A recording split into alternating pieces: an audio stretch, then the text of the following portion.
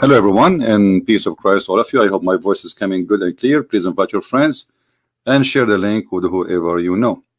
Before we start, we welcome everybody, including Muslims, to have a good discussion with us. You know, Muslims, they try to promote their religion as much as they can.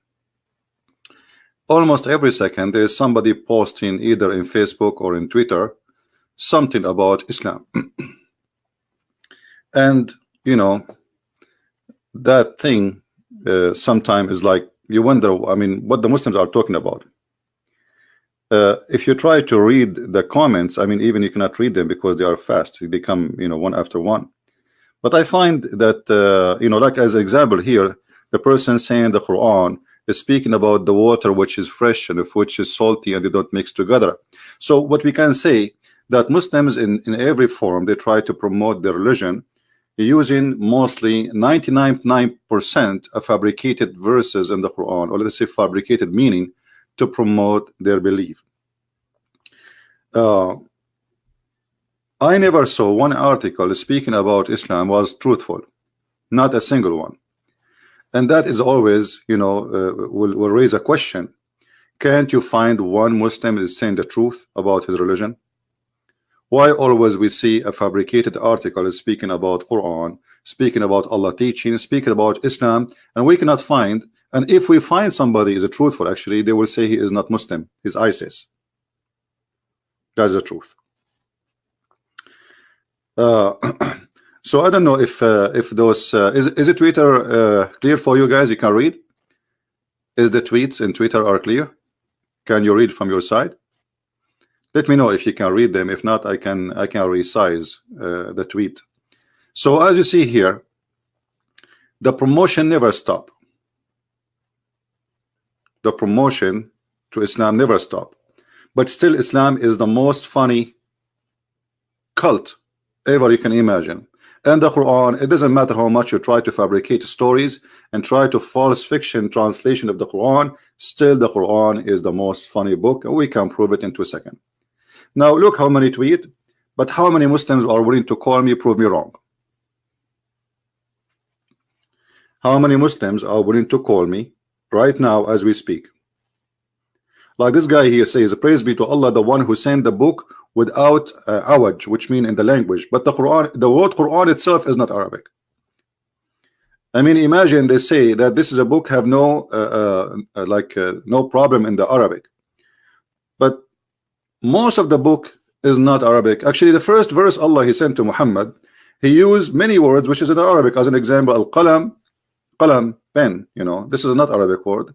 Alaq is not Arabic word. I mean, name it. Jibreel, who is Jibreel? This is not Arabic word. I mean, but you say to you, Allah is not an Arabic word. And yet this book have no awaj, have no crock in it. But the teaching, the scriptures, Muhammad words. However, today we are going to focus in a few things. 3 reasons will make, you know, will like they can go to branches, they can go to 100 of branches. That Allah cannot be God. Number 1, there is no way that God is ignorant. So from God is ignorant, we can say God is fool. God is stupid. God he do not know. God he need education. God he need to go to school. God is foolish. I mean, you name it. And we can prove that easy in less than 2 seconds. Second reason, you know, who is this God Allah? Even Muslims do not know what the word Allah mean. If you go and see articles made by Muslims or even by some who they supposedly they claim to be educated, I look in the internet just to show you an example of the fabrication and how people they fool you, claiming that they have knowledge. Let us switch to the screen and turn this tweet off. Somebody using bad language.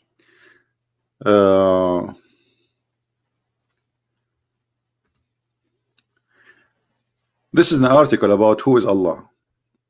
Okay, who is Allah? Understanding God in Islam. According to Islamic statement witnesses, Shahada or Shahada, there is no God but Allah. Muslim believe he created the world in 6 days. He sent prophets such as Noah, Abraham, Moses, David, Jesus, and lastly Muhammad, who called people to worship only him, rejecting idolatry and polytheism.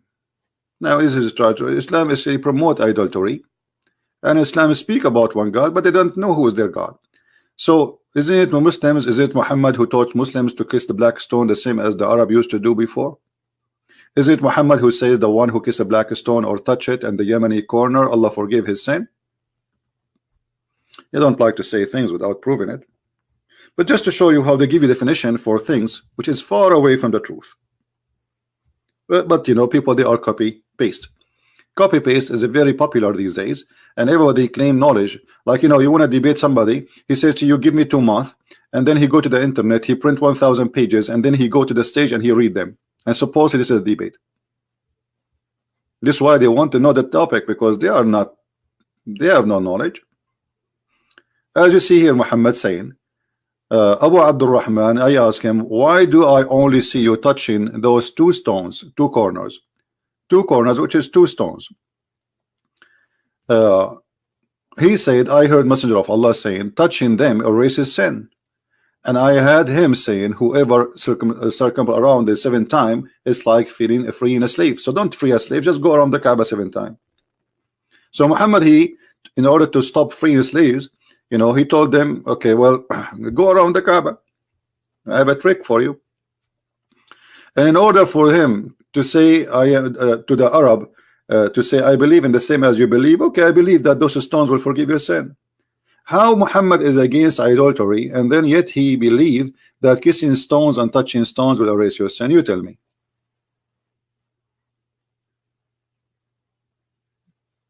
If there is any Muslim there have anything to say, please feel free. You are welcome to call us, and I will open my Skype just to be sure that I can receive Muslim calls, and only Muslims can call me.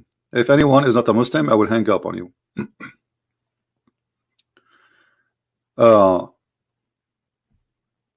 And the reason I say only Muslims, because we want to hear the sound of the Muslims, the voice of the Muslims. We don't want to make it like the same as Muslims they do in their programs, like 2 Muslims talking, attacking Christianity, and both of them they agree with each other. We don't want that. That's another silly stuff they do. And another thing you notice when you debate with Muslims, as an example, many of you remember there is a debate happening between David Wood and a guy, his name Mimi Hijab. Now, if you watch the debate, you will see from the first second the debate started to the last second, this guy in the stage who is debating David Wood, he's lying. You see, one of the clear signs of a cult that it encourages its followers to lie. And lying about Islam is a great sign, by the way. That means they knew Islam is false. Otherwise, why you need to lie? You do not need to lie. If somebody now says, hey Christian Prince, do you believe that Jesus is born of Mary and she was virgin? And he is an atheist. I would say yeah. And he will laugh. And still I would say yeah. He don't believe, this is his business.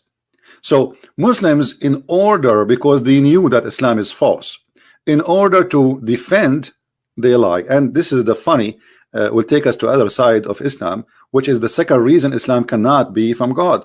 Islam is not ethical, and the one who taught Muslims they can lie is Allah. In many places in the Quran, as an example, not necessarily only one,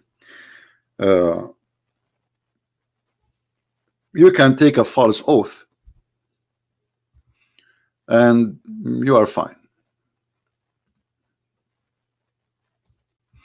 You can swear by Allah and you are fine,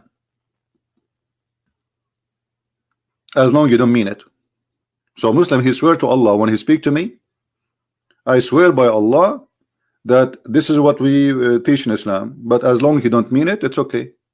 Allah, because Allah judge him by the intention of his heart. Do you see it? So a Muslim, when he swear to you by Allah, he can swear 1,000 times he did not commit a single sin according to Islam, because Allah, he only take you accountable for your truthful oath, not the false oath. A Muslim, he can even lie to his wife, and a wife, she can lie to her husband.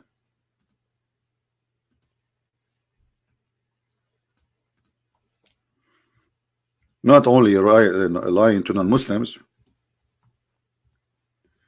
you can lie 3 cases: between people,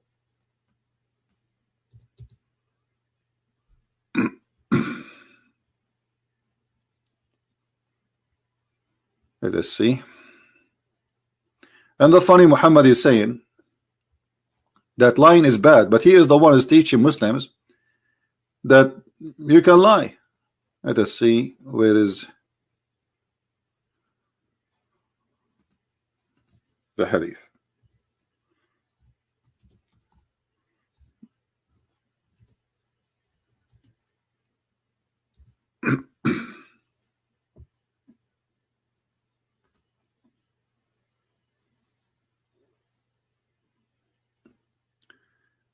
And I want you to think carefully about what we will show you in the screen right now, and try to find out how this can be from God, and how this man can be a prophet.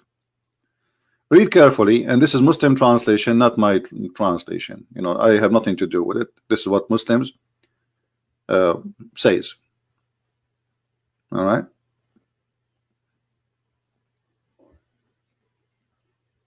Let us see.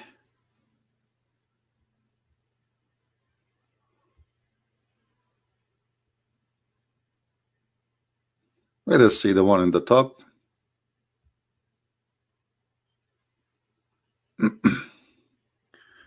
Starting from here.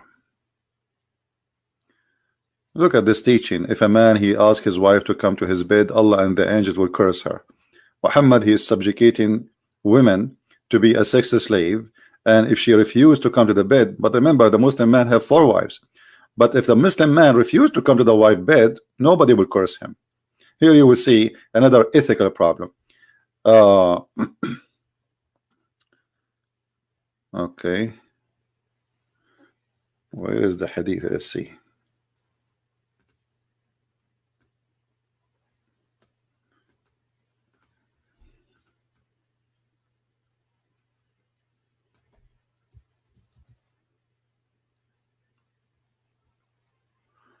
All right. Look like we cannot find the hadith directly in the small one. There's a small one. Here we go.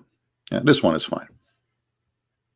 And this is, as you know, sahih, as you see. So a Muslim cannot say this is not true. The Messenger of Allah is against lying, unless I don't count as liar a man who puts things right between people. So my friend, we have 2 guys who they don't like each other. Let's say there's something wrong, and now what we do, we go to the first one, we lie to him, and we go to the second one, we lie to him in order to fix the problem between them. Now, is that ethical? In which book? In which religion? But remember, sooner or later, those 2 guys, they will find that I did lie about what I said to them, and then the hate will be increased, and now the hate will involve me. So we will be, instead of being 2 people hating each other, we will be 3. How you can fix problems? By lying. How we can fix problems? By lying. Lying to your enemies, according to Islam, by the way, here they say to you in the case of war, right? But according to Islam, anyone is not a Muslim, he is in war with Allah.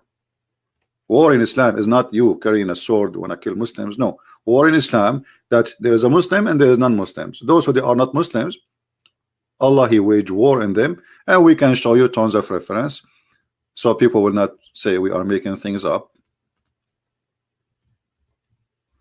Muhammad been given order to fight all mankind until they convert to Islam, as you see. So it's not you waging war on Islam. As Muslims, they try to explain to you, they say to you, oh well, don't you think Islam teach like, don't you have the right to defend yourself? This is not what Islam teaching. Islam teach that we have the right to kill and enslave everyone who don't believe in Islam. I have been commanded to fight those who don't believe in Allah until they say the Shahada. And not only that, they have to pay the money to Muhammad. And not only that, they have to eat as he eat. And not only that, they have to pray as he pray. And not only that, they have to recite as he recite. And then and only then he will not shed their blood. Do you see it? This is Muhammad words. It's not my words. And this is Muslim translation, and this is Muslim website. Muhammad, he made it more clear that Muslims are the best of mankind. Muhammad is a fascist person, like Hitler. So what he claimed that a Muslim have a duty, and his duty is to bring non-Muslims and put a chain around their necks.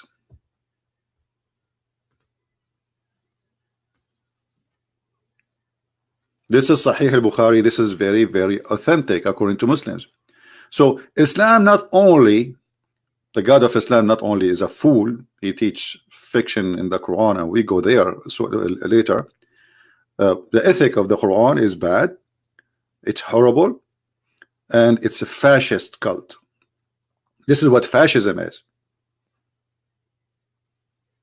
Fascism is to believe that you are superior, higher than other race or group who don't belong to you, and you have the right to treat them like dogs. You know, what do you mean you want to put a chain in my neck? What do you mean you want to put a leech in my neck? What does that mean? It have one meaning, that Islam is a fascist cult teaching fascism, Nazi, and even Hitler is better than Muhammad. Muhammad and Hitler, they share many things actually. Hitler want to kill all the Jews, and he want to kill all his enemies. Muhammad want to do the same.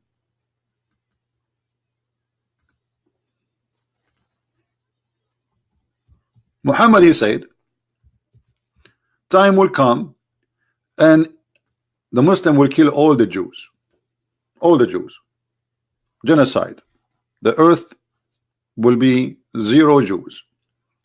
And if a Jew hide behind a tree or a rock, the tree and the rock, they will scream saying, hey Abdul Muhammad, there is Hassan Nasrallah, the Mullah of Iran, the Osama bin Laden, there is a Jew behind me, come and kill him. A Muslim, he says in the text, yes, that he says he agree that Allah is speaking about the Zionist Jew. You know, my friend, that's because you're ignorant. Do you know what Zionist mean? It's so clear that you do not know even what Zionist. This is the other side of the dumb cult of Islam. Because if you know what Zionist, you are saying that you want to kill the Zionist, right? Do you know what Zionist mean? You don't know. You think Zionism is like an organization created last year. This is not Zionist.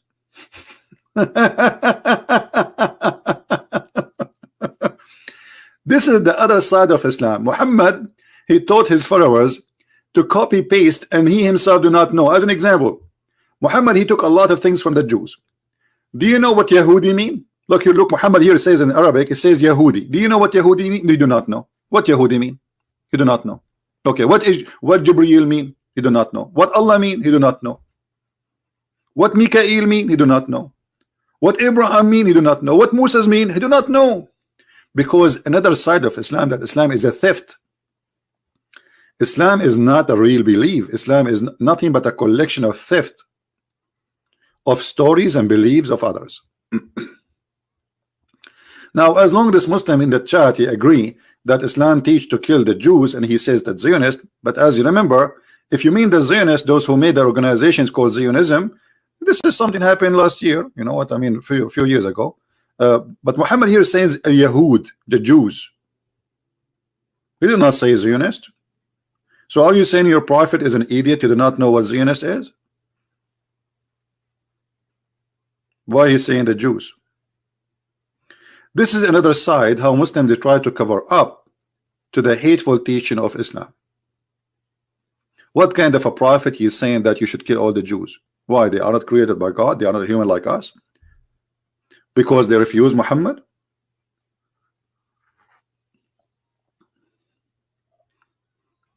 Somebody saying Israel is terrorist.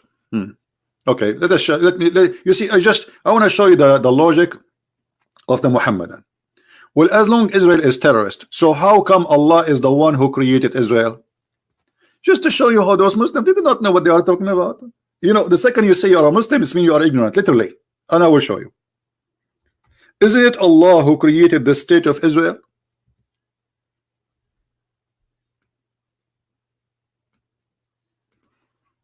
This is your Quran, Abdul. Chapter 5. You can read it from verse number 20, 21, 23, etc. Allah, He told Moses, take your people and attack the land, which is Israel, the land of Israel now, and take it. Enter the holy land which Allah has assigned into you. Do you see it? Do you see it? So your God Allah is the one who assigned Israel to the Jews.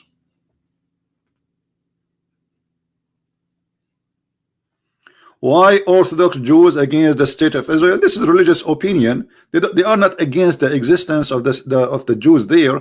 They are you know, but this is not all Orthodox Jews. There are some idiots. Because if you read the Old Testament, you will see there's many prophecies about the Jews will be gathered again in Jerusalem.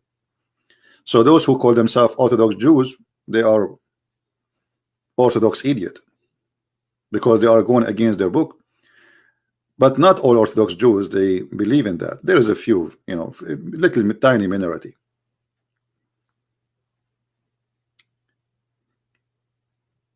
But look now, the Muslim, they are not answering why Allah established the state of Israel. You see, look at the Muslims in the chat. They are mute now. As long you are against Israel. But this is how Islam is. Islam is a hypocrite cult. Muhammad at that stage, he was trying to say to the Jews, I believe in the Musas, I'm a Jew. Muhammad trying to make it clear that he is a Jew. He want to be a Jew. But the Jews did not accept him. So in this stage, Muhammad the hypocrite is talking.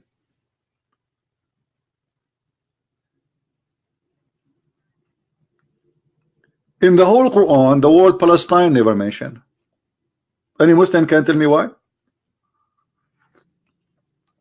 Allah never heard of it. In fact, according to the Quran here, Allah is asking the Jews to attack those who live in Palestine and kill them. Not only that, because the Jews, they refused to kill those Palestinians, Allah, He punished them and He made them lose their way for 40 years. Only 2 Jews agree, and those are the 2 Jews who fear Allah, agree to attack the Palestinians. Read carefully. But among them, the Jews refuse. They said to Moses, this is the land of the people of like exceeding strength. Never, by the way, exceeding strength here is not a correct translation. It's a Jabbarin. A Jabbarin is about people who they are giant used to live there. Now, if you don't believe me that those Palestinians who they call them Palestinian today are not Palestinian, go and check the height of Yasser Arafat. I mean, do he look like a giant? He's not even 140 centimeter height. He always wear high heels like women in order to make himself look taller. So those are who live there, according to the Quran, is not even the Palestinian. Obviously, they are called Jabbarin, the giants. We will never enter there because they are people of they are giant. They are strong. We cannot fight them. Never shall we enter it until they leave. So the Jews, they say, okay, why Allah don't make it empty for us? He do it. He do it for us. But among them, they're Allah-fearing men. Only 2 men. 2 of them, they want to do jihad. See, jihad is a long time ago, not only from Muhammad, supposedly. From all the nation of the Jews, only 2 Jews, they want to do jihad. They want to join ISIS. They said, assault them in the proper gate. Okay, only 2 Jews, and Muhammad here, the God of Islam, praising them. He says those are 2 fearing men. They fear Allah. Then they said, okay, Moses, we will not go. We will remain here. You and your God go enter it.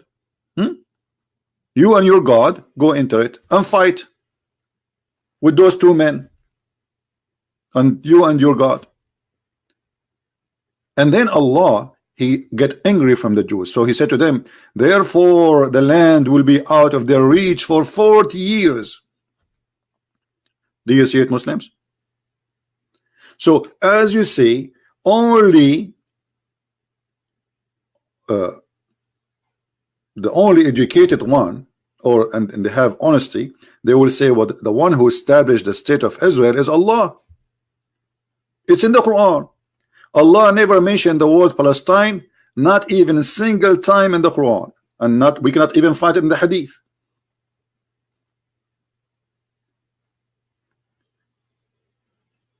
So as you see here, Islam does not have a logic, does not have an ethic, and we need to mention Allah the fool. You know, not only Allah who teach a man. I mean, if you go in the Hadith here, the one we mentioned to you, about a man lying to his wife. Anyone like to have a wife like this? Anyone who would like to have a man like that? What kind of a family Islam established? Look at this. Muhammad does not count lying in 3 cases. Muslim lying to non-Muslims. This is what they saw it called war. And I showed you that war in Islam is about you not accepting Islam. So you are in war with Islam. And then a man who is saying something to his wife, you are free to lie as much as you want. A Muslim woman, she cannot trust a single word her husband he say. She cannot.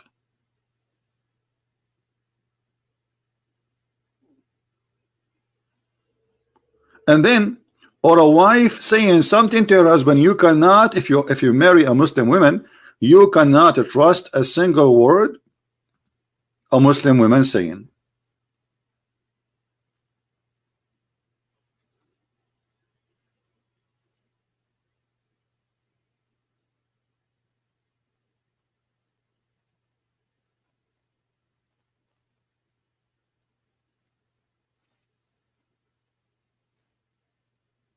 What do you think?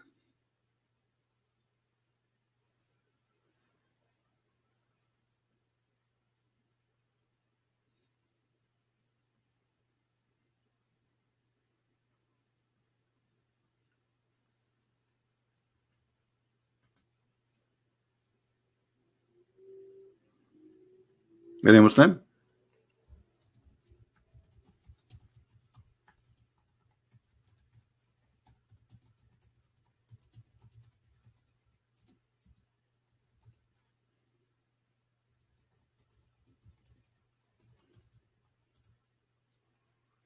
Anyone?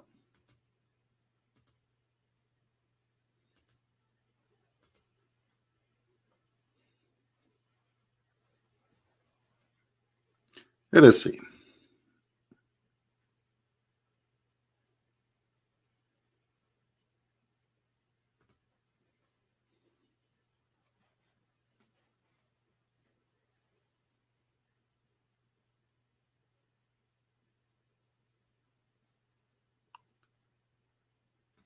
I'm trying to find. There's many texts people they send me in Skype, but none of them is Muslims. Were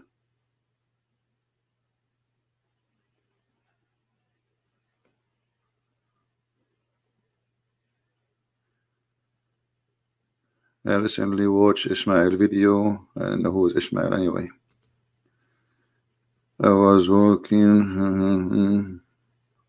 I'm a Shia Muslim and would wish to show evidence against Jesus being God. Okay, this is a Muslim guy from Doha, where he is.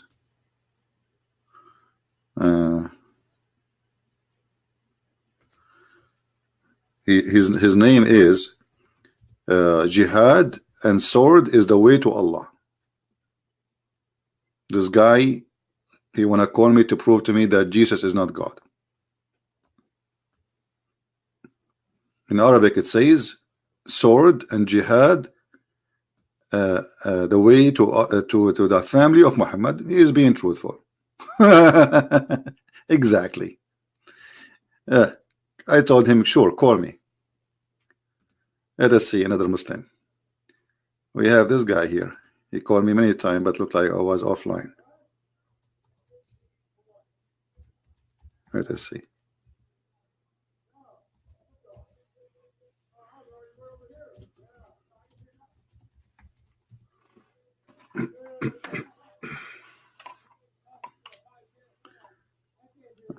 Let us see.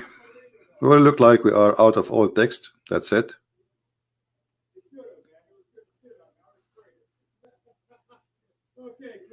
Yeah, let us see here.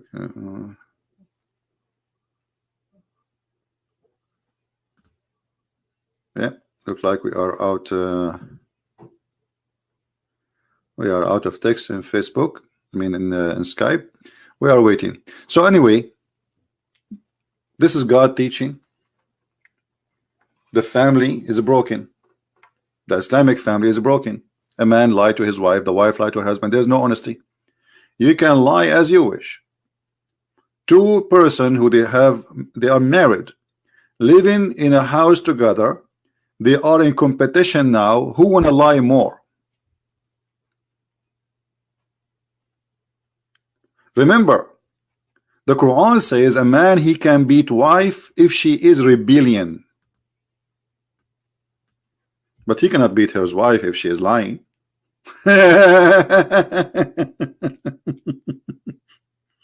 Isn't it amazing?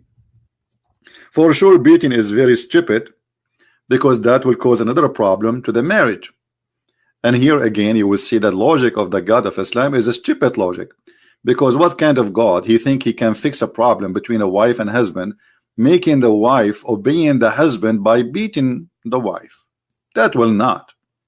And you see here the Muslim in their translation, they add first and second and last, and there he says beat them, and they put between two bracket lightly.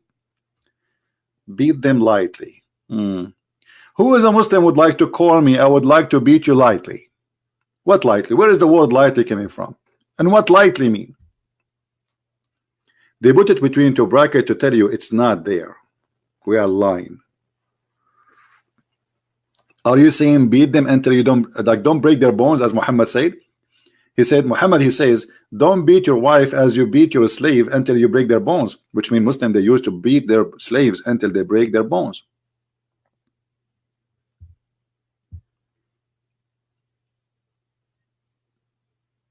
So the ethic of the family is broken. The ethic of God is broken. The ethic of the prophet is broken. Muhammad himself, he cheated in his wives.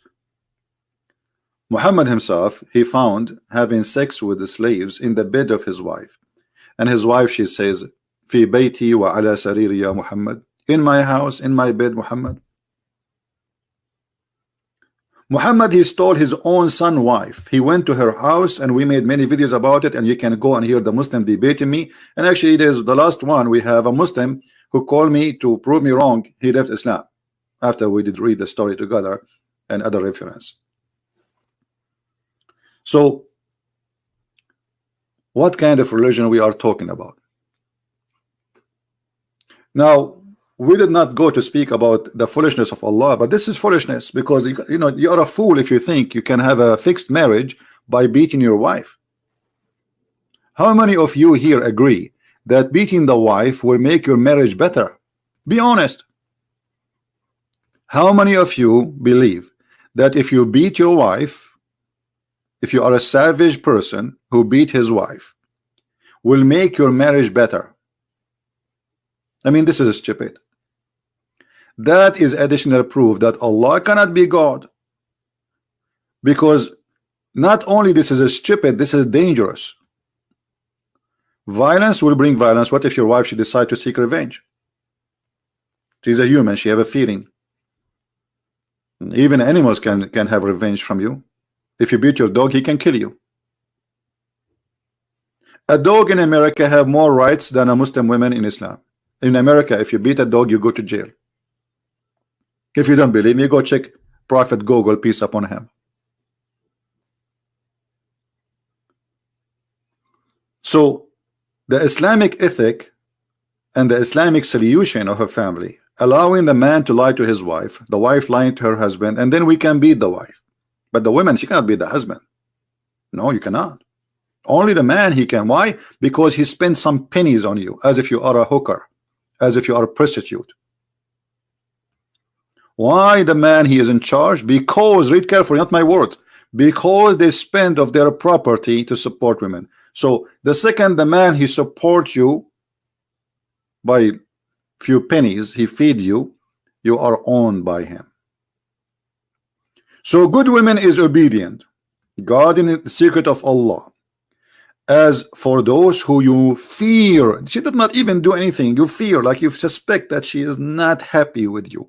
You scream at her, stupid, you know, all the bad words, and then you jail them in their beds, and then scourge them. And then if they obey you, don't beat them no more.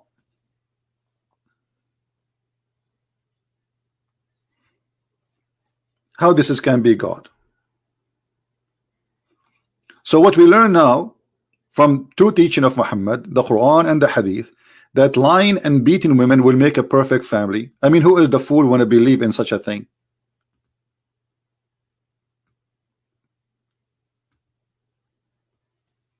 Imagine you are what they call them in USA, a shrink, like, you know, a person who seeks help, advice, mental, you know, advice, family, you know, consolation. So you are a person doing a family consolation between a wife and a husband, and then you tell the husband, beat your wife. You will lose your license immediately, and you might go to jail for such an advice, because this is the most stupid advice ever.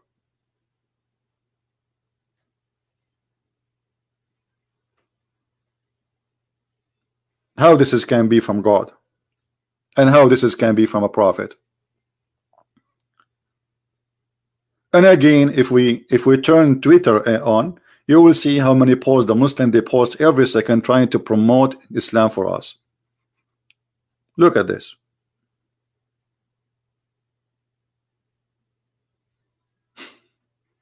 This guy, he keeps repeating about the salty water and the fresh water, and we prove to you that this is a big fat lie. The Quran, you know, let us go there, because this guy, he keep repeating the same lie about the salty water and fresh water. Look at this.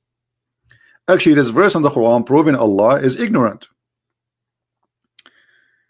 Here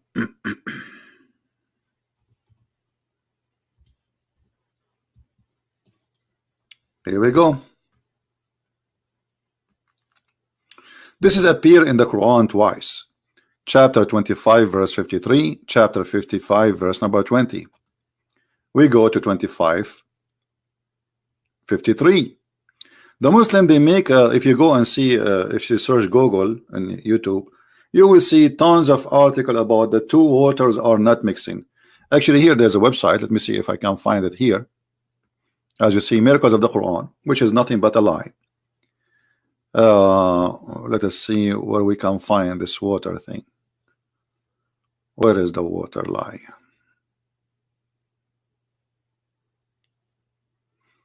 Maybe in the internal waves, I'm not sure.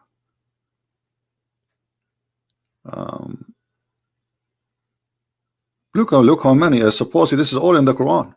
Even flight, even spaceship, I mean, you name it. Shorelines. Look at this. Look.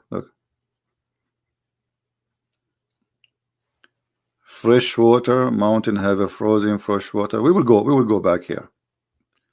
Let me search. That will make it faster, because this is endless.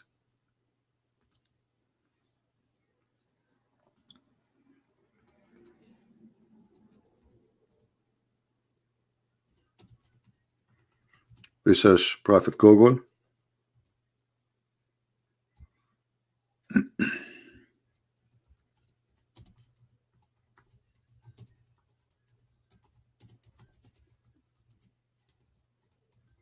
Okay, we type in Google salty water and fresh water don't mix, and then we will find.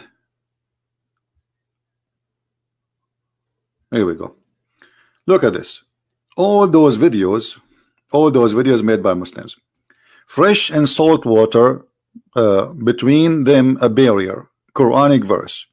You can watch it, and you will see how big fat the lie they are trying to present to us. Two oceans that meet but they do not mix. Look at the translation. Did you see what it says? That they meet but they don't mix. But the Quran saying the opposite. The Quran saying They never really meet, because between them there's a barzakh.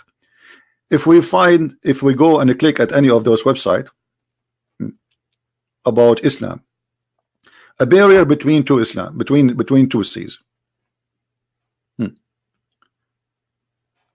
A barrier between seas. Discover, agree with the Quran. Okay, what is that?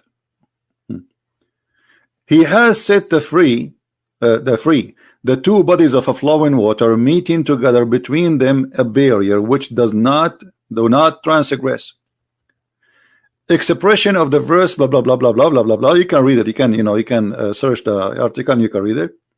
We were investigating of some researchers' judgment that put forth that there were some barrier that separated the different masses of the sea from each other. Okay, as a result of a various studies, we saw the Mediterranean Sea has a peculiar natural level of so this is about two seas. But hold on, the Quran says, my friend, fresh sea and salty sea, not two seas as salty. Both of them, they are salty. Same time, it says they never transgress, they never mix, and there is a barrier. And then look what they say here. The same kind of water barrier was founded by German scientists. Always German. American is the one who finds things for Islam. Where waters of Gulf of Aden, a Red Sea, carved in 1962. In our later investigation, we witness the existence of the same kind of barrier in the merging point of the seas that have different categories for the water. But this is not what the Quran is talking about. The Quran is saying there is a fresh water. Let us go back to the verse. There is a fresh water. You see here in the verse, they did not add the verse as it is. Look, he has let free the two bodies of the flowing water, meeting together. Between them there is a barrier. Where is the fresh? There's a fresh and salty. They took it off to make it look like this is a science. They took the water fresh and salty off. If we go in the Quran, remember this is a chapter 55 verse number 90, and why did it not? And then in the article later they mentioned this because they wanted to show you the right away from the beginning. It is he who has let free the two bodies flowing water. One is palatable and sweet, and the other one is salt and bitter. Yet he has made a barrier between them, a partition that forbidden to be passed. Now, do the science says they don't mix? And look what it says here. Yes, the fact that the seas do not mix up with each other, and the freshwater river do not mix up with the salty water, show the infinity power of Allah. Who is the stupid in the world when they believe that salty water and fresh water they don't mix? And here they show you a picture.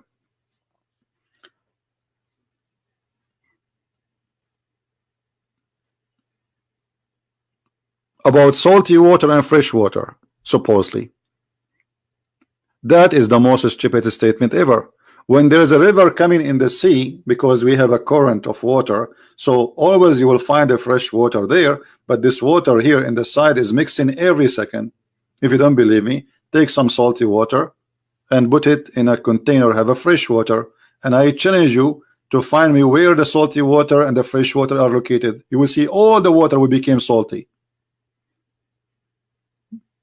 It's not the fresh water will be in one side and the salty water will be in the other side. So here they fabricate things for you, while the Quran saying the opposite. The Quran saying they never mix, actually, and they agree. They agree in the article saying they never mix. That's a big fat lie. There's no sense in the world says they never mix. Not a single one. Why they don't mix? One is oil and one is water. Both are water. They will mix immediately. Not a single scientist says they don't mix. What the Quran is saying, proving to us that Allah is a false God. Why? He is claiming that there is two bodies of water. One is salty and one is fresh, and they never mix up ever. What does that mean? We showed you many times. If we go in the Quran interpretation, you will see that the word barzakh wa hijran mahjura, it is a barzakh, which is a piece of land separate between them. If we go to Ibn Kathir, just to show you an example about how they lie, and because you don't speak Arabic, so you have to take whatever they say. I mean, you don't speak Arabic, how you will know, right? How you will know? You have to do some search. You know, you cannot take what they say to you for granted, and don't take what I say to you for granted too. I have to show it to you in front of you on the screen, otherwise maybe I'm lying too. All right.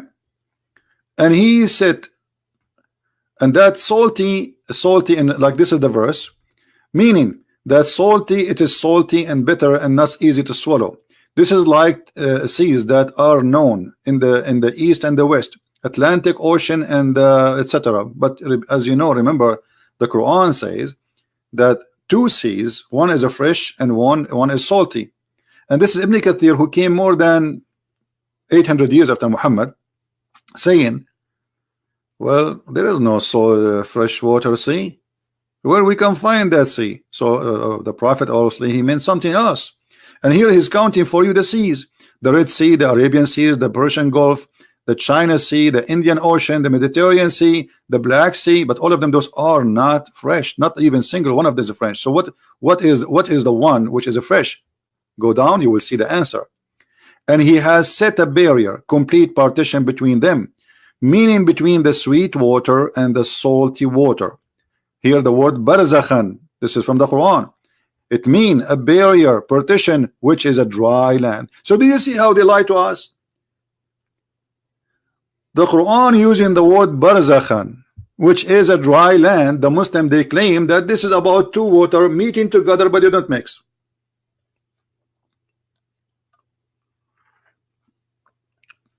Do you see it? Did we prove? Actually, you know, I can prove it in 2 seconds by going here, just, you know, but I wanted to explain to you that this is a mistake. The God of Islam think that the salty water is a sea and the fresh water is a sea, and Allah, he separate between them, so never ever mix. But all of us, we knew that the fresh water is coming from the sea anyway. And he is saying there is a barrier between them, so they cannot transgress. So Muhammad is praising Allah for having a fresh water always, and he don't allow it to mix with the sea. But this is a stupid mistake. Do you see it? He made a complete partition, means a barrier to prevent one of them from reaching the other. They cannot reach. It's not about they don't mix. They cannot reach totally. They cannot even touch each other. But in the videos, they make it totally different. And then he quote for us a chapter 55, verse number 19 and 20. The one they quote for us in the article. Remember, this is the same verse they quote for us in the article. He has let the two seas meeting together between them. So they are not meeting really. Between them, there's a barrier. Okay, what is the barrier? It's a dry land, which none of them can transgress.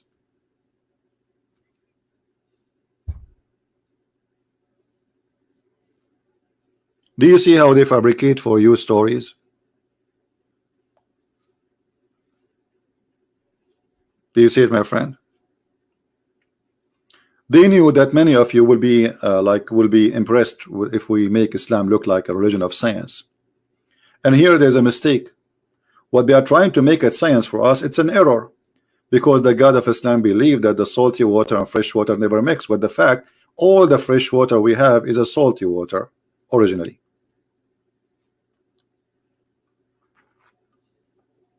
Not only that, as long we are talking about water and etc. Do you know where ice is coming from? Where is the ice coming from? According to the God of Islam, ice is coming from mountains in heaven. Allah, he break it and he throw it at us. chapter 24, verse number 43. Any Muslim want to tell me how Allah he got this conclusion?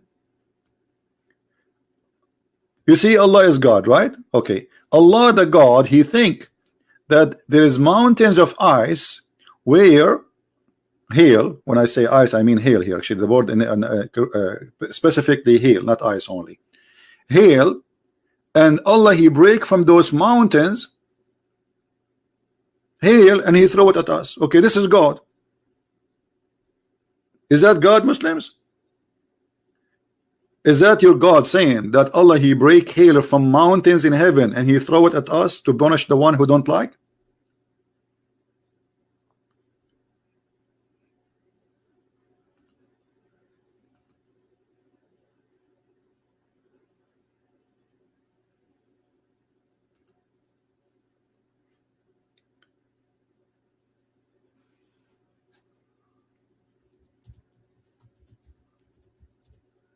We have an ex-Muslim who left Islam here live on air. He wanna call me to ask questions about the Bible, but we will ask him just for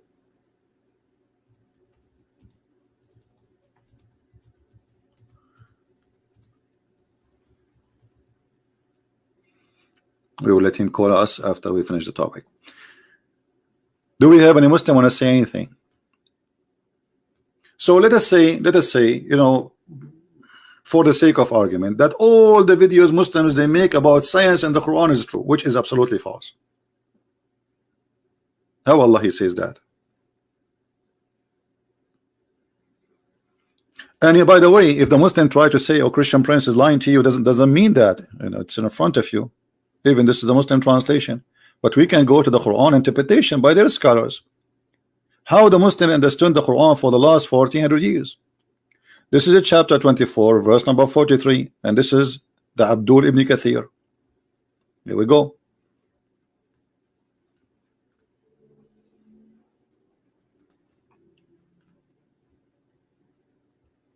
Not my interpretation. I have nothing to do with it. Whatever he say, we will see. Okay. Okay.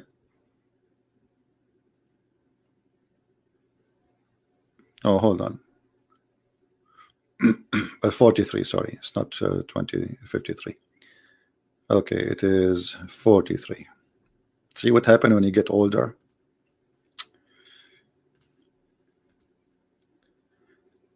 All right, let us see what Allah meant according to Islamic scholars, not a potato tomato from Indonesia who do not know how to say the name of his prophet correctly. My name is Ustaz Alhamdulillah Waduni. What Waduni? What do you? They go to those poor Indonesian, they say Assalamu alaikum Alhamdulillah, and they repeat the Quran because they recite it, you know, memorize it. They don't know, they don't speak Arabic, most of them. And even the one who speak Arabic, his Arabic broken more than my English, way more. He sent down from the sky. Look, they keep the word min, which we're from the sky, from mountains in it where is ice, and then this says means that there are mountain of hills in the sky from which Allah he sent down ice. So now we know where ice is coming from.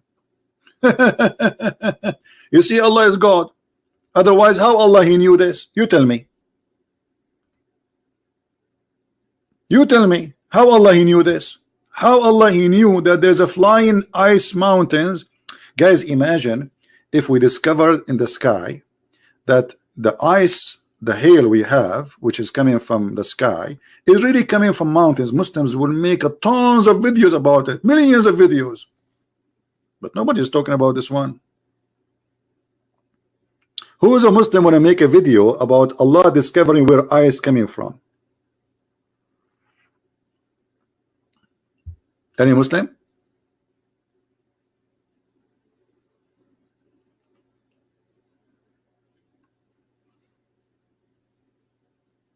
Anyone?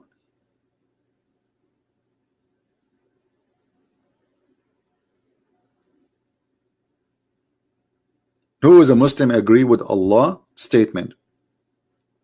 Not only this, even the thunder which something we see naturally from in the storm time, which is electronic energy, according to the Quran.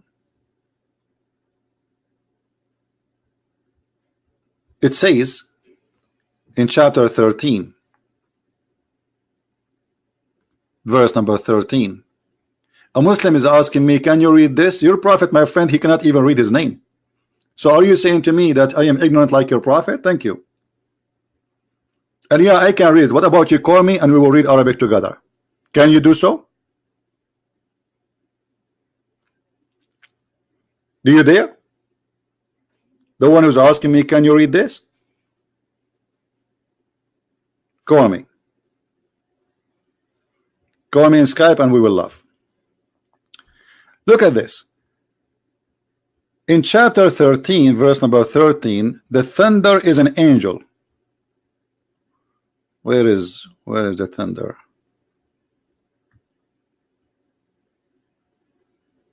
Here we go.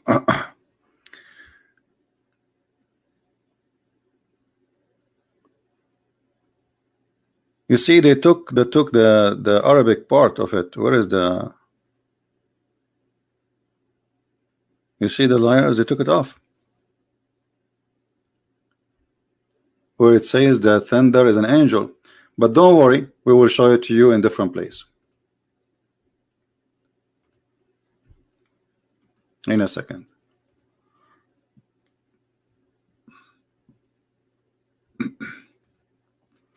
Where is the guy who wanna call me to speak Arabic? Call me, I'm waiting for you.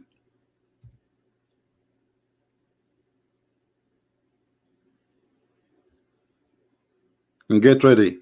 We will have a lot of fun. This the King of Jordan website never work. It's always down. The same as his kingdom.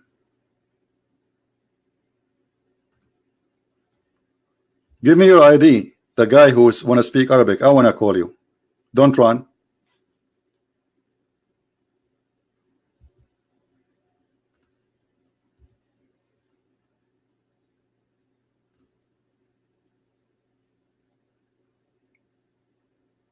It's not opening. You see, I click at the website. Maybe we should come tomorrow. I'm trying to open this website. I put the address in the top. I keep clicking enter. Yeah, we have a Muslim. Let us see this guy. Hold on.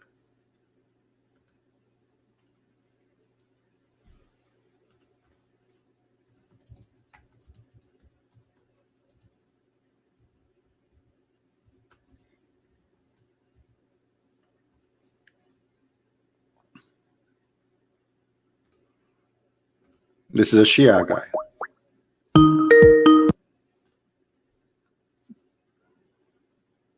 Hello? Hello? Yes, my friend. You are live on air. What do you want to say to us? Oh, okay. I have some regarding some verses of the Bible that unfortunately I wasn't able to ask someone else. What about the topic we are speaking about? I'm not sure exactly what topic you're speaking about. The topic we are saying 3 reasons Allah cannot be God. Allah. Okay, Allah is not God, yeah? Cannot be God. Cannot be God. Yeah. Can I clarify? Can I ask a clarification? Like, when you say Allah, you mean Allah in Islam or Allah in general? Well, there's Allah in Islam, Islam in general. Allah is the God of Islam. But I'm saying when you say Allah as in the name, Allah. No, Allah is a name, my friend. Allah is a name. And Arabic Christian, they use the word Allah because they are forced to use it after 1400 years of occupation. We don't believe in Allah. Allah is a pagan God. He is the moon God. So if I read in the Arabic Bible where it says this is a false translation. This is what I say. This is a false translation. This is a translation. There's no. Why don't you translate it as Ilah? Why don't you put Ilah or Rabb? No problem. I'm saying I just said to you this is false translation. Okay, I'm just saying that's what I've read in the Arabic Bible. Okay, let me show you what I read now in the Quran. It says the word Jesus. Can you find the word Jesus in the original Quran? Jesus. Now you want the word Yesua? No. I'm asking you. Can you find the name of Jesus? Yes, Yeshua or Yeshua or even Jesus? Can we find it in the Quran? No, right? If you're using those names, then no. Okay, we so cannot that's find mean those names. so that's mean the Quran, when the name Jesus appeared, that's mean the Quran is giving false translation. Do you agree? I do not believe that. I believe that the Isa is a name of Jesus as well. Okay, I'm not denying that. No yes, problem. not But a name. is that a correct translation to say Jesus when the Quran never says Jesus? If it says Isa, which is in reference to Jesus, Hmm? because Allah doesn't just How you know use that this is Isa in reference the to Quran Jesus? to How you refer know to that this Jesus. is reference to Jesus? Hold on. In the Quran, Allah uses 3 different things to refer to Jesus. He doesn't just call him Isa. He says Isa ibn Maryam, so it clarifies that he is the son of Mary. Number 1. Number 2, it calls him Al-Masih. So we're not confused. It clearly says Al-Masih. And last time I checked, Christians only believe Jesus This is not is the the question, Messiah. my friend. This is not the question. The question is, why Allah did not call Jesus by his correct name? Well, why? But you're the one saying it's incorrect. Well, nobody heard of his name before. You know, we are the Christian. We believe in Jesus, and we have our Bible. We never heard of Isa. Who is Isa? Can you tell me who is Isa? We never heard of him. Isa.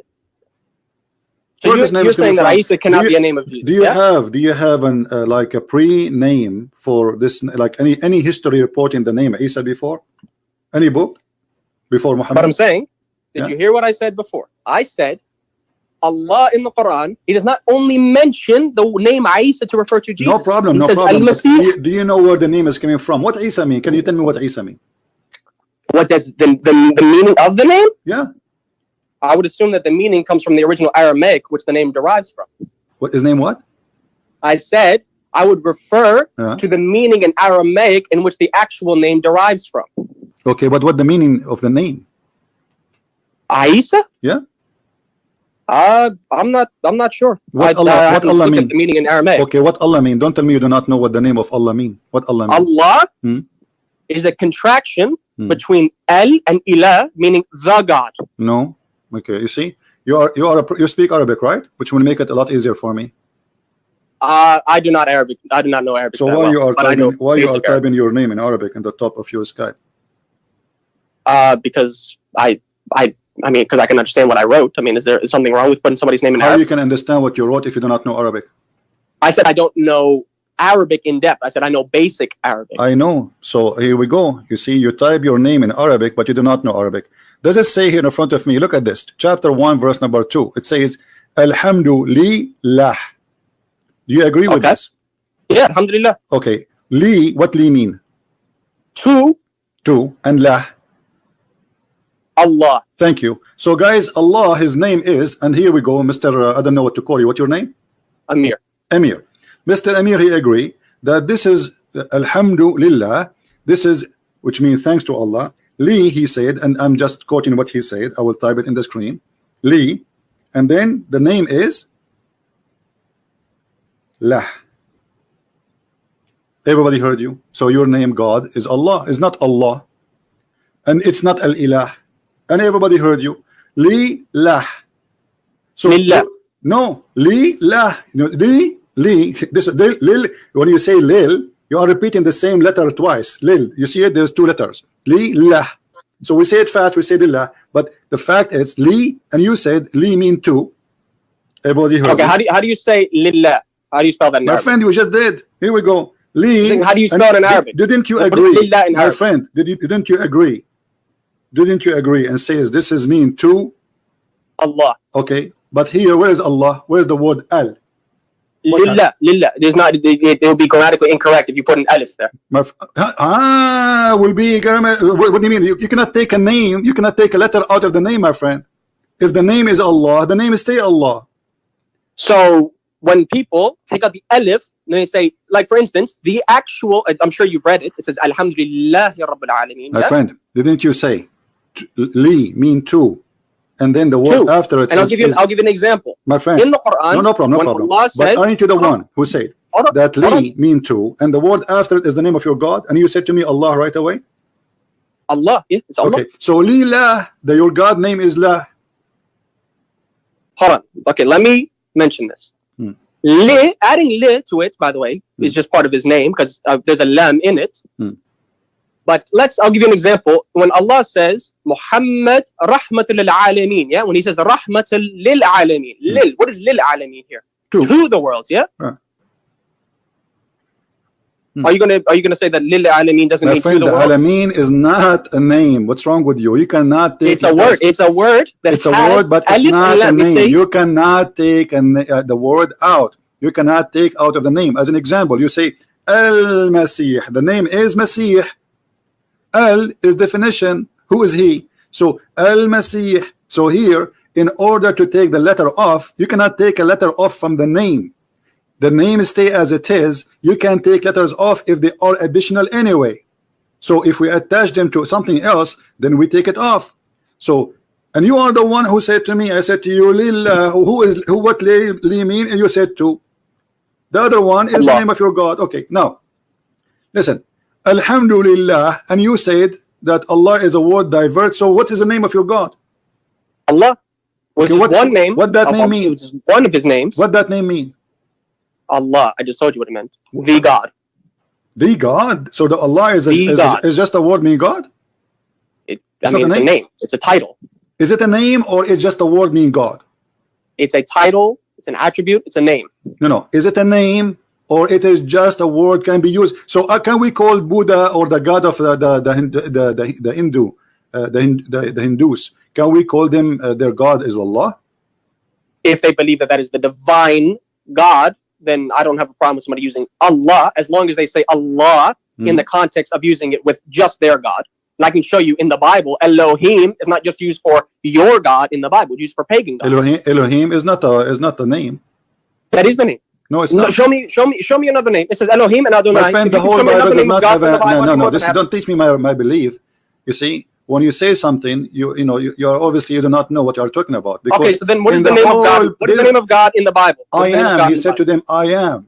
When he said Yahweh, that's saying so what is Allah? Hold on. What does God say in the first verse of the Bible? In Hebrew, what does he say? What is his name? There's no name. So what is God in Arabic? Sorry, what is God in Hebrew? There's many words. There's Shaddadi, there's Hashim. I'm saying what does God himself use? I'm not asking what somebody else uses. I'm asking God. Moses asked God, who are you? What I will say to my people, he said to them, I am. And what did God say in the first verse of the Bible? My friend, I told you there's no name. You can read the first verse in the Bible. There's no name.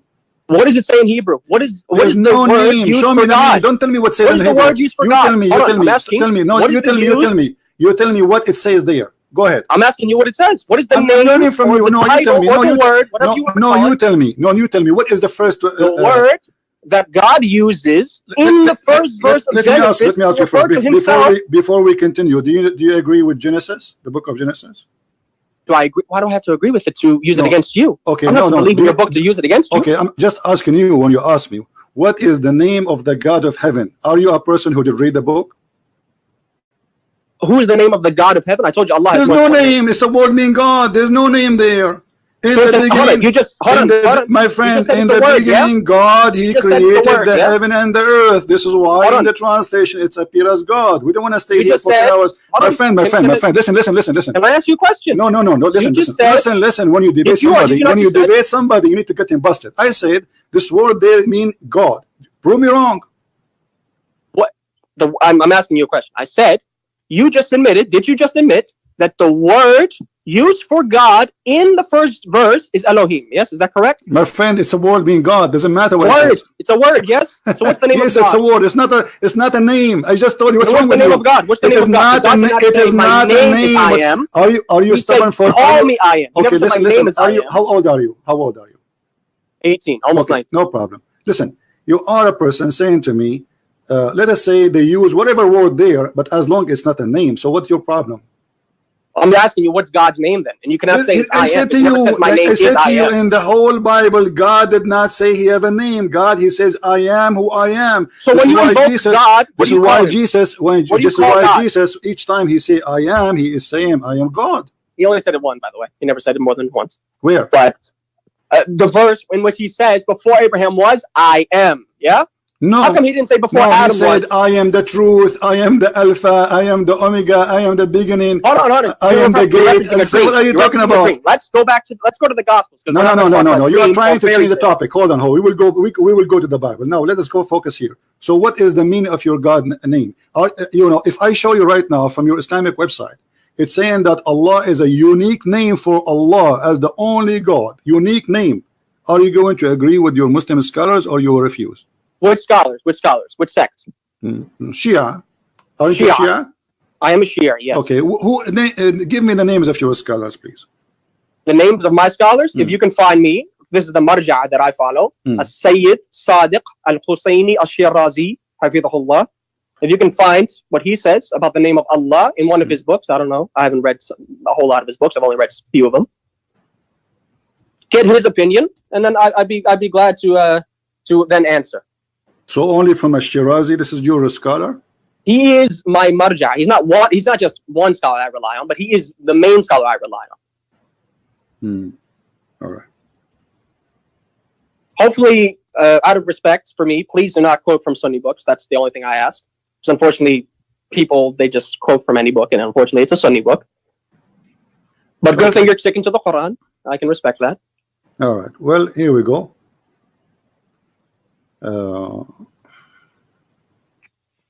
I'm just going to show you a Shia website. I'll be honest with you. I wanted to address certain things about what God in the Bible does or is said about him. I don't want to say he does it in actuality. And see whether or not you can, whether or not you have a problem with this. My friend. Let us not to mix things together. All right? So you want to talk about the Quran, but you don't want to talk about the Bible. No, we are talking about the Bible anyway, because you see, obviously you do not know much about your religion. Isn't it Allah is the one who sent the Bible? I said that Christians use the name. What? I said Christians use the name. I said, why couldn't they use? That is a false translation. That is a false translation. You don't like the name, then use Ilah. Listen. Anything. When you print your Bibles, who's forcing you to put Allah? Nobody. Nobody's putting your hand in the Bible. I will tell you who is forcing them. You see, I can tell you who is forcing them. The Muslim, when they want, they say to them, you can use it. The Muslim, when you say you cannot use it because they are the one in control. And I will show you an example. Let me ask you. I live where? Do you live in an Islamic state where they force you to do that? No, this is why I say. No, so you can change your Bible. This is why I did. I go to the original. I say Islam. Allah is a false God. How many times I just said to you, Allah is a false name? Then tell your Christians. I just told them, the Christians are listening. I told them this is a false translation. What's wrong with you? Isn't this is the first thing I said to you? But I'm telling you, if you don't like the name, my friend, there's a video. Here we go. This is your scholar. I will give you the link. You can watch it and you can laugh at what you said to me, that Allah is not a name. This is I did not say it's not a name. I said it could be a name. No, it's not about could be. It's a name. It's a name. It's a name. But you Muslim do not know what the name mean. You do not know what the name mean. What kind of religion? Okay, let me ask you. You as a Muslim Shia, right? Okay, I don't follow this scholar. The scholar that you're showing, he's a liar. He's a liar. He's a liar, and he follows Khamenei. I asked specifically from okay, I never heard of this Shirazi one. When does Shirazi he die? Sayyid Sadiq al-Shirazi, he's still alive. Okay, this is why he is not. I never heard of him because he's not a scholar. He's just a sheikh, like everybody. He's not a sheikh. Sadiq al-Shirazi, he is a marja'. They don't call him Ayatollah because he's just a random sheikh. They don't call him Sheikh Shirazi. They call him Ayatollah let me ask you, what is you before Ash-Shirazi? Ash-Shirazi learned from which books? From the Shia, from the Ahadith. Who is this? Okay, which is book of Hadith you accept? If you can find me a riwayah, a hadith that is sahih and does not contradict the Quran. No, don't tell me a riwayah, hadith, sahih. Here we go, taqiyya of the Shia. Give me the names of the book you approve. What do you mean approve? I don't choose a whole book. I'm not a Sunni. We don't say most authentic book after the Quran. I know that. Okay, so you are saying that you Muslim Shia, your books are full of corruption too. I believe that there are weak hadith. Yeah, why is that? Okay, so are you saying to me Allah did not preserve the hadith of your prophet and the hadith? Did you hear it yourself? The hadith. Yeah. Did Allah say He's going to preserve the Quran or the hadith? Show me in the Quran where He says He's going to preserve the hadith. Okay, isn't it Allah? He says obey the prophet and obey Allah. Obey. What does that mean? Does that mean trust every hadith? No. How you can obey him if his words is corrupt? So if I tell a lie about Jesus and a million other people believe it, that means that everyone believes the truth. How you can obey a man? You are saying to me that there's many stories say that he said it's false. How you can obey him now? Okay, so I'm going to point this question back to you, and if you can answer this, then I'll be more than happy to answer. Go ahead. if you rely on the Bible, which was written by fallible, pay attention, fallible men who were given divine inspiration, how can you trust a book from fallible men? Which were, isn't it Muhammad? I mean, no offense, but they were so you are not saying very to me, smart. are you saying to me the Quran is not written by the hand of fallible men? Did you hear what I just said? I heard you. Are you saying that divinely the Quran? Are you saying to me? Are you saying to me? Divinely Okay. inspired. Are you saying to me that the Quran written by the hand of God or the hand of men? I did not say matter of writing down. I said you. I'm asking you. No, the matter of writing down. The matter of writing down. The matter of writing down. Okay. Are you saying that Muhammad is Muhammad fallible or not? He is ma'soom. Ma'soom. Okay. Here we go, guys. Did he say ma'soom? What ma'soom mean? Explain to us. Infallible. And our concept is that he is free from sin and mistakes. So are you saying he is, guys? He is protected from sin and mistakes, right? And can you answer my question before we even? Okay, so how the Quran says in this verse that may Allah forgive you for your sin in the past and the one to come, if Muhammad he have no sin?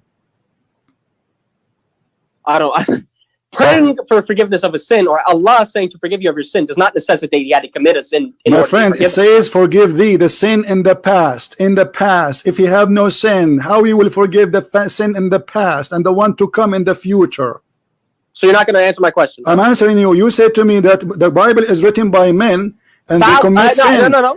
Let me clarify. I said you believe that the Bible was written down and the revelation was given to fallible men. How can you trust fallible men with infallible revelation? This is your statement, my friend, not my statement. I'm repeating what you said. So you believe that the men that recorded the Bible are infallible, yeah? You see, we believe that the men, every man commits sin in the world. But God does not. So Jesus said, hold on, let me answer you. Jesus said that the heaven and the earth will go and my word will not go. So he is the able only to protect the word, not the men. It's not the men who protect the word. It's and not who received revelation? Jesus now, or I'm asking you. You said that the Quran given by a person who commit not sin. But the Quran saying that Muhammad commits sin in the past and in the future. Why you are lying about your prophet, about your Quran?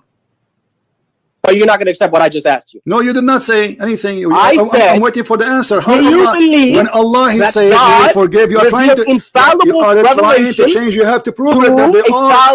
You have to prove, my friend. You have to prove that they are bad people. Show me where it says that those people they are fallible. Fallible. What's fallible mean? My friend, doesn't matter because this is inspiration of God. What are you talking about? No. Listen. You see, the revelation is for fallible men. Listen. So if this is the case, then the Quran is the same. You have fallible men. My friend, you have a fallible prophet. You have a prophet who have sex with kids. You have a prophet who kidnap his daughter. You have a prophet. So can we compare between John and Muhammad? Okay, name for me a bad thing John he did. Now hold on. You said my prophet had sex with kids. Yeah. Yes. That's what you said. Yes. I'm going to show you where God commands Moses and the children of Israel. Remember, Moses is a prophet. A prophet orders his own followers to go have sex with kids. You want me to show that from the Bible? And everybody will laugh at you. It's not true. Go ahead. You're going to say it's not true, right? No, go ahead. Show it. We are waiting for you. All right. In the book of Numbers, chapter 31, it'd be in your best interest to bring chapter 31. Read it. Now, of course, unfortunately, Moses was actually told, he corrected the children of Israel. The children of Israel only killed the men, but of course Moses corrected them and said, no, kill even the women. And he says, and Moses said unto them, have ye saved all the women alive? Behold, these that called the children of Israel through the counsel of Balaam to commit trespass against the Lord in the matter of Peor, and there was a plague among the congregation of the Lord. Now, therefore, kill every male among the little ones, and kill every woman that hath known man by lying with him. But all the women, children, I didn't use this translation. This translation, which is the King James Version, says women, children that have not known a man. So sleep with them, that ye have not known by lying with them. Have sex with these women, children. Those are virgins. Let me ask you: Are you a child? Virgins. Are you a child? Are you now? You are 21 years old. Are you a child of your mother? A child of my mother. Yes. This is not what it says. It says women, children. Women, children. Yes, the women. They are their daughters. It's. Did you read what I just said? You see, I don't like stupid discussion. Hold on. Okay, when you want to prove it to me, you are giving interpretation as you wish. Can you show me one? Can you show me one Jewish? Hold on. You see, when I show to the Muslims their stupidity, I show it to them from their books. Can you show me our stupidity from our books? Can you show me the interpretation for this verse? One interpretation. I agree with you. Can you show me one interpretation? I'm not going to repeat myself. You see, you are acting like a kid. Are you willing to show me? Are you willing to show me one interpretation? I agree with you. Hold on. Do you want to bring me a scholar that you accept? I'm not accepting them. All of them. Accept all of them. All of them. Nobody says go have sex with the children. You are a liar. Really? Is that why Jews interpreted this? And that's why this is how the Jews, this is how the Christians, and this is what I'm saying to you. Show me one scholar he agree with you. Otherwise, you're a liar. Jewish scholar. You don't like Jewish scholars, do you? I like Jewish scholar. I said, show me one Jewish scholar agree with you. So do you accept the Talmud? Do you accept that they wrote it in Talmud? My friend, the Talmud is not a holy book. We are talking about the book of Numbers. Why you are mixing things up? You see how silly you are. You see how silly you are. You see how silly you are. I am a Christian. I am a Christian. I believe in books, and the Talmud is not a book we believe in. So now I'm asking you. I did not say can you show me? You said you wanted Can you show me? No. Can you show me? Can you show me? I don't want to repeat myself. Can you show me one scholar agree with you? Did you hear the verse, by the way? Okay, you see, here we go. So you give up. No, you're ignoring. You're ignoring the verse. You're ignoring the verse that your prophet have sex with kids. Okay, let me show you. Hold on. You did not answer. You failed to prove anything in the Bible says that, because the word of children there, the word of children. Hold on. The word of little one. You see, what is the little one? Little one. What is a little one? To marry the little one. It says to marry the little one. It says to marry the little one. It says to kill every male among the little ones and kill every woman. Look, it's making a distinction between a woman and a little one that hath known a man. Do you know what women mean? All the women, children. Do you know what women mean? Have not known by a man. Do you know what women mean? What women mean in Arabic? What imra'a mean? A woman. I'm asking you what the word women mean. Women. Even a girl could be called a woman. Yeah, but a girl. Here we go. You just choose the correct word. Woman means female. So there's a girl. There's a girl and there's a woman in the language. The word woman is someone she lost her virginity. She is a woman. It does not say that. It says the female. Now listen. Every non-virgin. Okay, let me. So you fail. You see, this is your interpretation. You can have fun with it. But it's not interpretation. I'm reading word for word. No. This is your interpretation. You have to show me one Christian interpretation. Read yourself out loud. Okay, my friend. Let us make a challenge, me and you. I show you interpretation of the Quran, you show me interpretation of the Bible, and the one who wins, everybody will laugh. What do you think? Do you believe the Bible is literal? My friend, do you agree to show me one interpretation? Do you agree? No, it's not literal. What literal mean? Jesus said, the one who drink from my water, he will not. So does that mean Jesus is giving water? It's not literal. So Jesus was making it up, yeah? He wasn't sharing. No, listen, when Jesus, he said, the one who drink from my water will never go thirsty, will never die. Do he mean really water? Serious? Do he really mean water? Do he mean water? I'm not sure. I'm asking. What do you mean not sure? Why? Somebody told you that Jesus, he have a faucet, he walk around with the water. So listen. I asked you if it's literal. No, you have to prove it. Do you have a proof? I asked you if it's literal. You said no. That's fine. Okay, so I'm asking you now. I'm willing to show you from the Quran. I'm willing to show you from the Quran. I'm willing to show you from the Quran that you marry and you divorce kids. Can you show me where in the Bible it says that? You could not. I just showed you. No, the verse doesn't say that. The verse does not say that, my friend. Everybody is laughing at you. It doesn't say that. So you want an interpretation of a fallible human being, but you don't want the infallible word of God. Why? You see, because you are giving your own interpretation. You are not giving me. You are giving me your own. I'm saying to you, give me interpretation to prove your point. Can I read the part? Can I read the verse? And you can. You did already. You did. I read it 5 times. You did already, my friend. My friend, you did already, didn't you? Says I'll kill every male among the little ones. Little ones means kids. And I kill every woman that have known man by lying with him. Notice how it uses the woman, the term woman. Okay, did you say kill every woman who known a man? Okay, did you kill every woman who known a man? Okay, hold on. Kill every woman who known a man. Did you say that? And it says, but all the women children. My friend, look, this branch kill every. Okay, who will they will keep? They will keep the women who don't have a female. So, they don't have a man, correct? So kill innocent women, yeah. Well, okay, let me ask you now. Do you want to change topic? We can talk about it. You want to talk about no, killing or marrying now? Means, yeah? Kill the innocent women, yeah? Well, no, they are not innocent according to this book. Harun, did you just hear yourself? You said not okay, all let me ask you. Let me ask you. Let me ask you. Let me ask you. Let me ask you. All of them. Did Ali burn people alive? Burning people alive for a specific reason versus killing every single person. Okay, so what is the reason to burn people alive? God commanded. We believe. I know it sounds really difficult to believe that. Okay. But we believe God commanded Ali to do that. Okay, if a Muslim woman, she leave Islam, if a Muslim woman she leave Islam, do you kill her? What's up? If a Muslim woman she leave Islam, do you kill her? Yes, and I can show you a verse in the Bible. But you just said to me, you are killing.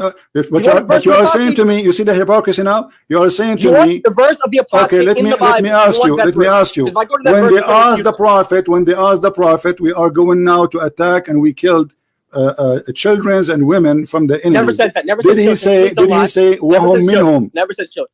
Huh? Never says children. Bring me one where it says kill children. Never says kill children. Okay, here we go. You see, I'm going to show you from the Quran to show everybody that because I want the word child. Okay, here we go. You see, because if I show you from the hadith, you will say there's many hadith are corrupt. So let's show you from the Quran. Show me authentic hadith. I said show me authentic hadith. No. I will show you from the Quran. That's easy. That's easier from the Quran. What do you think about the Quran? Do you accept the Quran or not? The Quran. Do you have the verse that says kill innocent children? Yes. Or kill children, even innocent or not. Kill children. Do you have a verse? Please. It says kill children. No problem. Do you have it? Here we go. Where does it say? Which ayah? Kill children. Hold on. Kill children. You have the ayah. Read for me. This is chapter 18 about the Prophet Al-Khadr.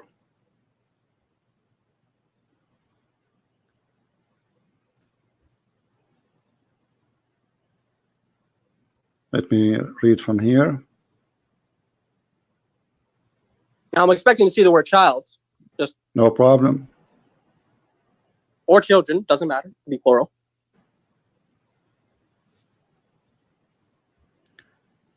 Okay.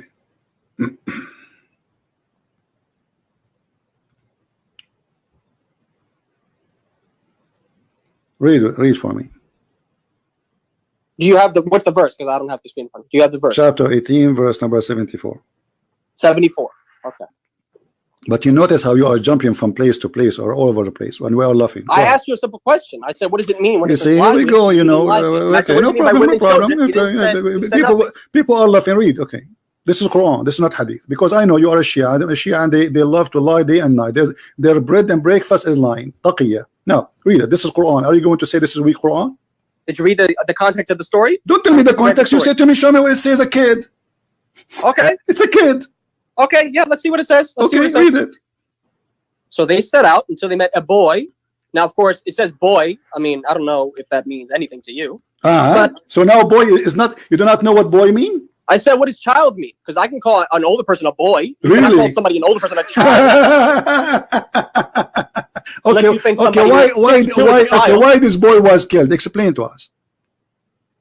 Allah commanded Al-Khidr to kill him. Why? Because he was going to cause hardship for his parents. But you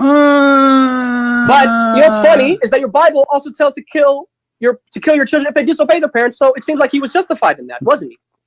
My friend. Oh, my friend, you see, everybody is laughing at you. You challenge me, and you accept the challenge. No, my friend, no. My Bible does not say.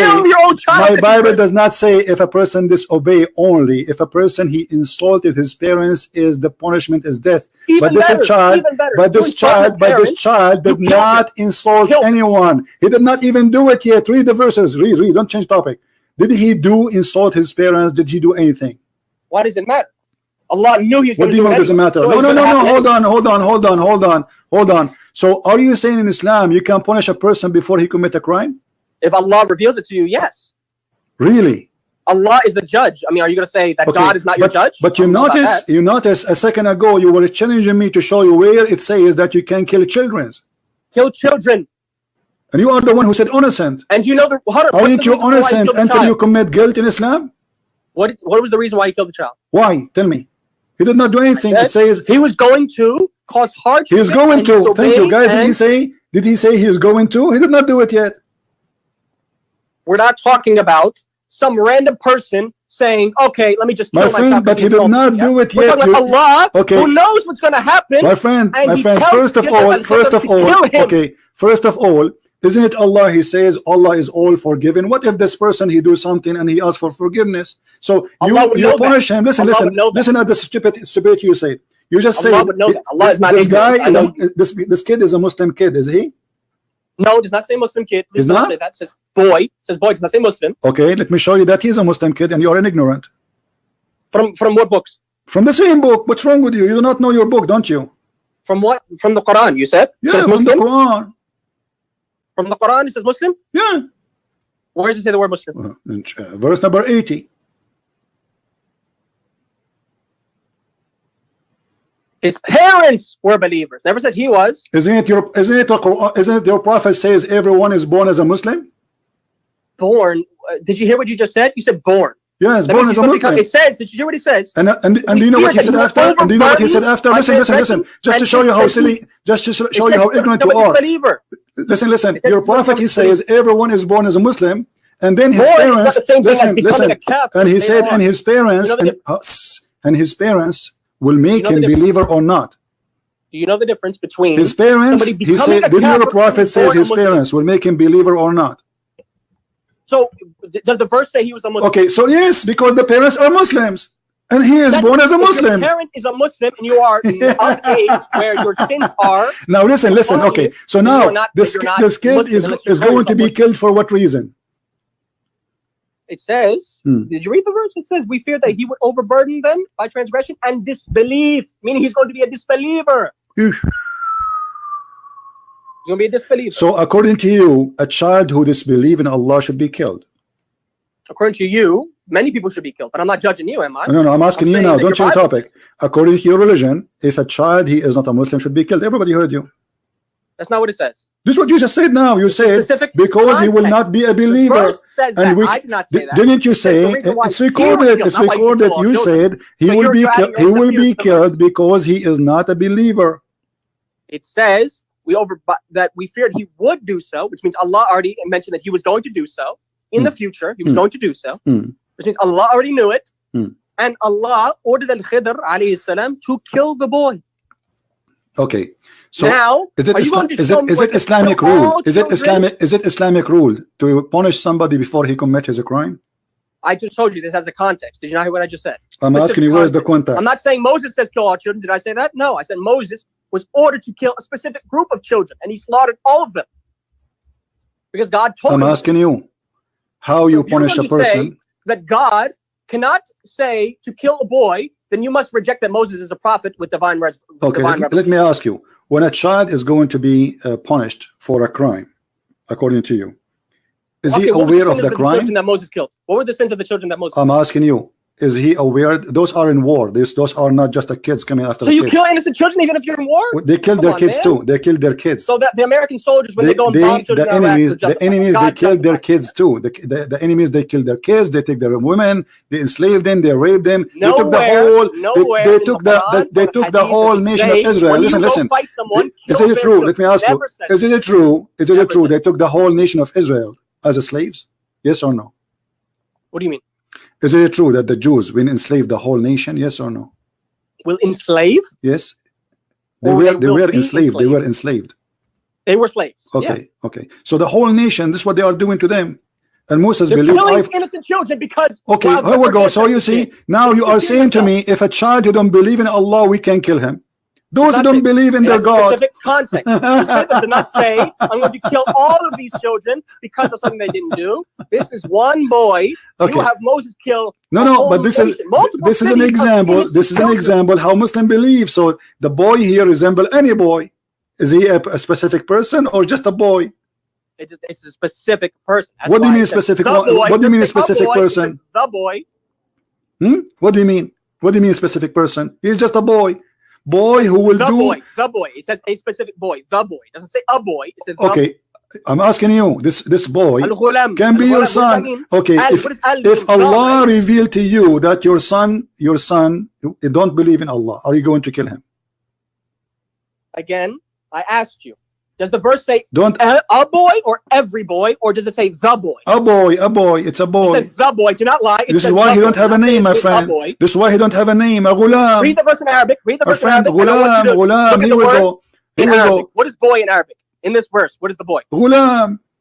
Al-Ghulam. Don't lie. It says Al-Ghulam. Here we go. It's in the front of you. Everybody is laughing at you. Here we go. Here we go. Read it. Read it where it says Al-Ghulam. Why it says Al-Ghulam?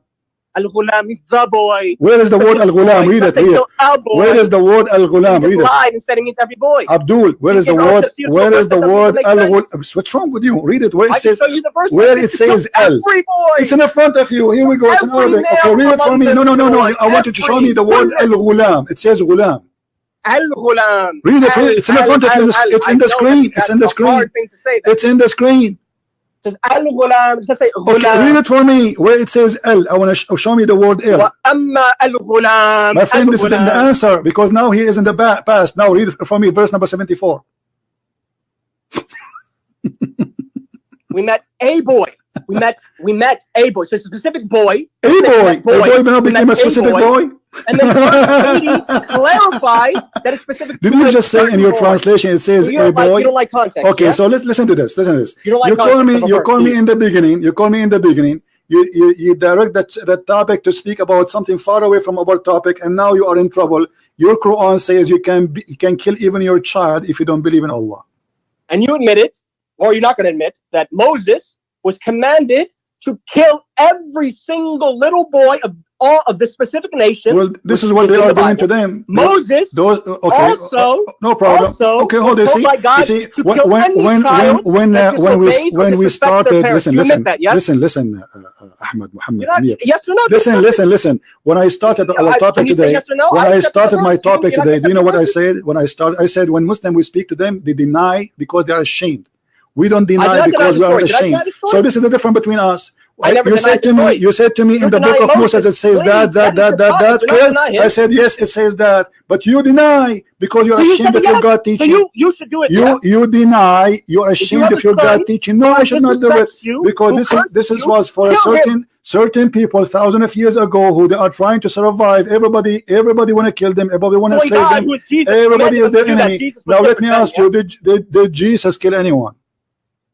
Jesus is, according to he's God. He commanded people to kill people. No problem. Listen, Jesus is God. He commanded people to kill people. Jesus himself, Jesus himself, he will send you to hellfire. If you believe that, that's fine. Yeah. Okay, no problem. So I'm asking you now. I'm asking you. Listen. You see, you're trying to change all my topic, and you are jumping from a place to place. You just said that. You said we are laughing. We are laughing. Period. We are laughing. First of all, who says, my friend, let me ask you.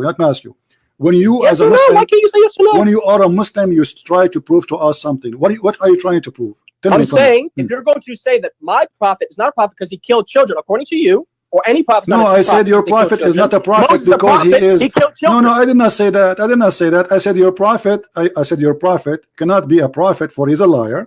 He's a child molester. In what way did he lie? He's a criminal. He's a thief, and we can prove it all from the Quran. Moses stole. I don't want to hear that. Okay, show me Moses raped. Okay, hold on. Show me where Moses raped. Justification do you have? No. Everything you say is a lie. Show me where Moses raped.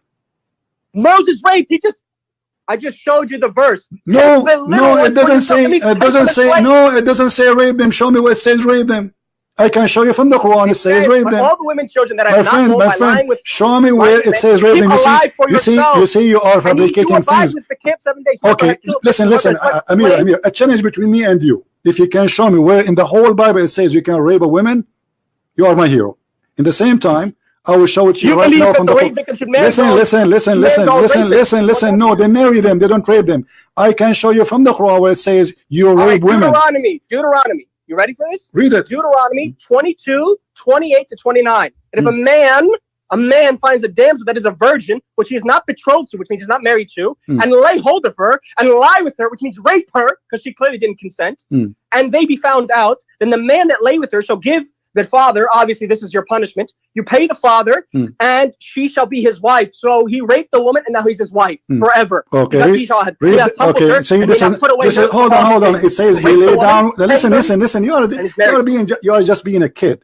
If you read the whole chapter, you will see it says there clearly that if a man he lay down with a woman and she don't scream, there's a woman she scream and there's a woman she asks for help. That is the rape. So the women who agree, she is not being raped. So he is given a chance to marry her. Otherwise, he will be killed. Does it say that? Then explain what this means. My friend, does it say he will be killed? Does it say he will be killed? Does it say that? Now in Islam, if a Muslim man, let me ask you, okay, in front of everybody, the same chapter you are reading, I can play it right now. Everybody will die laughing at you. If a man rape a woman, he will be killed, literally.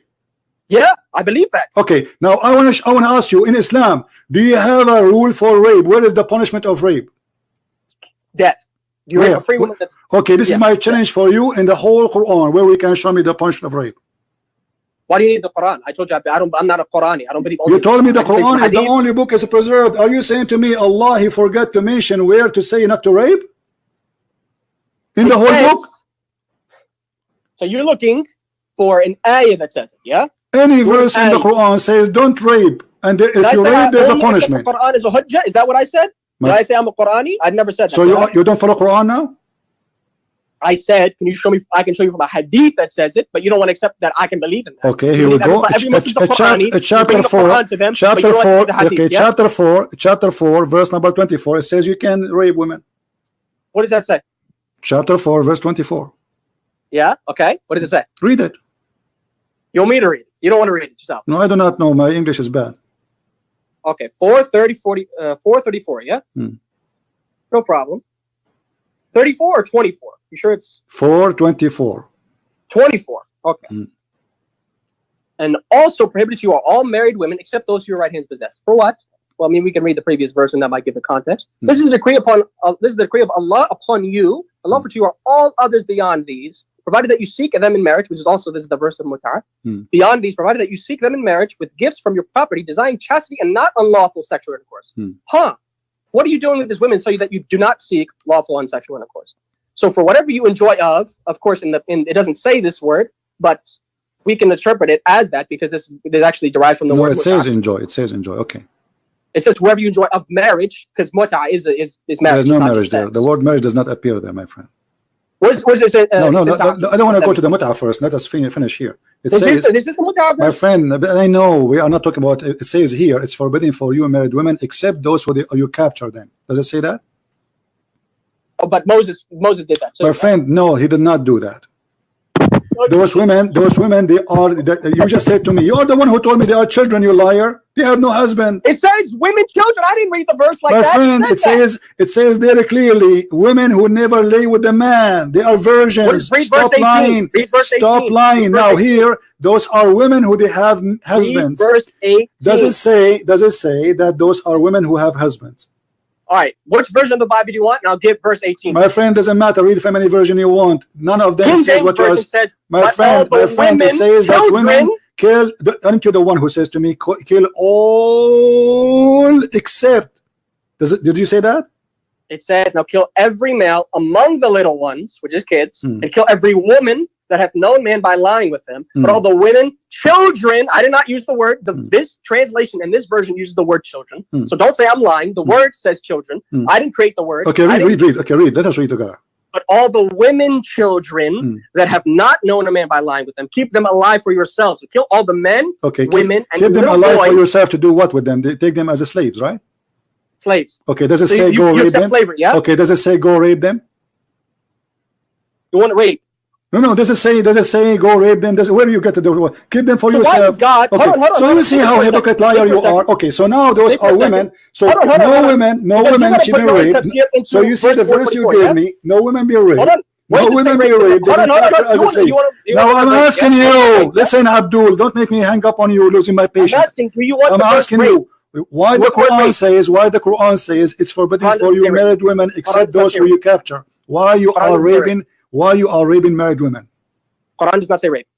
So what do you do with them? It says forbidden for you except. So what do you do with these slaves? What did Moses do with these slaves? So okay, you're not answering my question. Okay, hold on. Okay, which slave of Moses he slept with?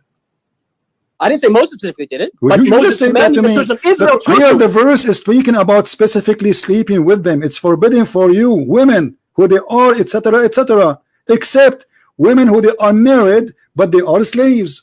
But all the women that have not known a man by lying with them, keep them for yourself. Why Keep them as a slave. Keep them as a slave. You see, my friend, everybody is laughing at you, and this is why I'm having impatient, because we need a comedian. Now, here the verse in the front of us, it says you can rape women. In the same time, you admitted that not a single verse in the Quran says don't rape. Is that correct? There's not a single verse in the Quran that says rape either. Okay. So if you want to play that game. No, it says that. Here we go in front of you. It doesn't say rape. It doesn't say rape. Do you have the word rape? Okay, no. Okay, forget. Hold on. Let's make it simple. Can you show me a verse? You said rape. Okay, are you saying to me Allah have time to tell us about the ant, speaking to the ant, the flying carpet of Sulaiman, the chair of Sulaiman, the Sulaiman he died standing on the... No such thing as a flying carpet of Sulaiman. So Allah don't have a time to make one verse about don't rape women? I said it's a hadith. Why okay, do you keep so why it's not in the Quran? So you believe? I'm sorry, I'm not Omar. I'm asking you. Don't you think there is something missing in this book? A book forgot to mention very important punishment. Your book forgot to abolish slavery. Okay, so what is that? No. Hold on. Don't change topic. Listen, why Allah forgot to mention not to rape in the Quran?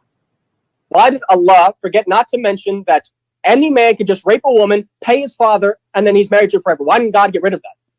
Couldn't he done that? That means anybody can do it now. Where it says that? That's a Muslim. I can do that, right? According to the Bible? Or no, you don't believe that? No, the Bible doesn't say what you are saying. The Bible says if a man he lay down. You see, you are a kid. I don't respect you. Then read it for yourself. Listen. Why you don't like what I read?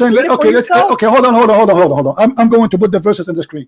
What verse you name for me? Deuteronomy chapter 22, verses 28 to 29. Those two verses. Chapter 22, right? Verses 28 to 29. Sorry. Okay. Because if you're going to pick one specific verse, no. We will show the whole thing in front of everybody, and everybody will die laughing at you. And then after we do that, listen. After we do that, do you have the courage to apologize? Apologize for what? For lying? I read the verses. The verse is not lies. I read the verses. Are the verses lies now?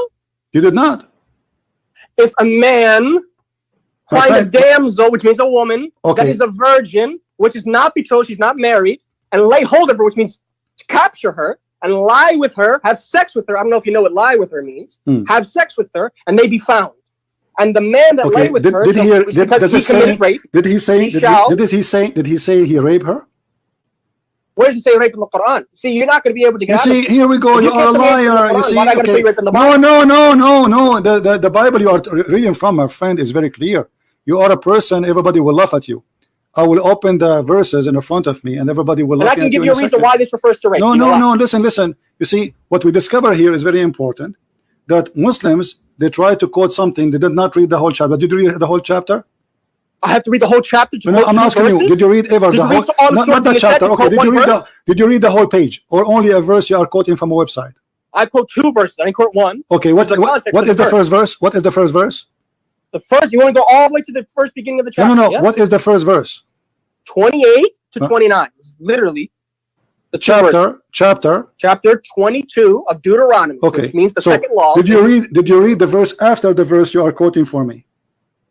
You want verse 30? No, I'm asking you, did you read it ever before? I read these two verses, which means that. I'm asking you, did you ever read the verse before? The verse before. You want me to read the verse before? Yeah, I'm asking you, did you ever read the verses before? Where he found her in the field, and the betrothed damsel cried, and there was none to say. My friend, my question is very simple. Did you ever read the verses before and the verses after, or only those verses you know? Could you want me to read them? I'm not asking you. I'm just asking a question. Did you ever read the whole page? Did you only you are quoting all of chapter 22? No, I did not read all my friend, why you are being acting like a kid? Why you are replying to play? I don't understand you. So I'm asking you. Did you ever, my friend? Did you ever read the page? That's the page, not the whole chapter. Did you read the page there? If I go to a specific verse, that's the only verse that's going to be on the page. Okay, why you are going only to specific verse? You went specifically to one verse, and then isn't it going to be embarrassing for you If I show you that you are stupid now in front of everybody because you did not read. No, listen. If I show, if no, isn't it? I'm asking you. Isn't it going to be embarrassing for you? If I show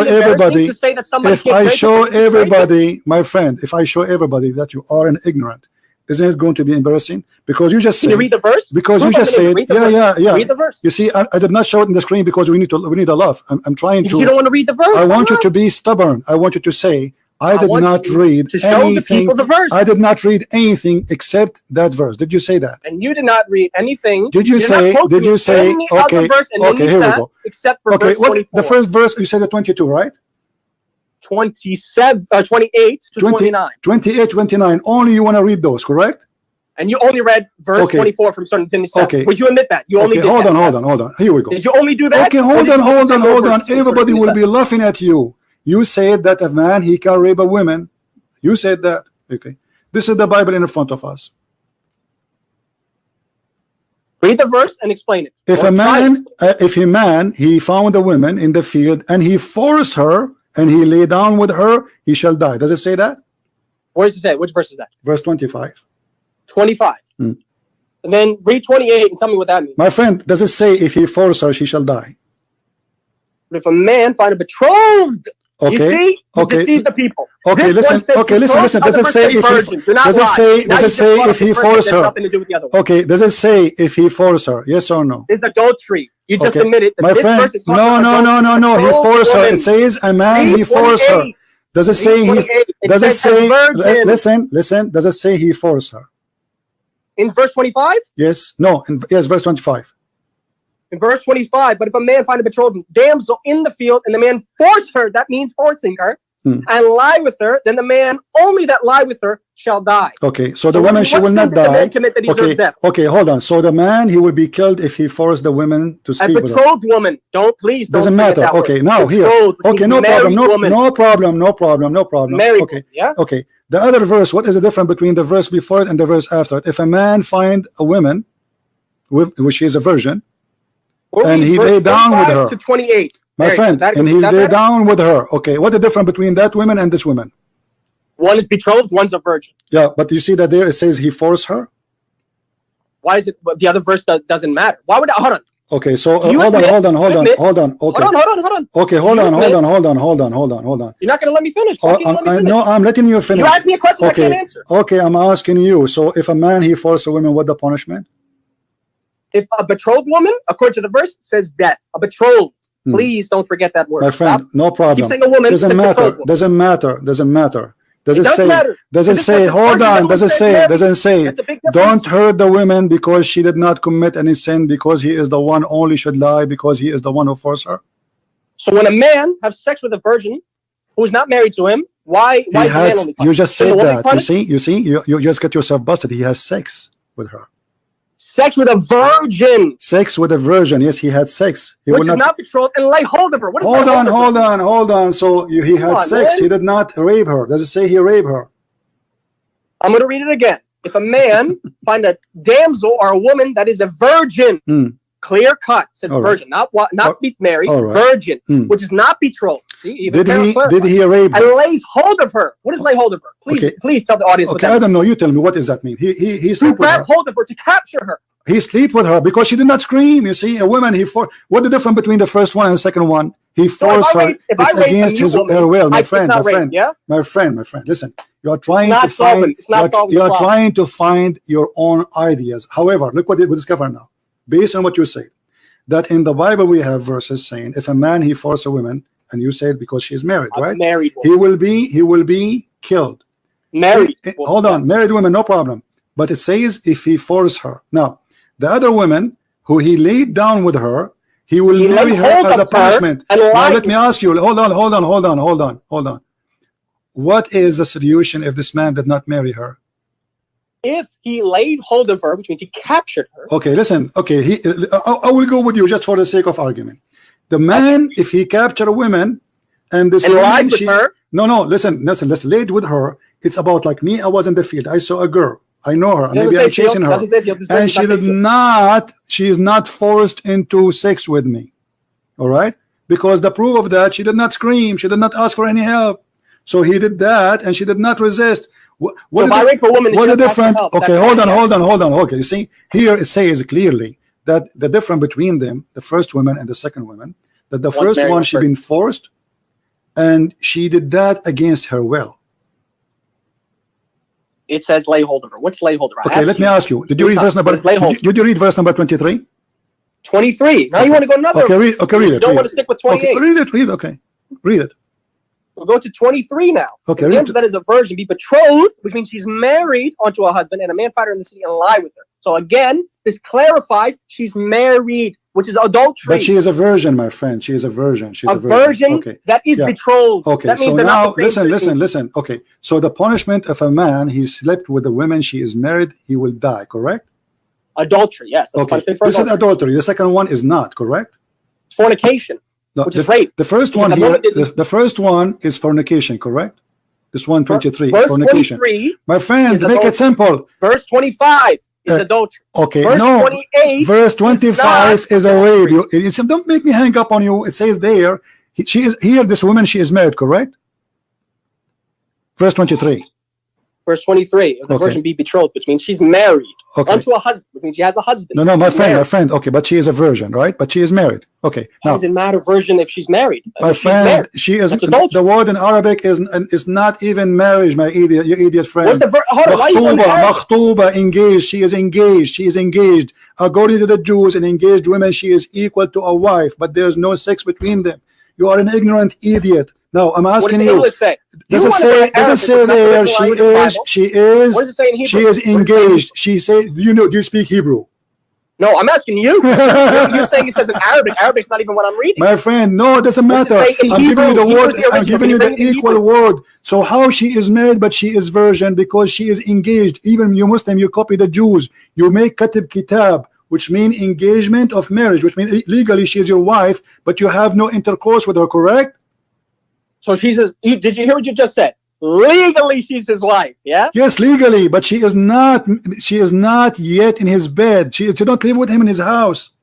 Okay. Okay, so she is a virgin. Now, if he slept with her, okay, listen. If he slept with her, this is adultery, correct? If somebody sleeps with a woman that is married, it is adultery. Okay, now, the second verse, then it says here, then you shall bring them both out into the gate of the city, and you stone them both, correct?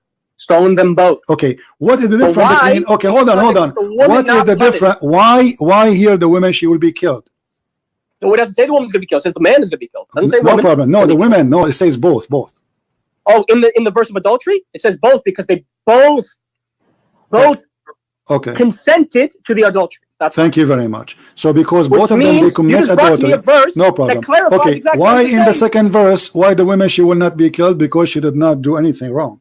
Because she was raped. That's Thank you very much. Now, according to the verse 20, you just admitted that. So the rape punishment, you just admitted the rape punishment is death. He has to pay the woman's father. He has to be married. No, this is not rape. This is a man. He slept with the women, and now because he used her, nobody will marry her. So the punishment for him, if he think he can play with women and leave them alone, now he have to pay her dowry, and he have to marry her, and he cannot divorce her forever.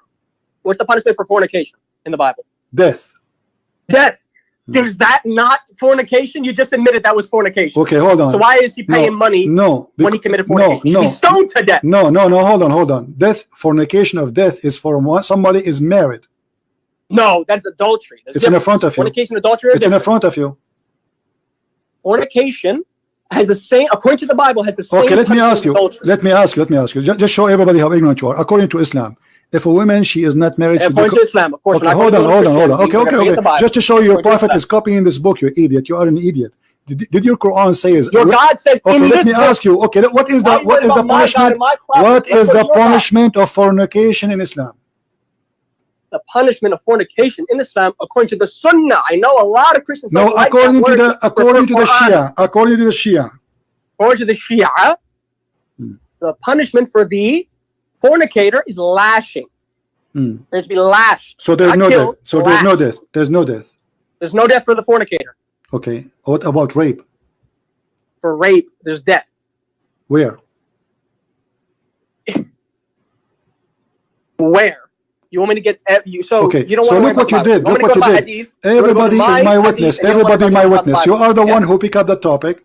We How discover. did I change the topic? We discover You that we are have to. literally Hold on, diverging. my friend. I said let's focus on the Bible. You Hold want to go on, to hold Quran, you on. want to go to Sunnah, you want to go to Shia. We don't wanna. No. What Sunnah? What Shia? We are reading Quran. Don't you want me to become The a Quran, my Christian? Show friend. me the Bible. So we discover. Why do you want Quran? Why According do to you you, Hadith? we discover that we have a book. It's called the Book of Allah, and this The book Book of forgot Allah to is mention in the Bible. any punishment for rape. Correct? You agree with I that? never said the Quran explicitly says that. Now you're adding words. Now you're putting Okay. words to my mouth. Did you fail to give me any verse in the Quran saying that Allah? I said to you, would it be fine if I show from my authentic hadith? You said no. You said Quran only, and I said I'm not a Quranist. Why should I have to show you only from the Quran? But you told me. But you told me that the hadith is not trustworthy. I said, find me an authentic one. If it's authentic, it's trustworthy. And who is the one who will decide what authentic? And why Allah did not mention that in the Quran, but Muhammad mentioned that in the Hadith? Are you saying to me that Muhammad There's is many Allah? things God didn't mention in the Bible. Why? Okay, here we go. So now we got a book. We got a book. It's called the Christian books, the Jewish books. Have a punishment. Books. Have you a have punishment. one book that's the Bible. Show me another book you have that's more important than the Bible. My friend, hold on. So because the Jewish book is my book too. The Old Testament is my book. So now I'm asking you. The whole Bible. The Bible approved that there's a punishment for rape. You fail to give me anywhere there's a punishment for rape in the whole Quran. Why? In the Quran. Can you show me hadith? I can show. If you want me the hadith, I can show you hadith. But you don't want hadith. You can show. I will ask you to show me the hadith. Just wait. So why Allah he forgot to mention such an important topic? Do you think this is a mistake? Did you hear what you just said? Yeah, I just heard what you said. Allah forget to mention it. Yeah. I can ask you. Why did God forget to mention this, this, and this, and this in the Bible? No, he mentioned. Here we go. He mentioned. He mentioned in details the punishment of rape, of fornication, etc. Now I'm asking you, what is the punishment of rape in the Quran? You said none. I said it doesn't mention the punishment. Where? I'm not saying it doesn't mean there is not a punishment. Where? In the hadith. If you don't want the hadith, so let us make it clear, guys. In the whole Quran. Okay. Thank you, Muhammad. Thank you. So in the Quran, there's nowhere it says Allah he punished. It does not say punishment for rape. No. Okay, thank you. So now I'm asking you, which one is more important to tell us about the story of Sulaiman and the ant telling the ants to hide, or to mention to us what is the punishment of rape? What's up? Why Allah have time to tell us the story about Sulaiman flying carpet? Sulaiman he have a flying carpet, but it's fine. What? Doesn't mention flying carpet. Does not. Flying carpet. You want to find that word in the Quran? Yeah. What does it say Sulaiman had? Control the winds. That's not flying carpet. Please how he controlled the wind? Control the winds. What do you mean? That means flying carpet? Okay, so what? The wind pushed Sulaiman in the air and he fly by nothing? Yes, the wind carried him. Yes, that's what it means. You are a Shia, aren't you? Yes. Okay, what the interpretation you accept for the Shia? Of wind carrying Sulaiman? Yeah. What do you mean? The wind carried Sulaiman. That's clear cut. The flying carpet thing. You're saying this is not a flying carpet. Where does it mention it? So show me the verse. Okay, my friend, I'm asking you. What interpretation? You said stop playing games. Said, where is it? We are having fun with you, by the way. I'm asking you. What is the book of the Shia? What is the book of the Shia you agree with, which is going to give us I just admitted to you there is no such thing as a completely authentic hadith book that we have. I am not asking you for authentic hadith. Stop playing the game. You see, each time we put him in the corner, he says, I just mentioned to you, there's no, you just told me authentic hadith, right? Okay, which authentic hadith? I didn't say which authentic hadith can you give me? Listen, can you give me an authentic hadith can explain that verse for us? The tafsir. Yeah. Of which verse? Because I don't know what verse you're talking about. You just mentioned flying carpet and never mentioned the verse. So how you know what I'm talking about then, if you don't know? You said flying carpet. I automatically assumed you're making chapter 34, verse number 12. Delusional interpretation of control of the wind. Chapter 34, verse number 12. And the word says flying carpet, yeah? Or are we gonna make that up? I'm saying the story of the flying carpet is there. And now I'm asking you, which interpretation for the Shia you accept? Hold on. The verse is 34. Chapter 34. What interpretation? I want you to give me a name. Stop playing games. What's the verse? What interpretation? I told you the verse. What's wrong with you? Chapter 34, verse number 12. Okay, now what what interpretation of Shia you accept? Okay, let's go to verse 12 and let's read what it says. No, this is not the question now. Give me the name of the book. Why do I need to give you interpretation when you can just read the verse? No, why we don't read why the you verse don't want the interpretation of the Shia? Aren't you a Shia now? You don't want to be Shia no more? I said, show me from the verse. My friend, you don't ever are you a Shia or not? Are you a Shia or not? Are you okay? Why you don't want to read the Shia interpretation? What's wrong with the Shia? Read the verse and I'll get the interpretation. I'm asking you why you don't want us to read, because you will argue, you will say it doesn't say that, blah blah blah blah blah. Let us go and see what your scholar says. Okay, what your scholar says about this verse. Can you read the verse? My friend, what is your scholar? Who is your scholar who will explain the verse for us? Go ahead. Can you read the verse before I'm going to give you the read it, no problem. I need you to read the verse first. I'm asking you, what is the verse? What is the interpretation you read for this verse? I'm not going to give an interpretation of a verse you're not going to read. Why not? Because read the verse and I'll give you an interpretation. I give you the verse, you read it. Go ahead. Read it. You read it. I do not know how to read. I am illiterate like your prophet. I am illiterate. And to Suleiman or Solomon, we subjected the wind. That means he gave him control of the wind. No problem here. Its morning journey was that of a month, and its afternoon journey was that of a month. And we made full for him a spring of leopard. Obviously, the rest of the verse is not important, but the first part is. And to Suleiman, we subjected the wind. Yes, that's the part you're talking about. Yeah. Okay. And that's the part of the verse you're focusing on. Yeah, where it says, "And to Suleiman, we made the wind subjected to him," which means gave him control of the wind. Yeah. Okay. Is that the part of the verse you have the comment? Yeah. Okay. And I mean, the rest of the verse, I'm saying it doesn't. Okay. And I'm saying, is that the part of the verse yeah. And now, what interpretation you like me to read for you about the flying carpet? You as a Shia. You find me one of the Shia tafsir books with the hadith that is authentic. And you find those three things. The Shia tafsir book is full of lies, you are saying then. I did not say that. I said there are weak hadith in there and there are authentic hadith. My friend, I'm asking you, this is why I'm asking you, which Shia book you accept to be the interpretation any tafsir book of the Shia. You find me authentic hadith. You find me in a Shia book specifically. You are admitting now that the Shia, they agree with me, and you are a liar. I did not say that. Okay, now you know what? Did you hear what I said? Can you give me it, or you're not able to now let's go back to the question. Why Allah have time to tell us about controlling the wind for Suleiman and Suleiman and Suleiman and Suleiman? Listen. And Suleiman, he have an army of birds, an army of genie, an army of a human. And Suleiman, he dies standing on his stick. And Suleiman, he have genie who die for him. That's where it's in the Quran. All in the Quran. And Suleiman, he have people who make statues for him. Statues? Do you Muslims believe that statues is haram or it's illegal? Who made a statue? Who made the statue? Suleiman did? Suleiman. I don't care what anybody else did. I'm asking Suleiman. Did Suleiman do it? Yes. Suleiman created a statue. Where does it say that? In the hadith. The hadith? Which hadith? Sahih Bukhari. Bukhari, I don't accept Bukhari. I said Shia. So this is a lie you are saying. I said I don't accept Bukhari. Okay, but are you saying this is a lie? If it's not found in my books, it's a lie. Okay, so have you ever heard of Suleiman creating statues? What if this is true? What you would do? Why do I care about the story? If it's not authentic, I don't care about it. Okay, this is in the Quran. It doesn't say statue in the Quran. You said hadith. When are you going to the Quran? Show me in the Quran where it says he made a statue. Chapter 34, verse number 13. 13. And they, who's they? Who's they? They, who's they? Is that Suleiman? Suleiman's more than one person? They made for him. Made for him. Who's him? Suleiman. So Suleiman did not make it. They made it. Who? So I asked you, did Suleiman make the statue or did somebody else make the statue? Who is they? If Suleiman made it, I have a problem. If Suleiman did not, then I don't care. But they are making for Suleiman. They are building for him synagogue full of statues. If Suleiman didn't do it, why do I care? My friend, listen, you see how ignorant you are? Everybody is laughing. Allah, he subjugated the genie for Suleiman. They serve him. And by his command, listen, this is our command. And for them, we cause them, this is the command of Allah. He made the genie serve Suleiman. And he commanded them to build for him synagogue with the statues. Statues of what? Of people? Statues, yes. Statues of people. Of people. Yes, brother.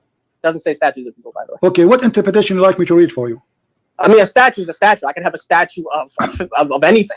My friend, what interpretation would you like me to read for you?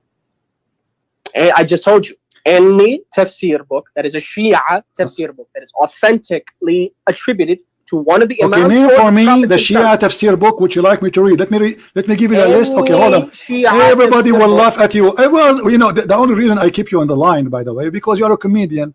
I'm asking you. Okay, we have At-Tabarsi. My friend, listen. Okay, choose one. Any. At-Tabarsi, Al-Qummi. Do you know Al-Qummi? Is it authentic? I'm asking you which one you like. Just choose one and I will open it for you. Which one? Which one? Go to Al-Qummi and then find the authentic one. Find it. So are you saying Al-Qummi is a liar? What are you talking about? I'm asking you which interpretation you like me to read for you. Hadith to his book, that does not mean I'm asking you what interpretation you like me to read for you. So when you choose one, you have to agree with it. I want you to agree. I want you to. With authentic. Okay. When you Muslim Shia, my friend, when you Muslim Shia make a tafsir, you lie or you are authentic people? What do you mean? This is your scholars. When they make tafsir, are they liars or they are truthful? Your Islamic Shia scholar. Where do they make the tafsir from? What's their reference? I don't care. This is your scholars. I'm asking you, you Shia. You said you don't care, but you don't know where it's from. I'm asking you, when you Shia, you make interpretation. Are you lying to each other or this is a truthful? If the hadith is weak, then it's not lying. They just added it to their book. This is not the question. This is not the question. Are you lying? Or it is because how come you okay? No backing. You are a kid who knows if the hadith is weak or not, but the scholar who made this book. Me the hadith. Okay, you show me this the hadith. The scholar. Okay, listen. Okay. Where's the hadith? The scholars. Okay, here we go. You're saying, why do you keep saying scholars? Scholars are not ma'soom. Please stop saying scholars. What's wrong with you? Imam, show me Nabi. A second ago you said to me that show me Ash-Shirazi. Ash-Shirazi is ma'soom. You said, what does he say about it? I said, show me what he says about it. Okay, listen. Let's go back to zero. Let's go back to zero. I didn't say I trust it. I said, show me what he says about it. I didn't say, go back to I never said that. Okay, listen. So Allah have time to talk about the flying carpet of Sulaiman. Fulan or Nabi Muhammad. Yes, it says here in the front of him, my friend. Hassan. That's it. From any Shi'i tafsir book. My friend, it says in the front of him. They are making tamathil, jam'u timthal wa huwa surah. So they are making for him statues and pictures, and those are the wish of Sulaiman. Okay, and those are here. This is Shia tafsir, and those are pictures and images of malaika, the angels. And some of them they have statues of lions and animals in his chair.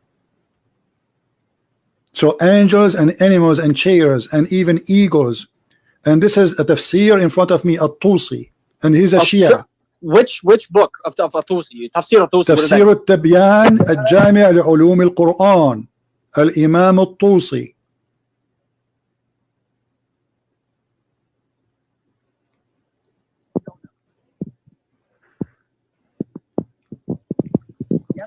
And I'm showing you the interpretation in the screen in Arabic. Sahih, Hasan, or I don't need to read the hadith. Is it Hasan, Sahih, or Da'if? My friend, all of you Da'if. Islam is Da'if. Islam is a religion of Da'if. You are Da'if. Your prophet is Da'if. So look what you are saying to me. Look what you are saying to me. Show me it is. You are saying to me. You cannot do that. Everybody is my witness. You have no idea about. Okay, you are. I don't mention the Bible. Everybody is my witness that you are saying to me that Islam cannot be trustworthy because we have a lot of garbage inside the books of Islam. Those are my words. Yes, you said that to me. Wallahi, I never said that one. Well, you just said to me, show me one authentic. I never said that one. You keep saying to me, show me one authentic. So I said, show me an authentic one. Okay. You didn't do that. You show me a hadith, and I said, is it authentic? Okay, listen. Okay, listen. I want you to show me authentic. I want you to show me authentic explanation for this. Why do I have to show you? You're the one to mention the verse. You show me authentic hadith. Why am I showing you something? Don't you want to prove me wrong? You brought the proof against me. Well, I did. I showed you. You said to me, show me authentic. This is authentic. Show me authentic. You didn't do that. This is authentic. This is your scholars. Where does it say it? Who authenticated it? So why you call him a scholar if he's a donkey? Show me who authenticated. Why you are calling? Okay, are you willing to say? Let me ask you. Are you willing to say At-Tusi is a donkey and he's a liar? Are you willing to say that you don't know whether or not it's authentic or not? No. You see, I believe everything in Islam is not authentic. I'm talking about according to my Okay. hadith, saying Shia hadith. Do you know? Is Okay, it authentic? is At-Tabata'i is fine for you? Is At-Tabata'i fine for you? So you're going to a different tafsir book. You can't accept I don't know what to do. I'm just asking you which one is good for you. Give me one. Show me authentic. Okay, Show me which who one of you authentic is and whether or not which one authentic. of those names is authentic? We have At-Tabrasi, Al-Qummi, At-Tusi, At-Tabata'i, Those are scholars. As-Safi. The scholars. No problem. Show The me scholars which one they of them explain according to authenticated the who? hadith. Okay, the scholars they explain the Quran according to who? To their pocket or to your prophet? So you're not going to show me the hadith from the Imam, yeah? Where's the Imam explained? Read the hadith of the Imam. Okay, my friend, as long you're asking for authentic hadith of the Imam, where we can find those authentic hadith of the Imam? So you're not going to say, you're not going to answer. I'm asking you where we can find which no, books. Connor, can we clarify? You're not going to answer. Okay, yeah? I'm asking you. No, I will find it for you, but I'm asking you which books we can find. So hold on, you just admitted that you could not find I it. Yeah? said to you, I just said where we can You could not find it, yeah? where we can find the authentic hadith which you accept of the Imams. Which Okay, books? and you could not find one. How I will know? Because you refuse the books. Anything You you say, don't. You have to do research. any Why book do I have say do to the you, research you for say no. Okay, can you give me the name of the book? I'm not going to give you one. You are bringing it to me. You prove it. Why you don't You give me prove one it. book? Okay, why you don't give me a book you approve? I don't approve of any specific book except for the Quran. The hadith, What if the the hadith is heck? authentic, which you fail to Okay, show, the hadith is Quran authentic, says which you they fail to make show, for him a statue. then I'm not going to accept the Okay, hadith. the Quran says they make for him a statues. Here we go. The Quran says that. And what is that? You mentioned what is the tafsir, and you didn't give me an authentic hadith or a Hasan hadith. My You friend, said you don't know. okay, did And Allah? you're saying you want me to do it, Okay, your let me job ask. for Okay, you. okay, listen. Okay, Allah, He ordered the genie to obey Sulaiman. Do you agree? What? Yeah. Why does it matter? Okay. You didn't. Sulaiman, he you didn't even ordered. ask for the ayah. Okay. This is Quran in front of us. Sulaiman, he ordered them to build synagogue and statues. Do you agree? Statues. What statues of what? You tell me what statues for. It doesn't. It just says statues. The word statues. What statues? You tell me now. You don't know what statues. You see, how come when I say Statues to you, of what? how come I say to you when listen to the hypocrisy. Listen to the Shia. The only reason I'm keeping you because you are a Shia, because you are a Shia, and everybody is dying laughing because usually we get Sunni. Today is different comedy. Listen, isn't it you who said to you in the hadith of Sahih al-Bukhari, it says that Sulaiman, he did synagogue, they built for him statues. The hadith of Bukhari is a kadhab. Okay. You see, you right away when I said to you statues, you did not say tell me what the statues is. Right away you said he's a liar. I don't accept it. He's a liar. Show me where he did that. So now you are saying statues does not mean statues. Okay, what does statues mean? Statue is a carving of something. Okay, for something what? Statue. Something what? It doesn't mention statue of anything. It says Okay, statue. something If what? you have the No, word something. that Something. no, Statues is a carving for something. something can be alive, like an animal or a human or something, right? It doesn't have to be alive. Who said that? The tafsir say that too. Which tafsir? And again, you still can't show me. Okay. So let us go back to zero. Now I'm asking you. So let's reject that. Let's reject that. You listen. So your God Allah have time to tell us about synagogue built with statues. Sulaiman is carried by the flying carpet. Sulaiman he speak to the birds. Sulaiman, okay. Sulaiman he speak to the birds, but he speaking to the birds doesn't mean anything. Okay, and what mean anything? It's a miracle. I mean, do you believe? I mean, of course, you don't believe he's a prophet. I get that. You can okay, you know, as long you are saying that. You believe Sulaiman was a mushrik who Allah. Do you agree that Allah he taught Sulaiman the language of the birds? Yeah. Why does it matter? All right. Okay. So as long Allah he taught him the language of the birds, how he understand the language of the ants? How you're asking me how a person who is not me understood something that Allah revealed to him? Did Allah reveal to him? No. Allah. How did Jesus? My friend. But Allah, he said to him, Allah,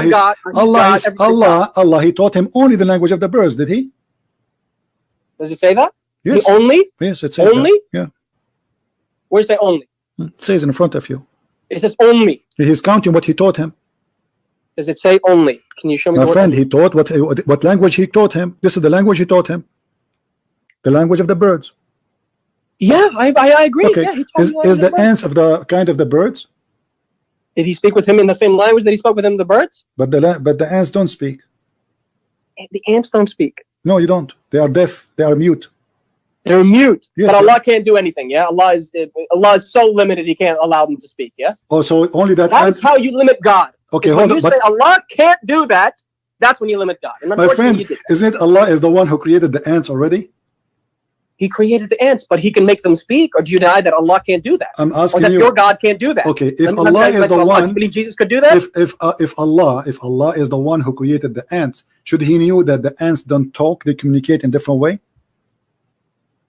You're missing the point. I said, I'm not missing the point. Ants to speak. I'm not missing the point. Ants, they communicate. Can you answer that question? My friend, whether it's your God or Allah, can he make ants speak? The ants don't. This is Allah is God supposedly, and He is the one who created the ant. So He gave them ability already. Okay. He can't make them speak. Allah, He made the ant He made her mute. He created her mute supposedly. So how He can't make them speak? Okay, He can't. Is that because now we discover that ants don't talk? They communicate, but they don't talk really speaking by voice. So Allah, He is being ignorant now. So you just admitted that they can communicate, yeah? They communicate. What does it say that all the creatures they communicate? But you see, Sulaiman, he laughed at her speech. Who's? Sulaiman, when he heard her, he laughed at her speech. Who? Bilqis? Solomon. He laughed at the speech. You said he heard her. Who's her? The ant. The ant. Okay. How he heard the speech if they don't talk by voice? They make communication by vibration or by chemical. And Allah can't. I keep asking you. I'm going to ask you again. And Allah can't do that. Allah can't make an ant speak. Can do what? Speak. Allah can't make something speak. Allah created the universe, but He can't make an ant change nature. Yeah. Also, only that ant, Allah, He changed the nature of it. You mean?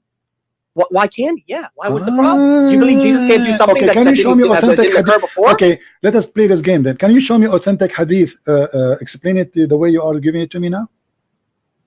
What are you talking about? I didn't explain anything. You just said to me, Allah, He made only this ant spoke. You just said to me, Allah, He made. Or no? You just said. According to your God, listen, can He make the ant speak or no? It's impossible. You just said, Allah, He made only that ant to speak.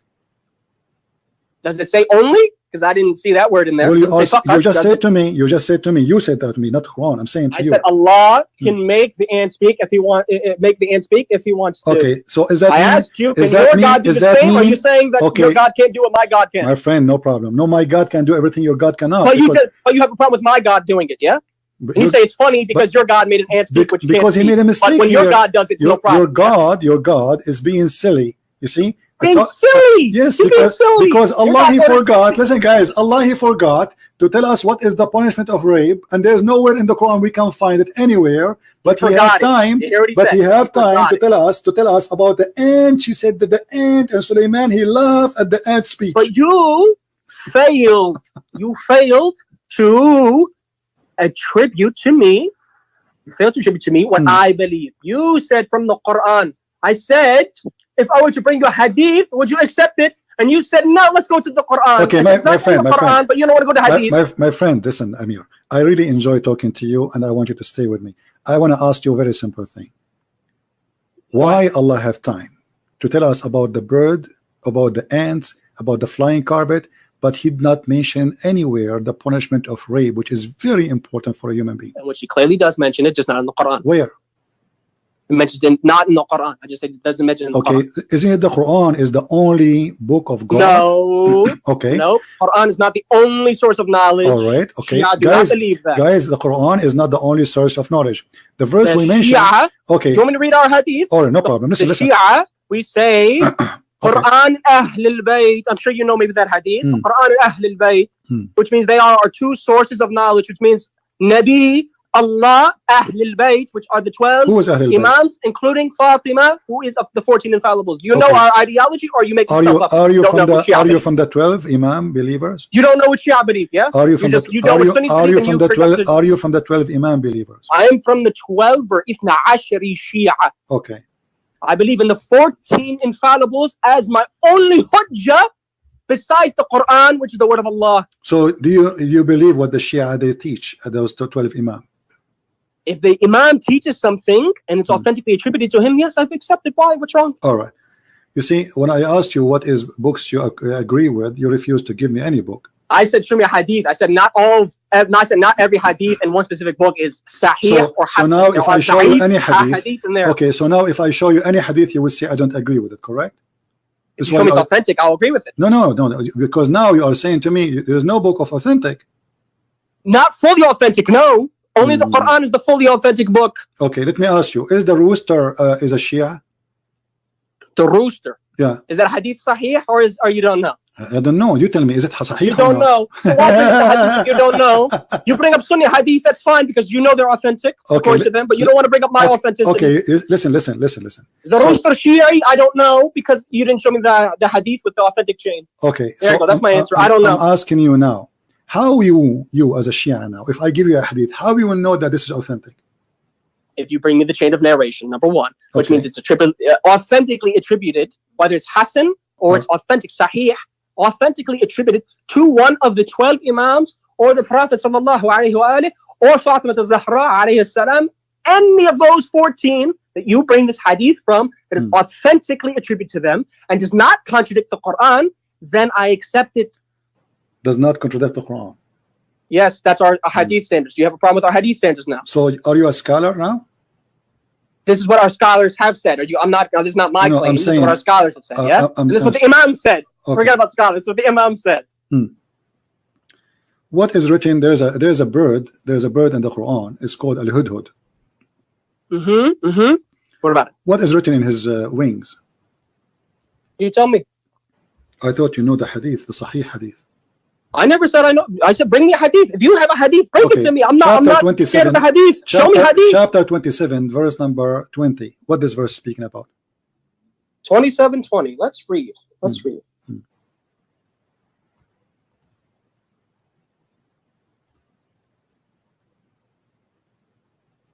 Here we have in 27:20, and he took attendance of the birds and said, "Why do I not see the hoopoe?" Or in the Arabic, I guess it says al-hudhud. There you go, al-hudhud. Yeah, al-hudhud. That's the name of the bird. Or is he among the absent? Yeah. So what about the bird? Who is this bird? It's a bird. What is it? Why the king? The guy, he's a king. He's a big king. He have a big army. Sulaiman alayhi salam. Yeah. So why he is worried about a bird is missing? Who is this bird? Because his bird serves him. He's the king. He's the leader. He has to make sure all the attendees are there. Okay, what does bird do to him? You said he served him. What do you do for him? Why are you asking me what? I didn't live that time. What you just said, he served him. Did you not hear what you just said? Yeah, I heard you. You said to me that he served him, and I said yes, he serves him. I agreed that I said he serves him, and you said, how does he serve him? It doesn't mention in the Quran. So if I don't see that in the Quran, I can't give my own belief concerning something that's not mentioned in the Quran. No, it mentioned. It says what the hudud does. Yeah, what he does? Well, tell me. Go ahead. Where does it say? Show me what it says he does. No, you tell me. Don't you know what he does? I said I don't know. So you know the book of rape in the book of in the Old Testament. From your Bible, yeah, I read it. But you do not know what the hudhud does in your Quran.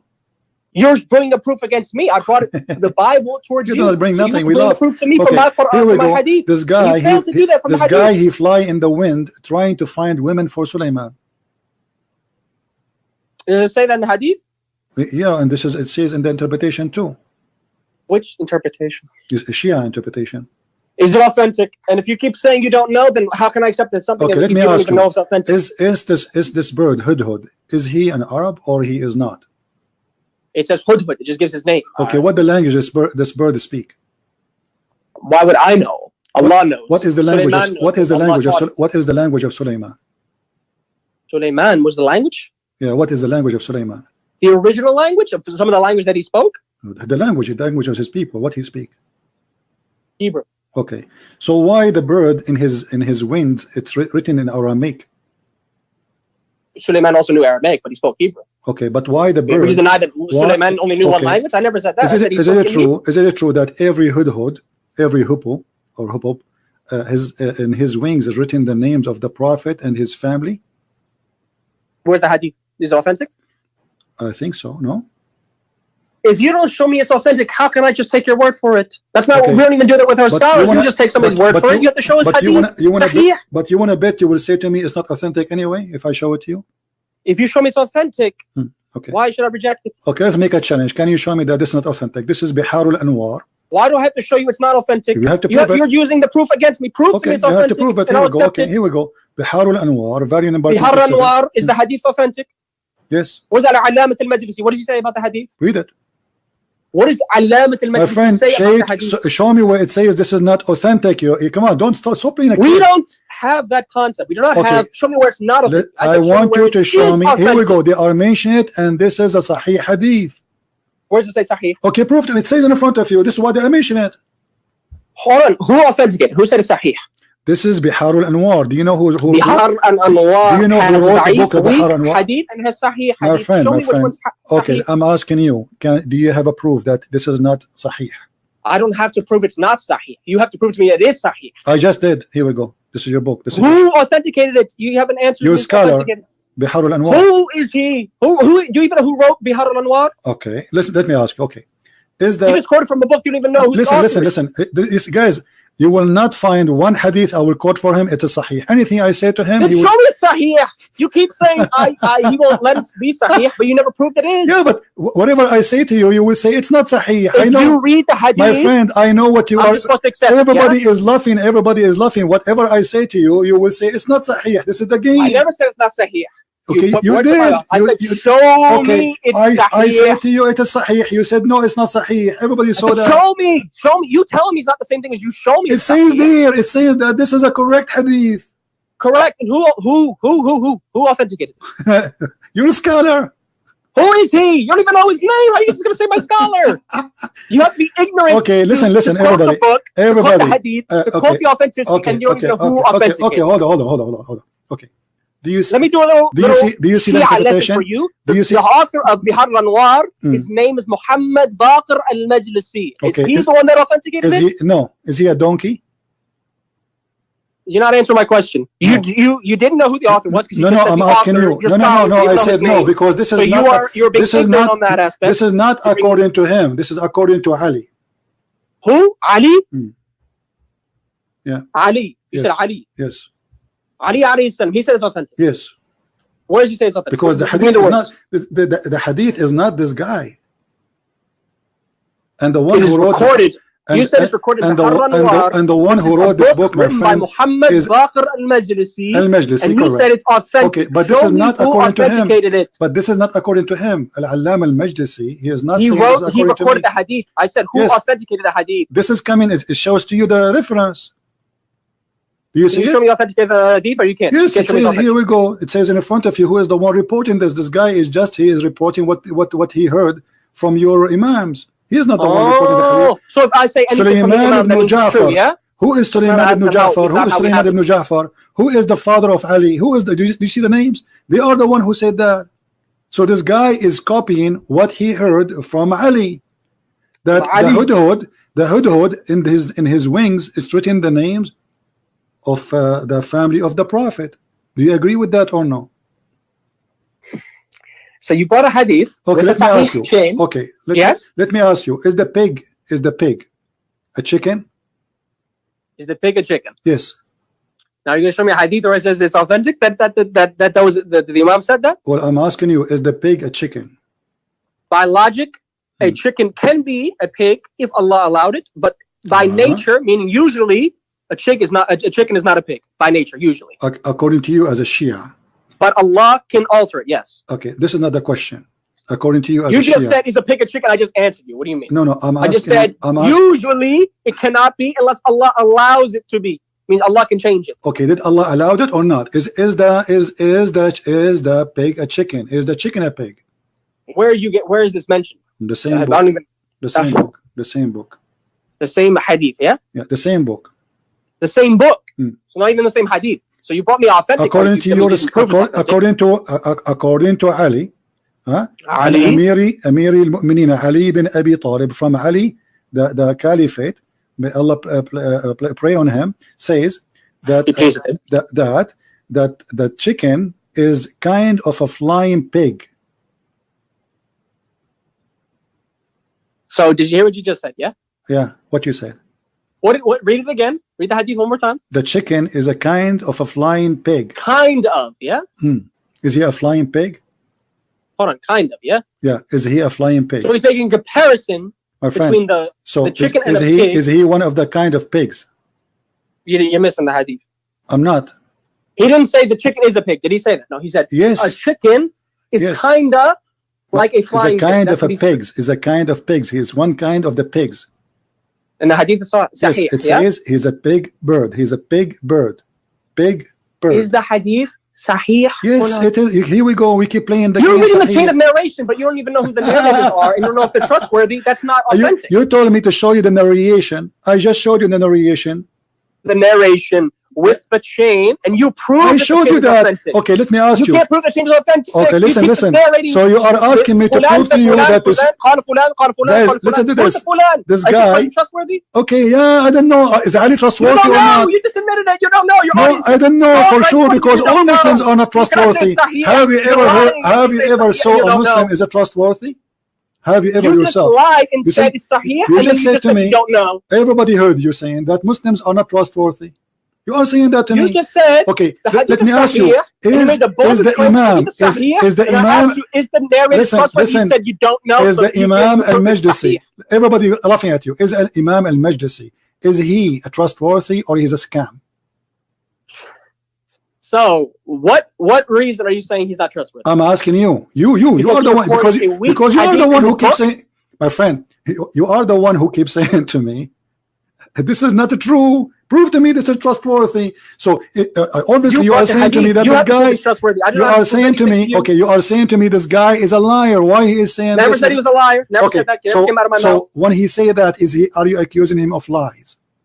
What did Muhammad Baqir al-Majlisi say? What did he say? My friend, I don't care. I'm asking you. Are you accusing this guy? Okay. So what did the hadith? Are you accusing this guy to be a liar? Are you accusing this guy to be a liar? Just because? No, I'm not. I don't believe he's a liar. He includes weak hadith. So why he is quoting this hadith if it's not true? Tell me where Muhammad Baqir al-Majlisi, in his book, he said all the hadith is authentic. Who is this? Here we go. You see, hold on. Did he say there? Okay, he quoted the hadith. Did he say that this hadith is not accepted? No. He didn't say anything. He was not. He's not Bukhari. Bukhari. He wanted to collect authentic hadith. Al-Majlisi, he never said all the hadith I'm collecting is authentic. He said I'm collecting hadith that I've heard. Okay. That's what that was his mentality. He's collecting hadith that I've heard attributed to the Imam. All right, my friend. As long you are the one saying that this is not what him saying, blah blah blah blah. Do you have any proof that he did not say anyone he said that this hadith is wrong? Do you have any hadith saying that? You can't even prove it's right. So why should I have to prove it's wrong? I just showed you from your books. I just asked you who narrated it. You couldn't even list the narrators. I said to you. I said to you. I asked you, are they truthful? You said you don't even know. You can't even prove it's authentic if you don't know the narrators and whether or not they're truthful. No, I did. I said Ali ibn Abi Talib is Ali ibn Abi Talib. That's who they quoted from. Next narrator. The rest of the names are there. Who are the rest of the names? Okay, here we go. It says, here we go. Let me read for you. عن السياري رفعه وقال ذكرت اللحمان عند أمير المؤمنين عن علي أبي طالب, and then he says this is a kind of a big bird. السياري. Do you know so who are the narrators besides that narrated from Ali ibn Abi Talib? It says there السياري. السياري? Yeah. Who else? I don't know. You tell me the list.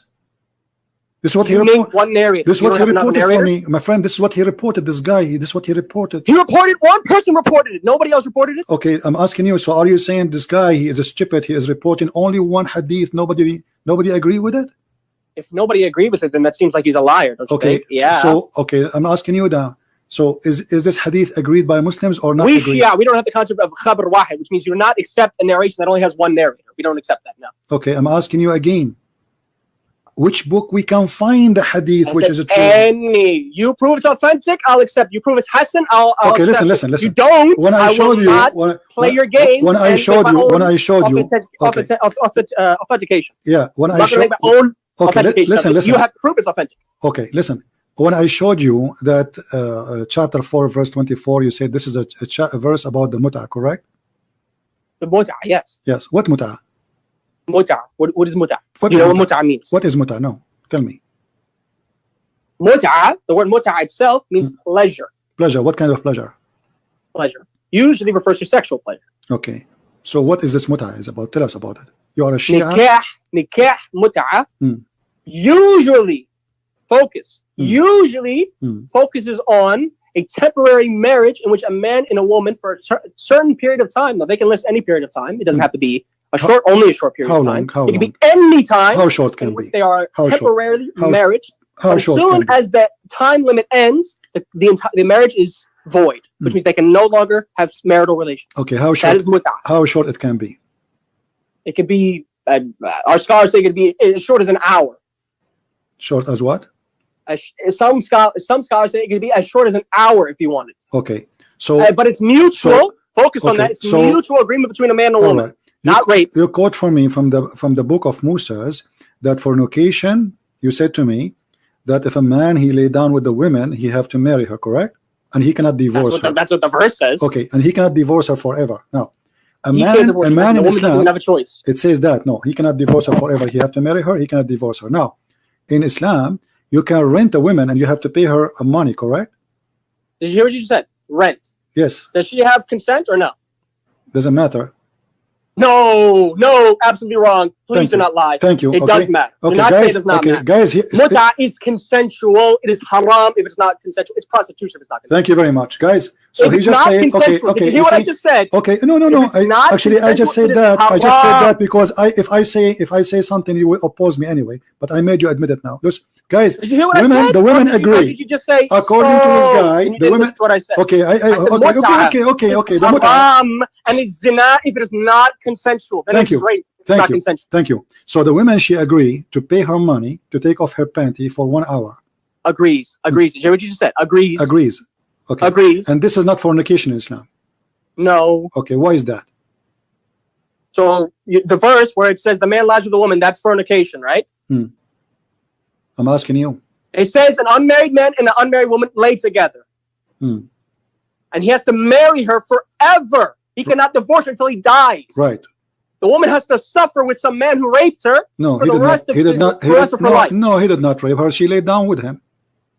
Does not say she laid down with him. Please no, do not asking you, don't change the topic. The Bible. That okay. is So listen. So now. Nowhere okay, says the so woman we confirm. Okay, hold on.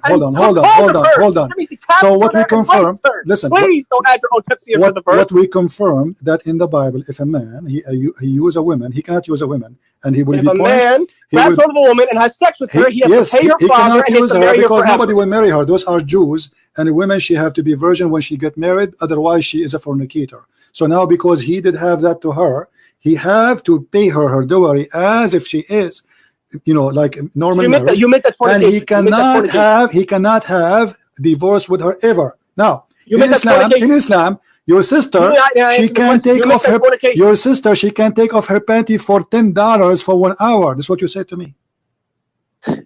You gonna answer the question? Or no, you're not answering. Okay, you're gonna keep asking me questions, not answering questions. I mentioned the Bible to show you to compare. If a man he wanna have fun with the women, if a man he wanna have fun with the women, he cannot divorce her. Where is the dignity of your sister if she come back to your home? Listen. Don't change the topic. Everybody is laughing. Everybody is laughing. Did any of your family practice mut'ah? Most of my family are not even Shia or Muslim. So you are the only Shia? I am the only Shia. Okay. Do you have Shia? If you have a daughter and she came back to you and she have a guy with her, and if she wanted to commit mut'ah and she take him to the bedroom and she says he in mut'ah, hold on. Mut'ah requires the parents' permission. If she's underage, so don't even. If she's not of legal age to get married, then no. What is the legal age? Legal age, as long as you go through puberty. Just like it says in the Bible. Where it says that in the Quran? Where it says that in the Quran? In the Quran? All right. You want that from the Quran? Give me a second. Versus puberty, yeah? Even though the Quran also corrects it as well. Imagine the Quran answered every single one of your questions when it comes to the woman. The Quran answered every single of my question. Until now, you didn't answer nothing. I said to you where it says the punishment for rape. Hold on. You just cut me off. You didn't finish what I just said.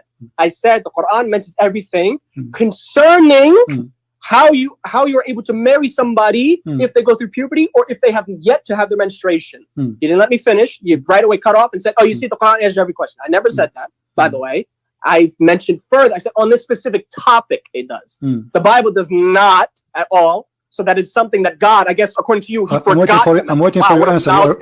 You're doing blah blah now. I'm asking you, where in the Quran it says that the age of women to marry from? Because you said to me something weird. You said to me that she have to have her puberty. Isn't it Muhammad he married Aisha at the age of 6? Can you prove that from our books that he married her at that age?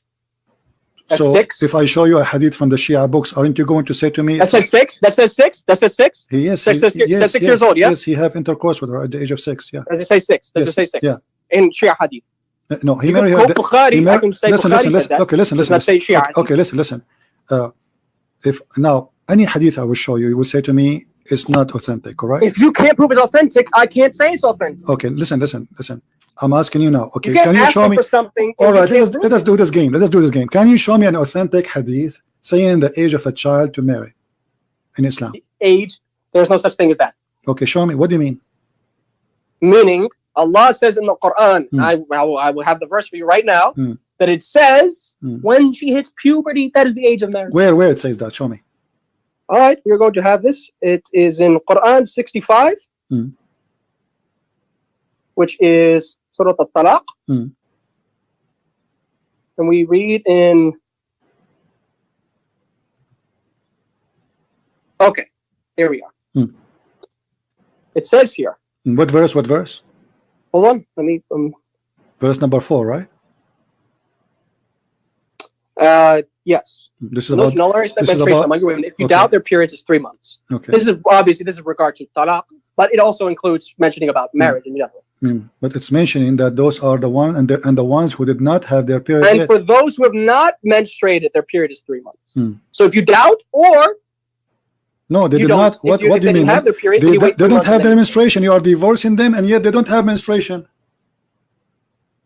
You don't know what menopause is, do you? I'm asking you. I know you're not. I'm asking you. Okay, now let us do this again. Let us do the same game again. Which interpretation you accept for the Shia to show it to you about this is about marrying kids? What interpretation? Listen. You see, everybody's laughing at you. Which interpretation you accept to show you for this? You keep saying which one? I don't say which. Chapter 65. Chapter 65. Here we go. Even your Islamic website is not working. Nothing working in Islam. I'm asking you, which interpretation you accept for this verse from the Shia books? We do not have one tafsir book. I know you think we only have one. We have multiple tafsir. My friend, you have many. Can you give me? Okay. Tafsir. Give me an authentic hadith from that Shia. Okay, my friend. What's wrong with you? What's wrong with you? Listen. You see, I'm going with you. I'm just trying to help you. Okay, which interpretation you like me to read it from? Doesn't matter. Show me one. No, it doesn't matter. If I show you, you will say I don't agree. If you can show me it's authentic, then I'll agree. That's the deal. The problem. Anything I show you, you will say not authentic. You are a Shia. You are a liar. Show me it's authentic, and I'll agree. But you can't do that. You keep quoting hadith after hadith. How we will know it's authentic? Okay. You said I don't know. Your Majesty. Shia Taqiyya. How we will know which of your books is truthful and which of your books? If you can prove it's authentic, then it's clear. I'm asking you. No. Okay, which book? I'm doing okay. I need your help. Listen. I give up. I want you to give me an authentic tafsir for this. You give me one. Why do I have to give you one? I'm not the one. Because whatever I give you, you refuse. You're asking me the question. Whatever I give you, you refuse.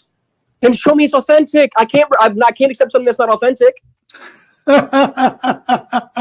If it's not authentic, how can I accept it? If I give you a Christian tafsir, Christian interpretation from a scholar that you don't accept, my friend, no, I accept. I have a challenge for you. Give me a link. I will post it. I will show it in the screen of any Shia interpretation for this verse, and whatever it says, I agree. From now, you agree? Yeah, I agree. From now. Even if it's not authentic, yeah? No, this is your business. You tell me it's authentic. Give me authentic. Don't give me not authentic. But you brought me 1.5 million hadith. I'm asking you. But not a single one you showed me was authentic. Not a single one. You admit that, yes? Please, can you please? Do you admit that? Can you please give me one hadith? I'm asking you a question. Okay. I will, inshallah. I will look up later. But can you right now? Why not now? Since right now. Why not now? Why not now? Are you going to admit? are you going to admit that you cannot show me one hadith that was authentic from my books that you quoted from? My friend, your books is a piece of garbage. Nothing of you couldn't show it authentic according to and us. you proved that to me. You just said to me, you could not show me one authentic hadith in my books. You could not. You could not. That means it's impossible to show a Muslim Shia an authentic hadith. Cannot do it. That does not mean a Muslim cannot do it. And you were not able to do the same too, because you said to me, oh, show me. But I asked you, can you show me the hadith? I just said to you, can you show me any authentic for anything you agree with? You keep saying to me, you could not. I'm not saying you cannot. Get lost. You could not. Sorry guys, I kept him just for comedy.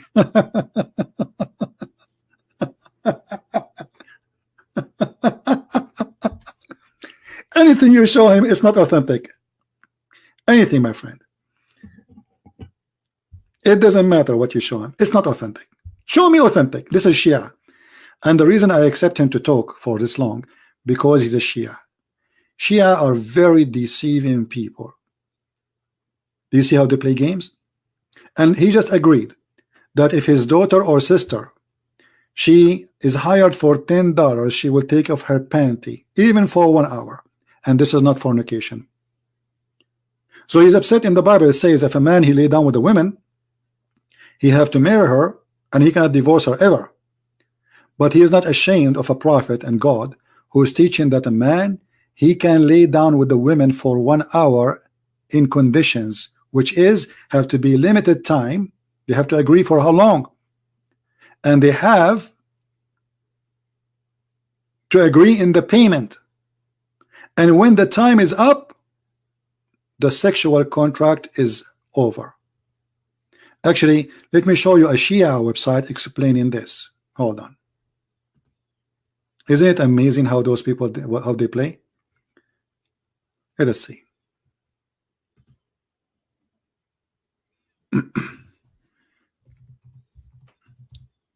The only reason I kept him because he's a Shia.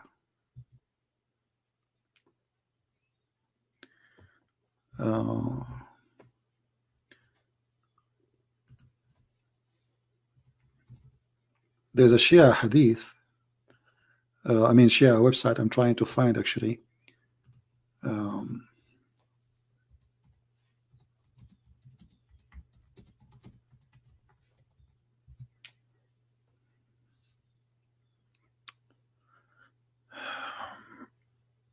Here we go. This is a Shia website. Let us put it for you in the screen.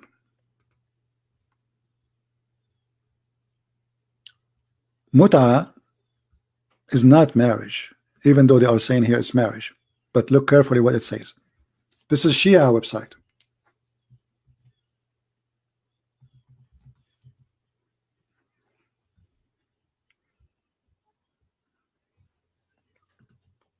In some work, a special term is applied to women who participate in muta, musta'jara, rented. Women in Islam, she's rented women or rented women for muta. Muta is considered as a kind of rental because in general a man basic aim of this kind of marriage is sexual enjoyment of the women, and in return of his enjoyment women receive certain amount of property. That is Islam, my friend.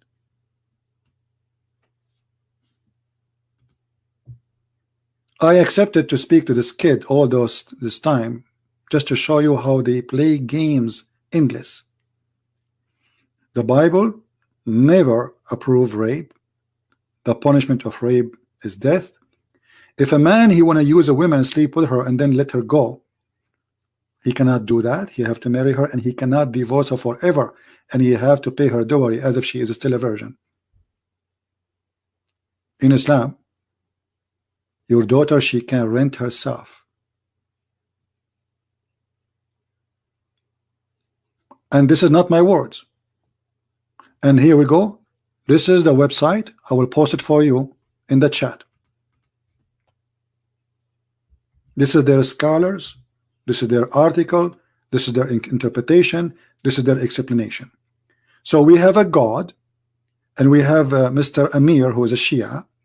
He agreed that his daughter, he said, if she have her period, she can rent herself. And now we ask him, where do you get this period thing? Because Quran says you can divorce children. You know, what kind of religion this religion is? But again, we let them stay and talk and talk and talk and play the game of flying like monkeys from a branch to a branch, just to show you. Sometimes I have to lower myself to go to their standard. I'm not insulting him, by the way. I feel sorry for him, but I have to go and be patient with him so we can get more juice. Let us say we squeeze Islam, and this is the juice of Islam.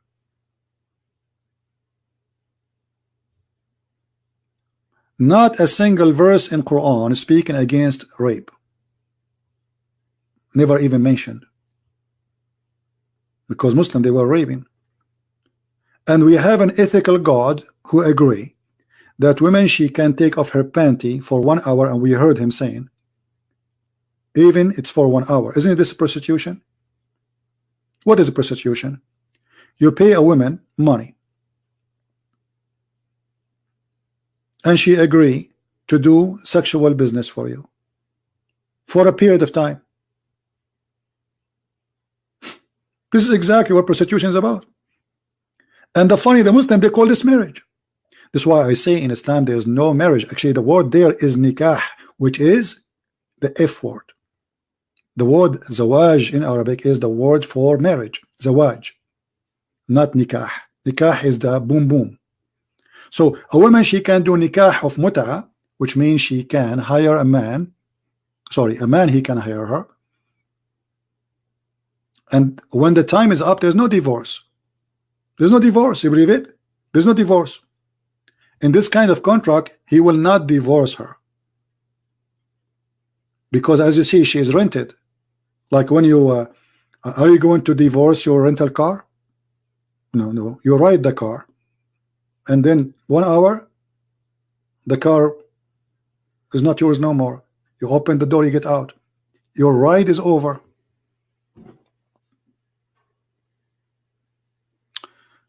Syria Grammar. Okay, well, who's holding him to call me? Call me, my friend, Mr. Grammar. I cannot wait. I asked you from long time to call me.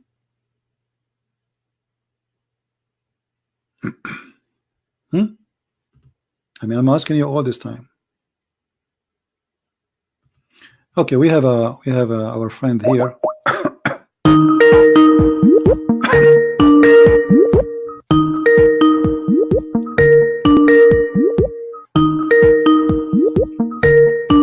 You have questions? We'll answer them.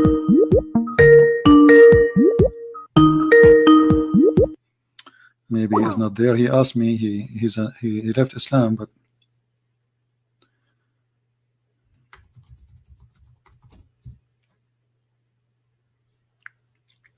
call me if you I called you. You did not answer. Now, who in the world believe that this is a God of ethic? Guys, there is like a bad sound in the mic, or this is from my side? Let me see here. Maybe it's from my side. 1 2 1 2. Maybe now it's fixed. Okay, because I was having like kind of vibration in the microphone. What kind of religion teach such a teaching? And here you see there's a formula for this kind of sexual contract. There is a declaration. You go to the woman, you say to her, I want to have sex with you for 1 hour. She say, how much you pay? And then if she agree and repeat after you, I agree, for let's say $10 for 1 hour, that's mean we are good to do it. That's it. And then when the 1 hour is over, this contract is over.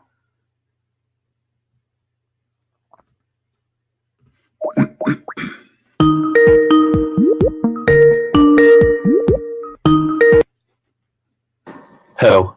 Yes, my friend, how are you? I'm good, thank you. Remember me?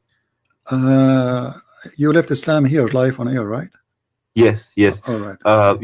You told me to read the 4 angels. Correct. Okay.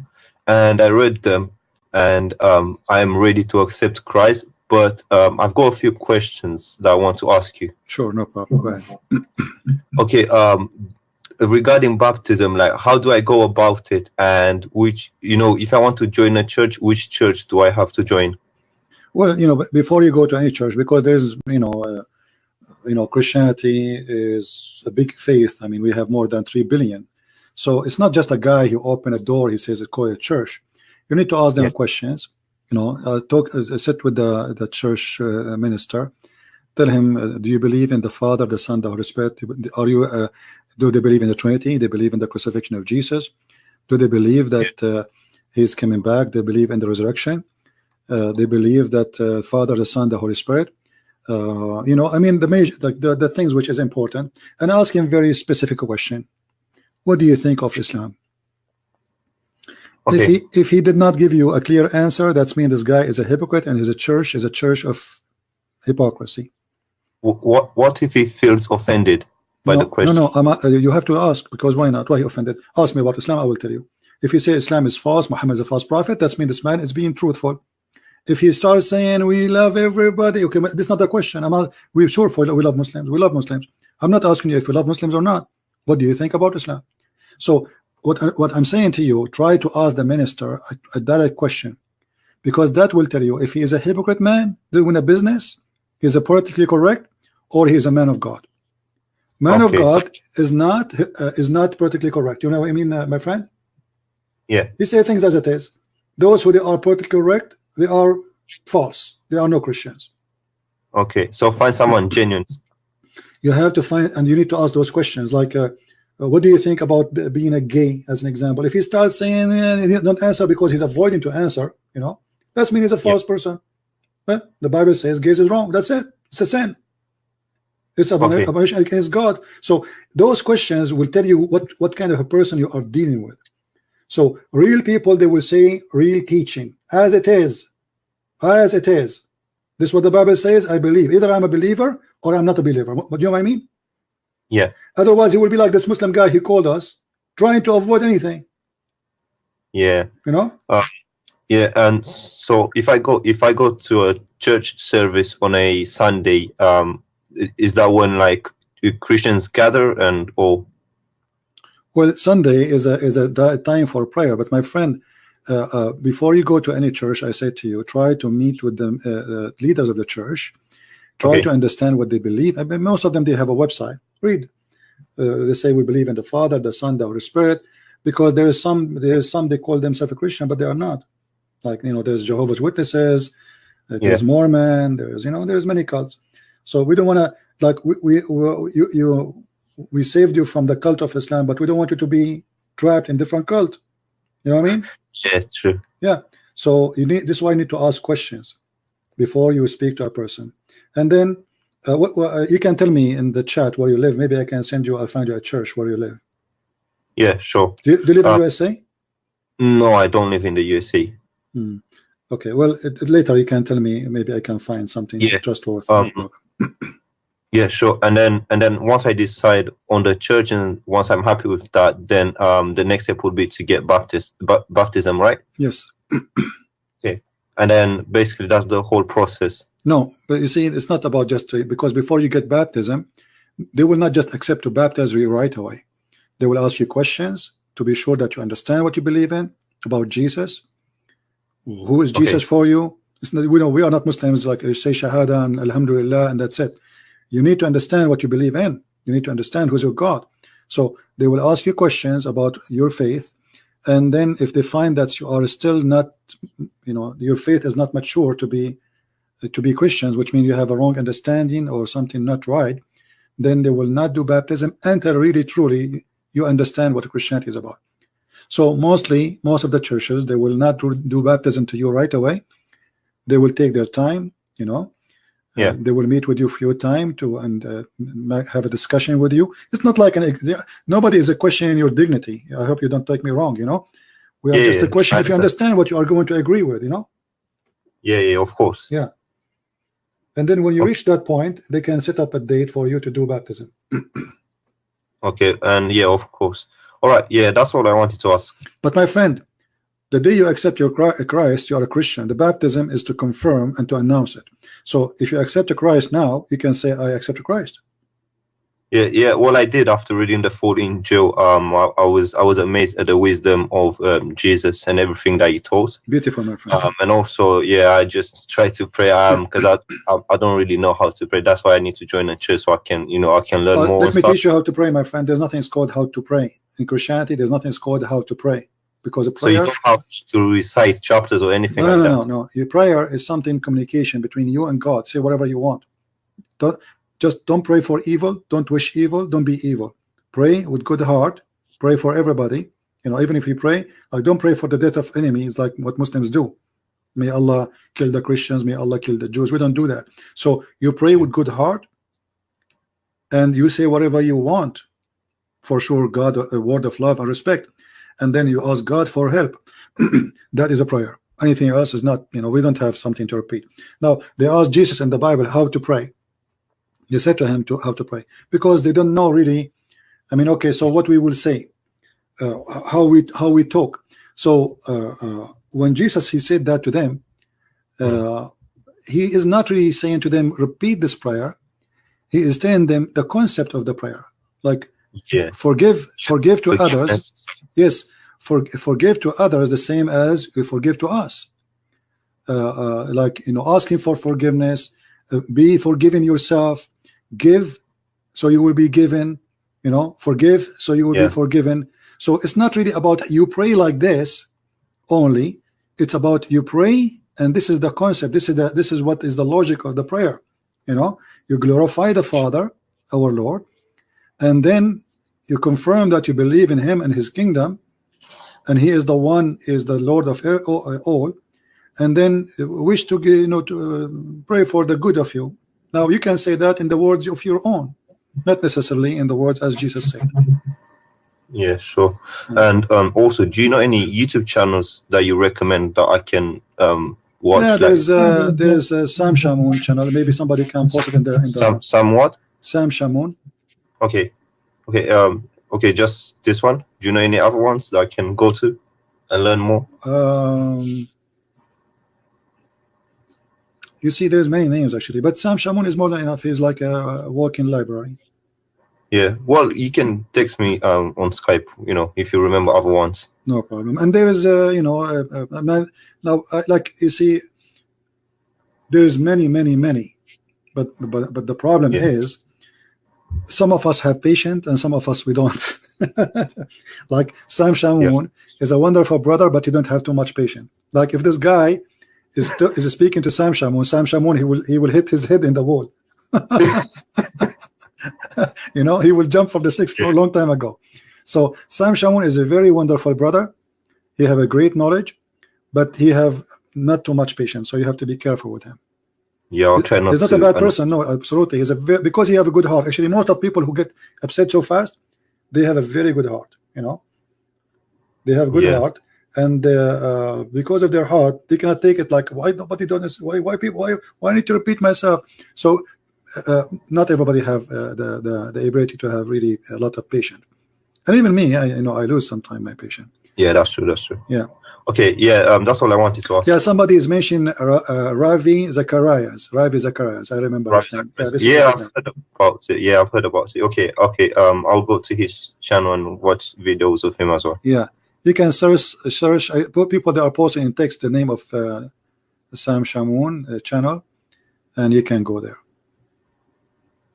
And actually, I will search for his name. And there's David Wood, but I believe Sam Shamoun is way better in explaining the Bible. The Bible, yeah. All right, my friend. So I'm happy for you that you accepted the Messiah as your savior.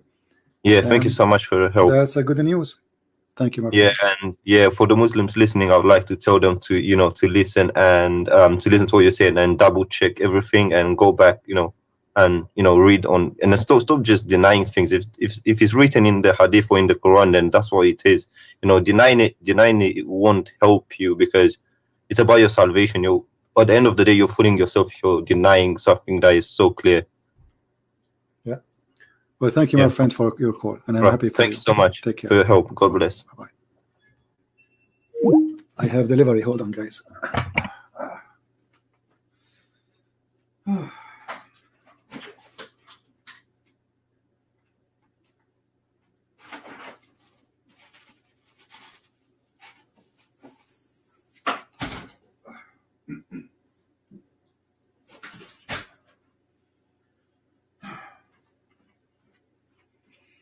All right, this was a real Jibril.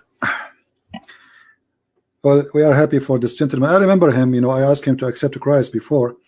He said he cannot just do that. He have to go and read and etc. Here we go. And he came back and he called us.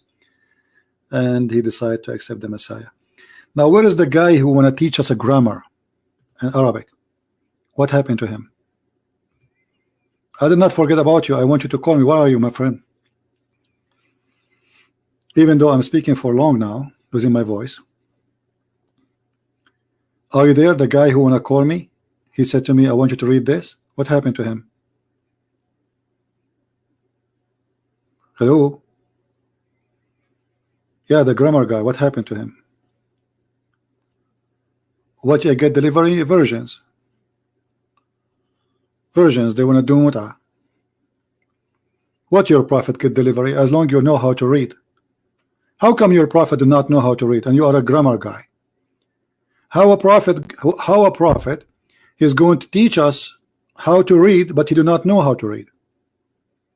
Have you ever heard of a teacher is hired in a school, but he do not know how to write, how to read? And your prophet is teaching us that we can rent women? The grammar, did you rent any women before? Be honest with me. It's okay. I'm like your grandfather. But not from Muta, I mean.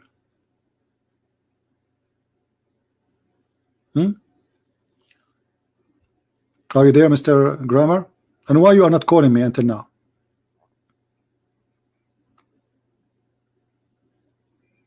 Don't you want me to read that word for you?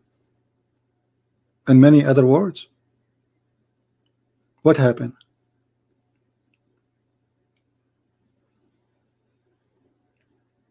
Renting women? Do you people have a shame? Do you people have a shame? Why we have only 1.2 like? Only 1.2 like? We are talking about renting. Come on, this is very interesting. This is God. So you are upset.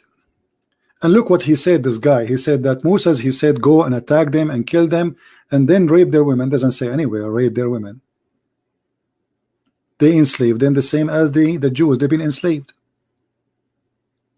But we showed you how Muhammad teaching raping women. And not a single place in the whole Quran speaking about or against rape. Actually, marriage in Islam is a rape. Even marriage in Islam is a rape, because rape is not only having sex with a woman, she is not your wife. If she is your wife and you force her into bed, that is a rape. And the Quran says it clearly, you can beat them to obey you. So a woman, she don't want to sleep with you, you can beat her. Actually, the story about this beating women, it was about rape. If you go in the Sahih Hadith,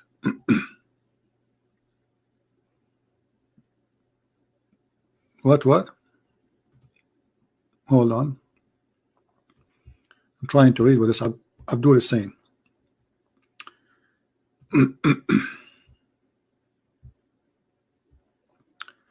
Where is Mr. Justice? He said something. I want to read it. This text jumped like crazy. It's hard to follow up with it. Okay, let us put it in the screen. CP, when Allah is a teacher, he can make an illiterate man the greatest ever scholar. Okay. Well, the greatest ever scholar says you can lie to your wife and you can beat your wife. And you can rent a woman for one night stand or 1 hour. What kind of... And the illiterate teacher, he says that sun set in the murky water. This is what happened when a miracle of Allah happened. Here we go. This is a miracle of Allah, guys. Allah, he made illiterate man, speak and be a teacher. Okay, then here we go. He's teaching.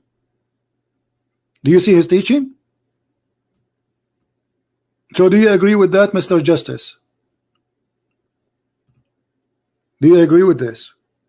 The greatest teacher ever believed that the sun set in a murky water, in a muddy, hot water. Are you there? Mr. Justice, are you there? I'm really convinced that Muhammad is a teacher. That's it. The greatest teacher ever. Not only a teacher.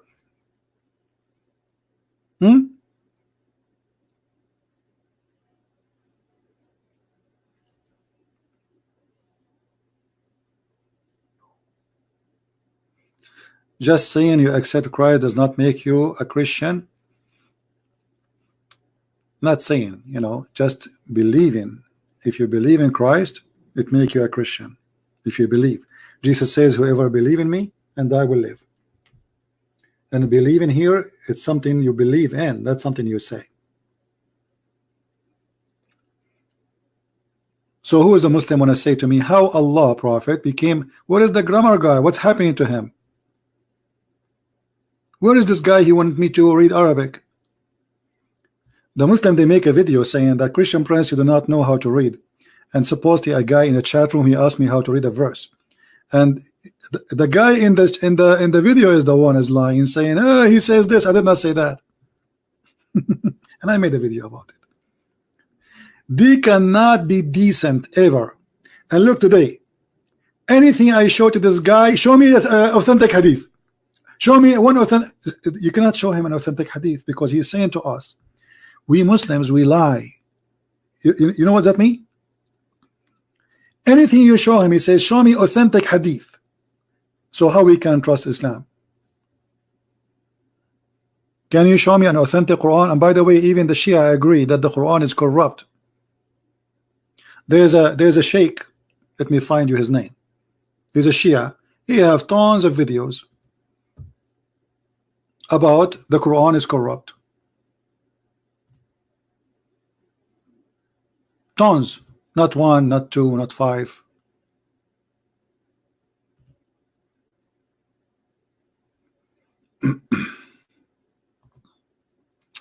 What his name was?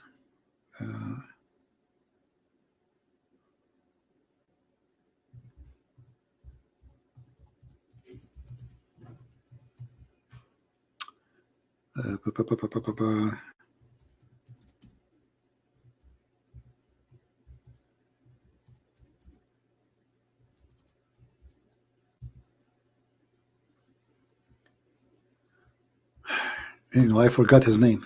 The sheikh is a Shia sheikh, because the Shia, they believe that the real Quran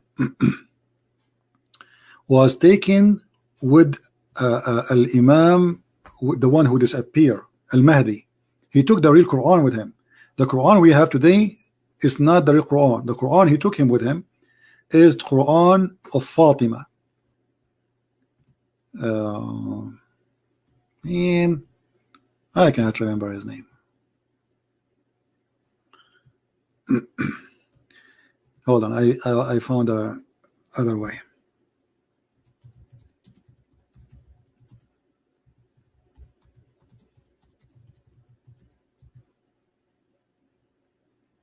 Here we go. Yasser al-Habib. If you go to the channel of this guy, and he is a Shia sheikh. You see him? He is a Shia sheikh. He have a TV station, you know. So go to his channel, and actually let me do the search right now, as long as I remember the name.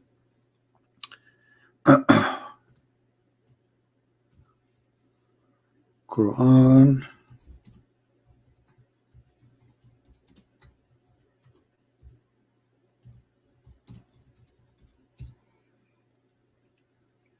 All right.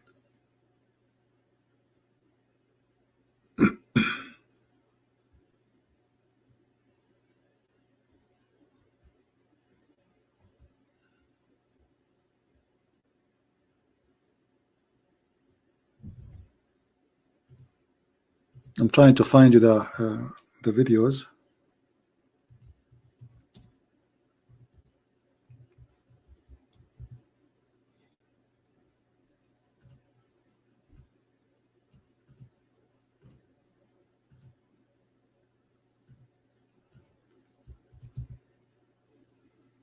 All right.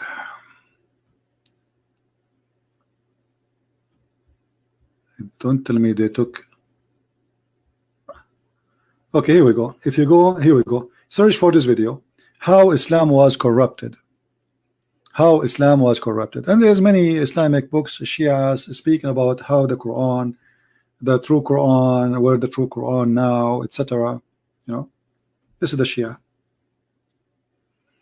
However, by the way, I can find you from the Muslim Sunni books tons of hadith speaking about the Quran being destroyed and corrupted. Do we have any Muslim? No, his name is Yasser al-Habib. Yasser al-Habib.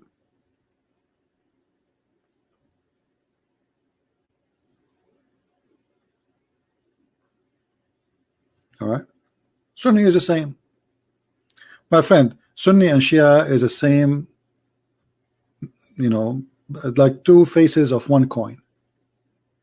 Both they practice taqiyya. For those who do not know what taqiyya is we can lie as long we are defending Islam. They can lie as much as they wish. It's not a sin in Islam to lie. All right. This is a very, very this is from the Quran too. This is not just the word taqiyya appear in the Quran. So the Quran teach them that you can speak to non-Muslims, say to them anything as long you don't mean it, you are fine. And let me show you the proofs. Here we go. I will use interpretation accepted by the Shia and the Sunni. This is Ibn Abbas, the cousin of the Prophet. This is a chapter 3 verse number 28, as you see in the screen. Thank God that the website is working now.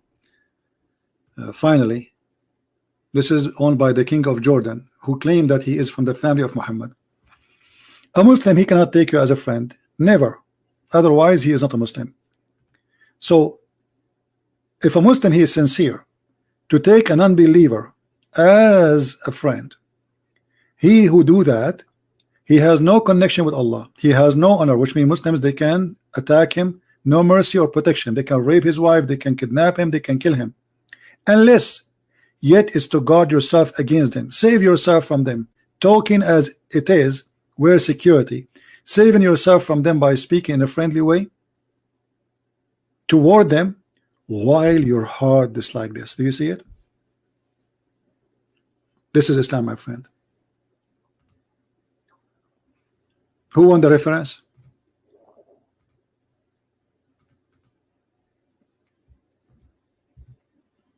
Here we go.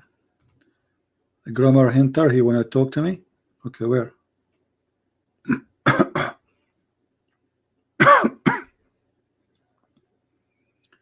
This guy? Where? Which guy?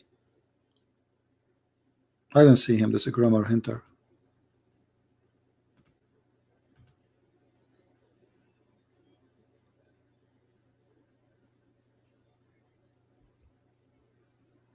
Where? I have nobody contacted me in Skype.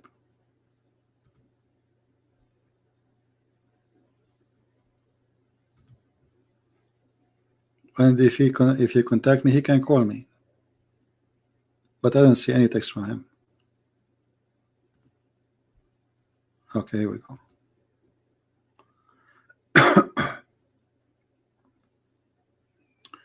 Well, for some reason, when I click at the text you send me, it doesn't work. Maybe he is blocked from before. Maybe he's one of the kids we blocked before. Because when we click at his name, can you send me the chat? Just that's, I mean, that's just the nickname here alone.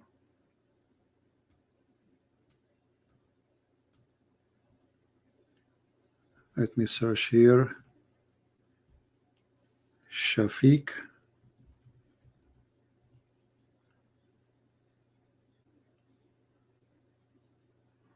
Bill.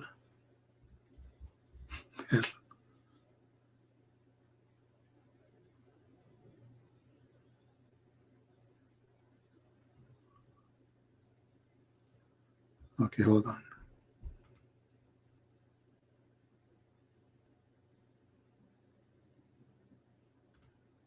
Yeah, I think this kid is a blocked from before, so he's a joker. But anyway, let me go to the preference and unblock him, because we just want to have more fun.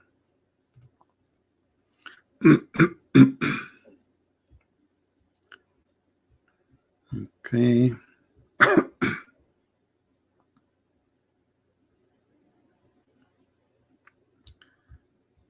Shafiq.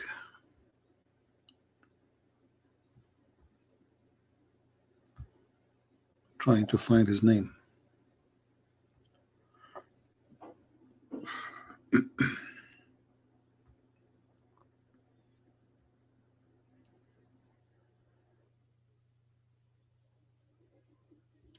Shafiq.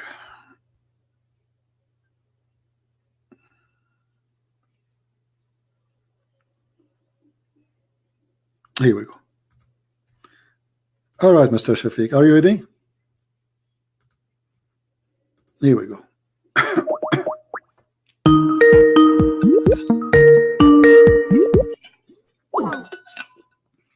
Call declined. What happened? Why you are declining the call? He declined again. Hello? Hello? Hello, Mr. Shafiq. Can you hear me? Yes, I hear you. How are you? I'm ready. So, who is Allah, like you said previously? Do you speak Arabic?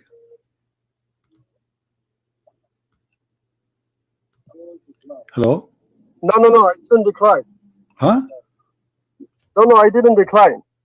No, I said, do you speak Arabic? Mute YouTube. Listen to me from Skype.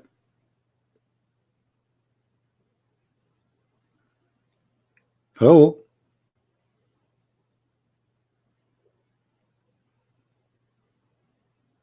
Hello?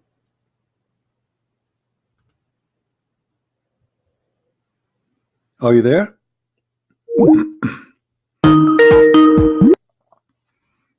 Hello? Yes, my friend. So, hello? Yeah, do you speak Arabic?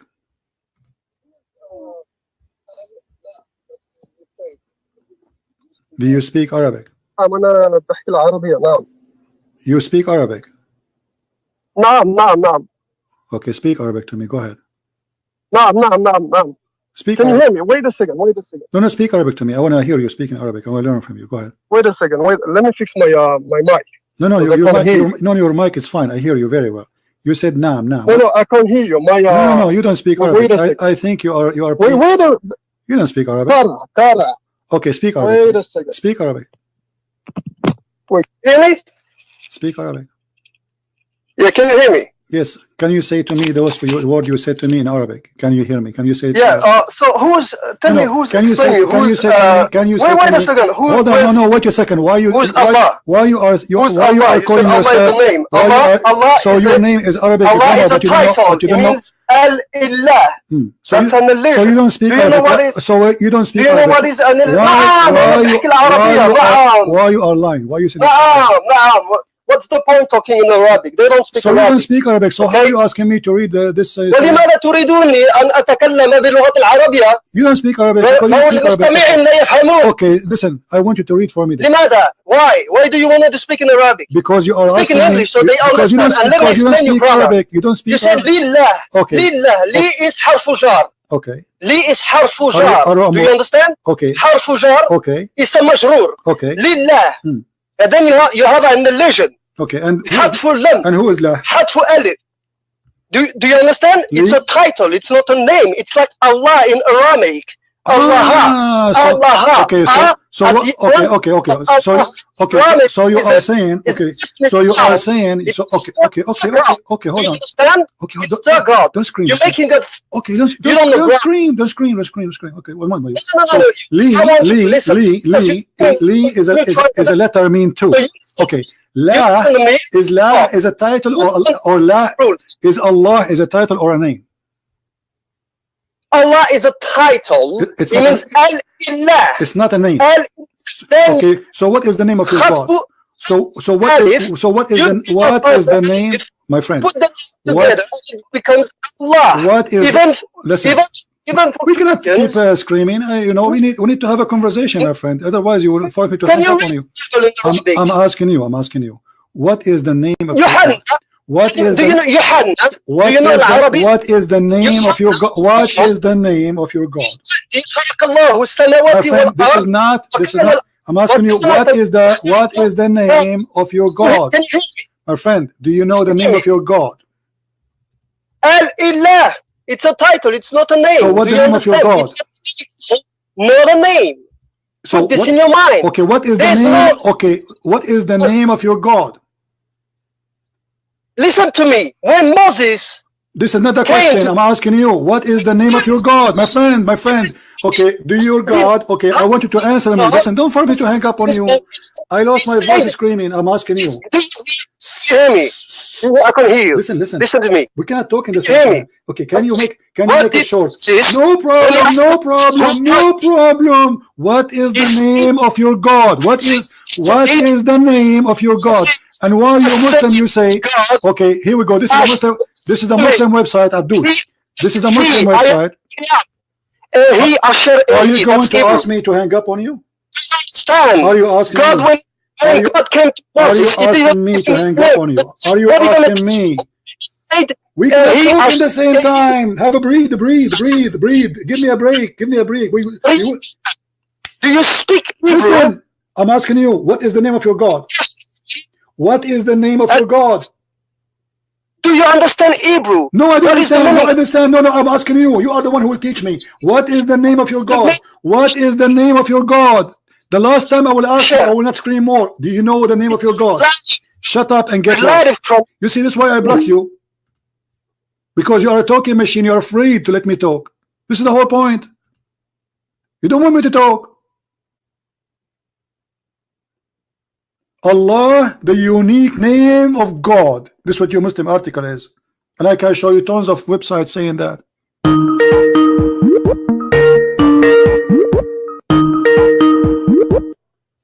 Hello? Hello. Yes. Hi, Christian friends. I'm so sorry. I didn't want to interfere in this. I didn't want to talk. Really, I've been, listening to these people.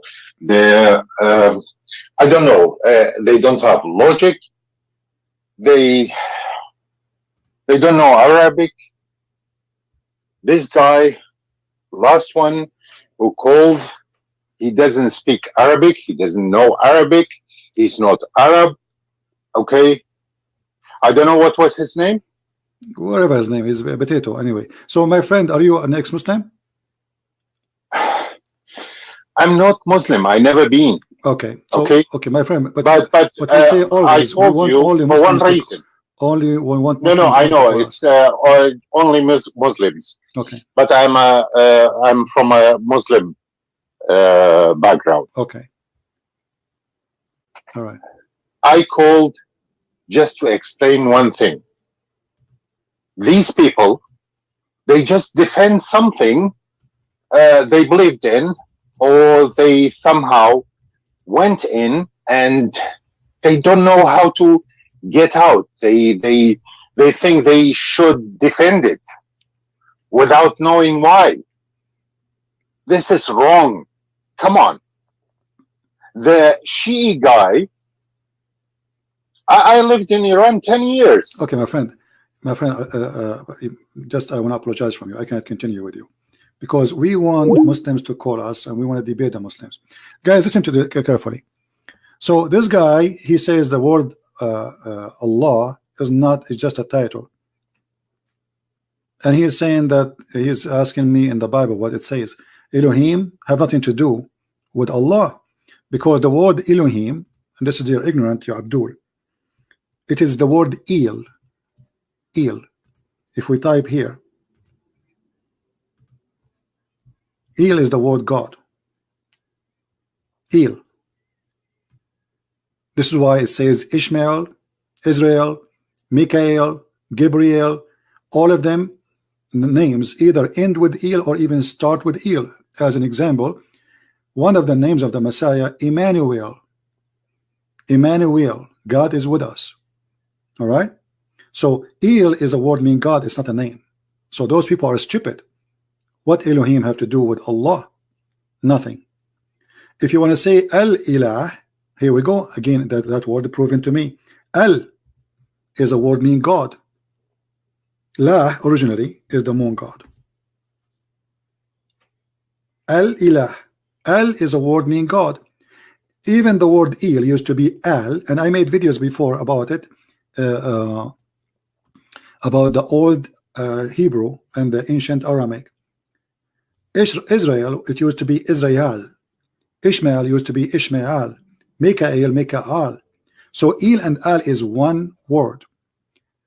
Old Aramaic or El, the old Hebrew, used to use the word El, I mean Al, sorry, instead of El. El is something new.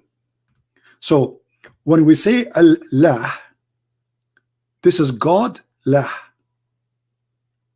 This is why in the second verse in the Quran it says Li lah. Li is a word mean to, and this guy he agree that this is a letter. Li mean to lah. Thanks to lah.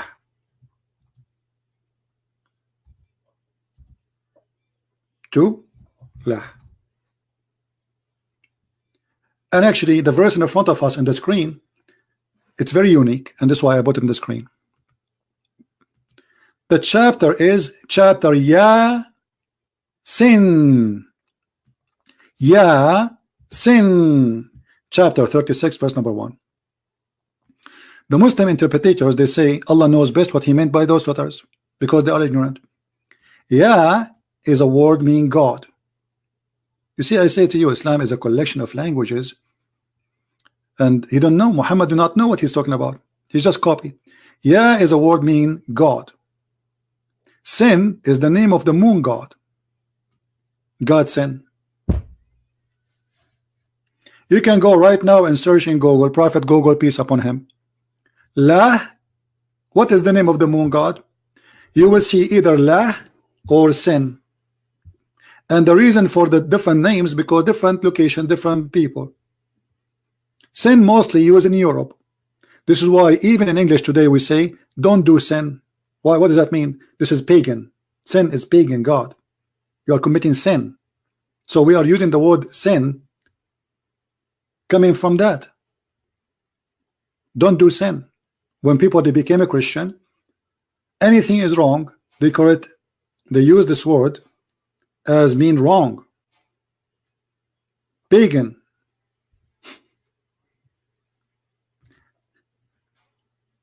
In the old days there was two religions, major religions. One of them worshiped the moon and one of them worshiped the sun, and that actually appeared in the Quran.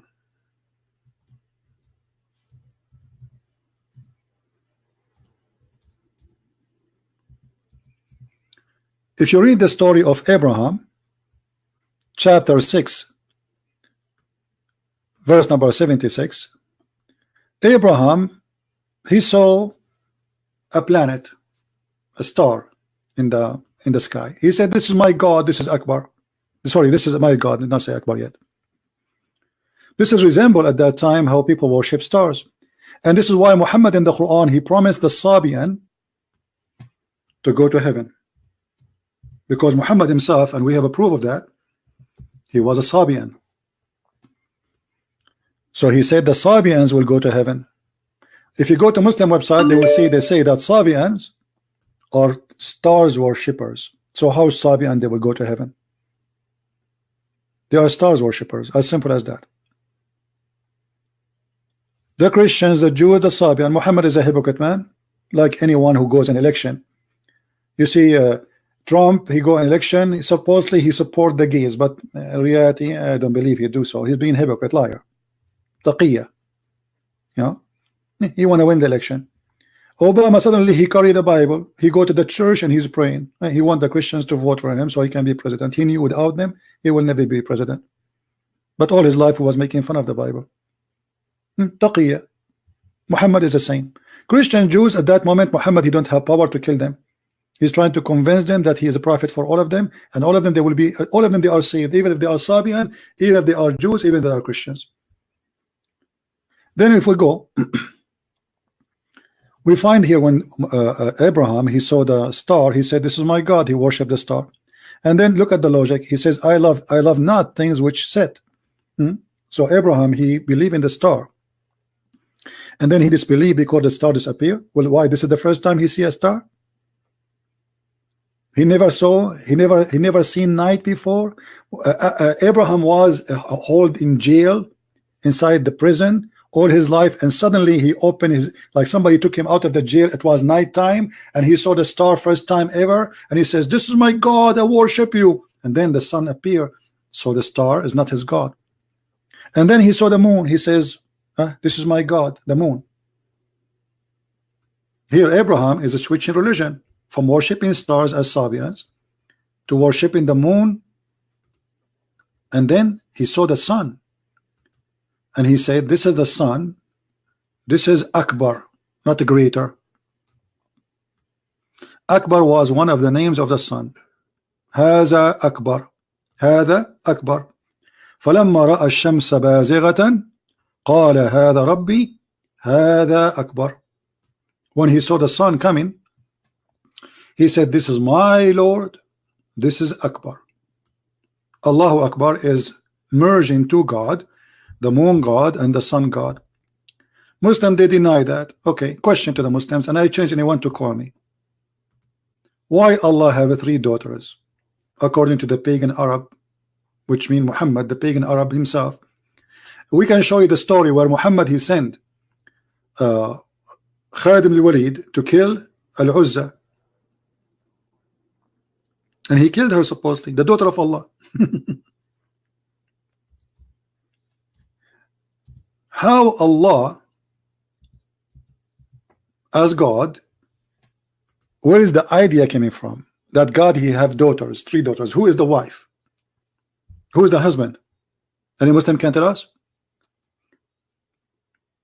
Why the Arab they believe that this God he have 3 daughters? Who are they, and who he married from who? Any Muslim have an idea?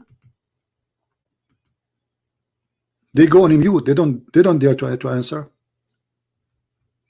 Who is a Muslim can tell us where is the idea of Allah having 3 daughters? Allah he sneezed, he got 3 daughters, or Allah he married somebody and he have 3 daughters from that body? Anyone? The moon God marry from the sun God, they have 6, they have 3 daughters. Very simple.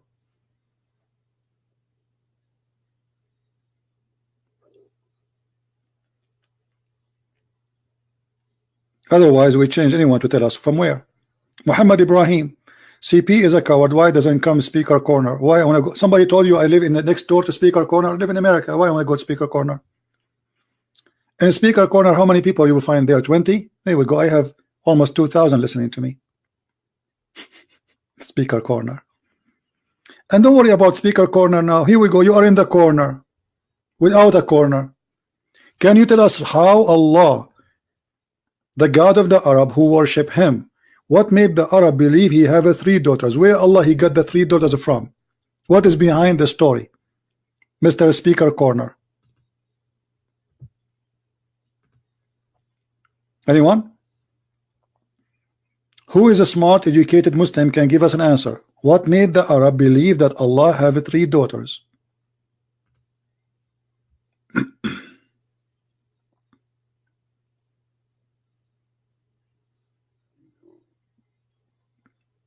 Anyone? They have no answer. It's a challenge. You know what? If a Muslim, he can call me and tell me what is behind the story of Al-Lat and Al-Uzza and Manat,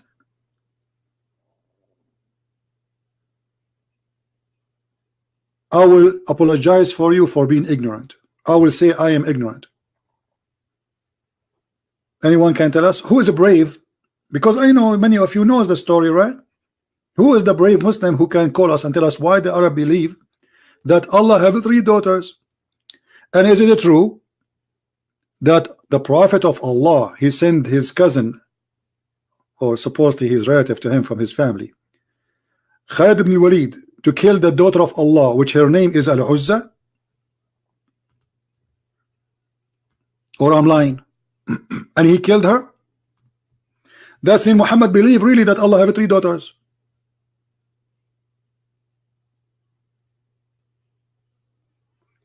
My friend, the one who want me to, you want to ask me, you can ask me. You know, do not need to call me. We make our call only for Muslims because we don't want to do as many Muslims they do. 2 Muslims speaking, attacking the Bible. We don't want to do that. We want to give chance to the Muslims to talk to us. Sadly, the guy who called me a few minutes ago, he don't want to talk. He don't want to just, and we can't even understand him. And he's a liar. Allah is a name, is not a word meaning God. It means God, I mean, as included in the word, because this is what the name of the God supposedly. But all Muslims website, they say Allah is a name of their God. This is why the Muslim, when they take Shahada, what they say? They don't say there's no Allah but Allah. Correct? If Allah is a word meaning God, then the Muslim, they should say there's no Allah but Allah. Do you understand me, guys? If Allah is a word meaning God, then the Muslim in the Shahada, when they became Muslims, you have to say, okay, instead of saying there's no God but Allah, then why you don't say there's no Allah but Allah? If Allah just a word meaning God, they don't do that because Allah is the word which is a name. So they say no God, la ilah, that is the word for generic God, ilah, illa Allah.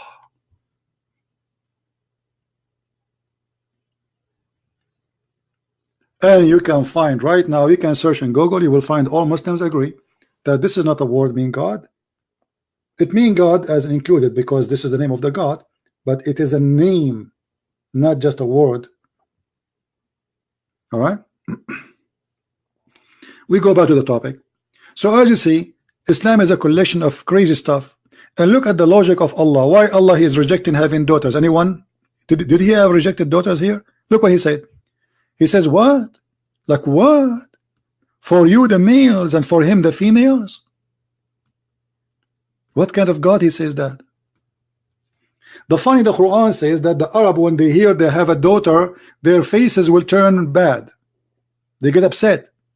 But he is the one who's getting upset from the females' daughters. Do you see it?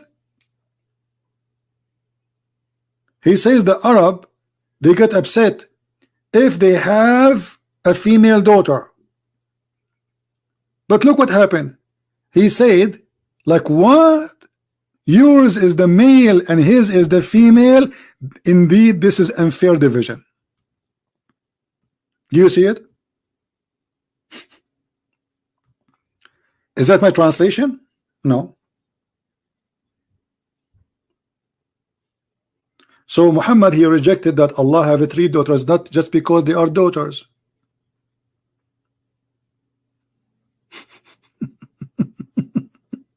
What is that?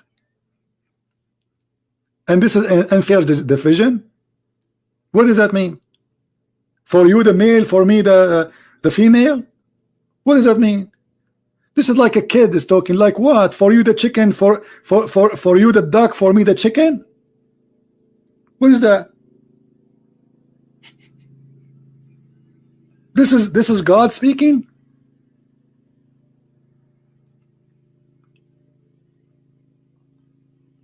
My friend, I gave you a chance to talk to me. You are just a kid. You want to shout, you want to scream, and you are an idiot. Anyone can type right now, about the name of the name of the God of Islam. Allah have 99 attributes, right? But one of them is a real name of your God.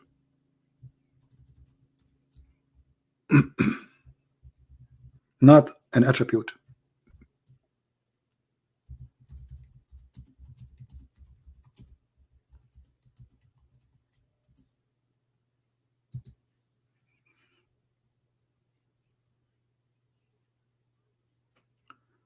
All right.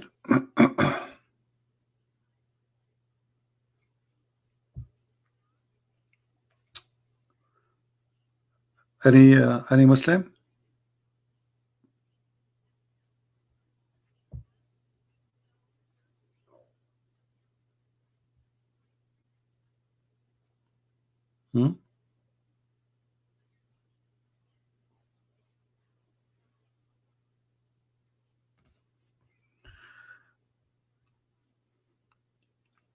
Any Abdul?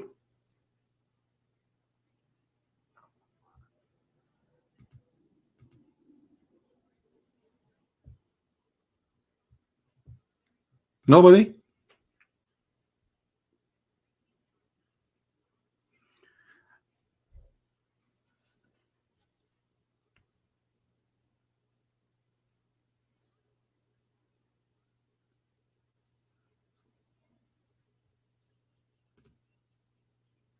As you see, they have no answer.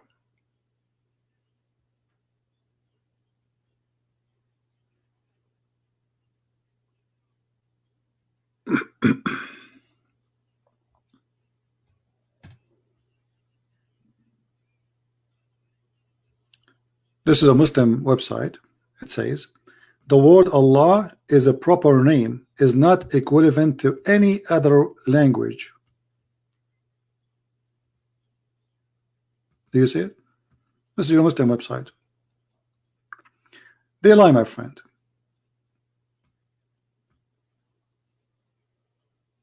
They lie.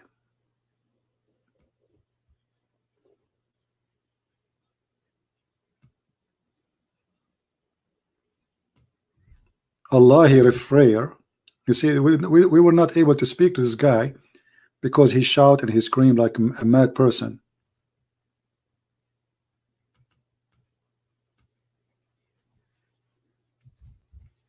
But the Quran confirmed that. When Moses asked his God, what is your name? What I will tell my people? He said, I am. We did not give him really a name. Now, when you read in the foreign language, you might think this is a name. Like when a person he say, okay, it says Elohim or it says Yahweh, he might think this is a name because it's a foreign language. But this is not a name.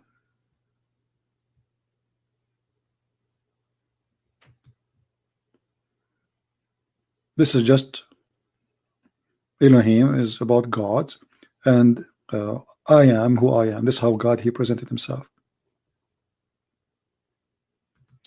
I will give you an example. Chapter 10, verse 3. Lu, your God, the translation here says your Lord, is Allah. So your God is Allah. If Allah is a word meaning God, we do not need to say your God is God. Right? Do you see it? Your God is Allah.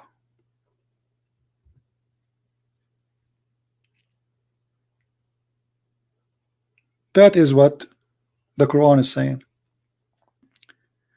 But when you speak to an ignorant kid, he shout, scream, and he is being stubborn, he is an idiot. He is upset because we expose that Allah is nothing but a moon god. La is the moon god. This is the whole story. This is why they're upset. If you search right now, what is La? La is the moon god.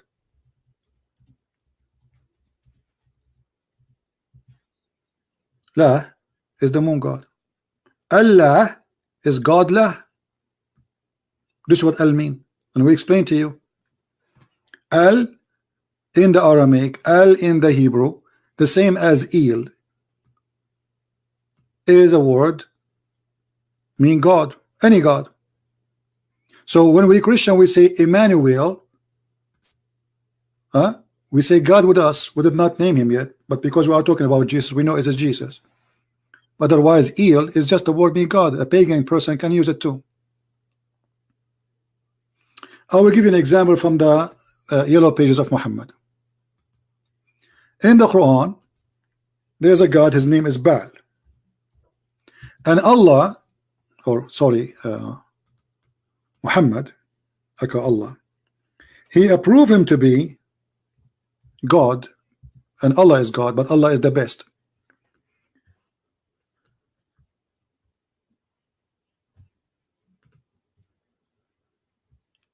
Ba al is the word God. The God is Ba, and his last his title is Al, is God Baal. Are you going to cry for, you know, to Baal and you forsake the best of the creators? This verse confirmed that the God of Islam, or Muhammad, aka Muhammad, confirmed that La is the moon god who is better than Baal, but both of them are creators. Because if there is only one creator, how you say he is the best of the creators? That will be a lie then. If there's only one creator. When I say I am the best of the student and I am the only student, that's him, I'm lying. Because I'm the only student. Correct? Do you understand? If you say I am, okay, if you go to your mother and you say, let's say you were a kid. Hey mom, I am the first in my classroom, and you are the only one in the classroom. You are a big fat liar. Because the second you say the best of, that means there's other like you. You are lying. The best, Allah is the best, but there's no others.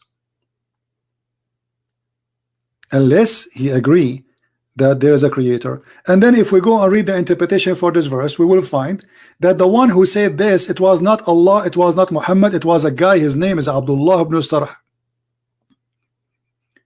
He was the inscribed for the Prophet, supposedly. Muhammad, he was reading Quran, or let's say reciting, claiming that this is received, this is from Allah, asking him to write it.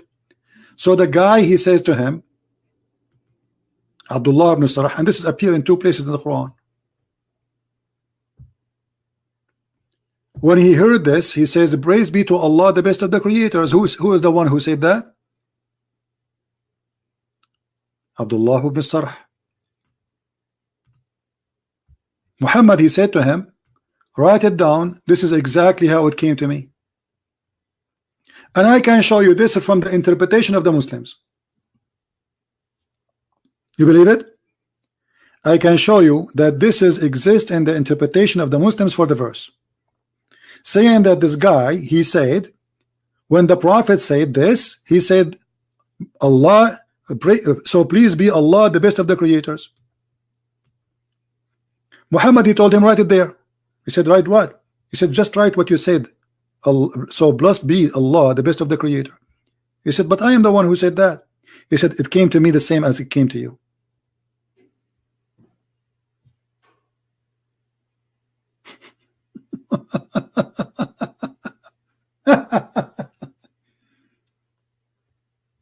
Kira Grammar, you're an idiot.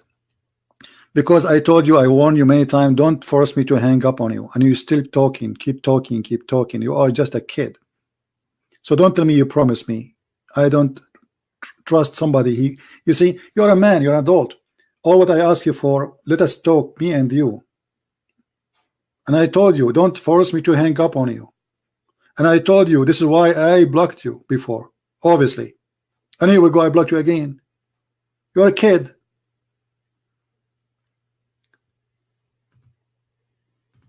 Allah is the best of the creators is something added by a guy, his name is Abdullah ibn Sarh, and Muhammad, he put it there. Who is the one who is saying that? Who is a Muslim wanna call me to show him the reference from your Islamic books? Any Muslim? Maybe Christian Prince is lying. Maybe Christian Prince is lying. I mean, you never know, brother.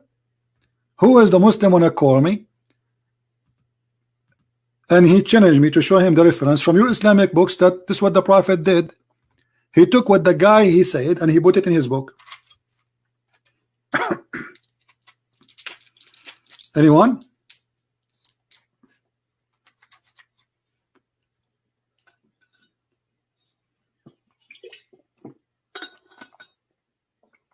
I lost my voice. Any Muslim want to do it? It's not me saying that. It is you Muslims saying that this is happened because a guy, his name is Abdullah ibn Sarh, he added those verses and Muhammad, he copied him, and not only that, he left Islam, this guy, because of this. Because when Muhammad did that, he said, well, you know what? Obviously Muhammad is not a prophet.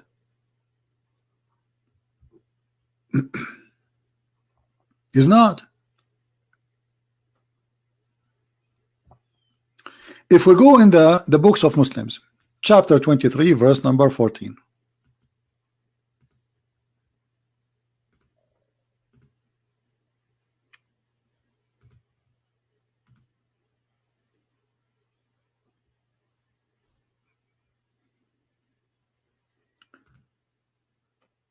Let us see here. I'm trying to find it for you in English.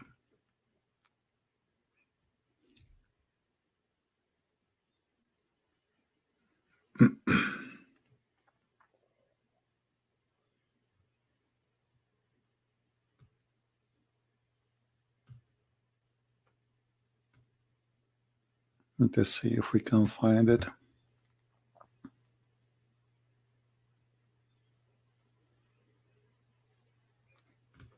And look here, they are talking about that Muhammad is copying from Umar. Umar al-Khattab, he said that Allah, he agreed with me in three things. Allah, he took from Umar 3 orders and he made Quran exactly as he said. But I want to show you, let us see if we can show.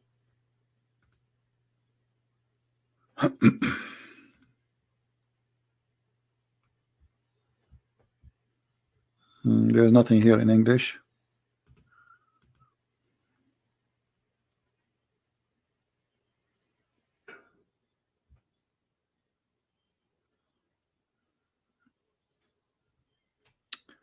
Okay, let's see.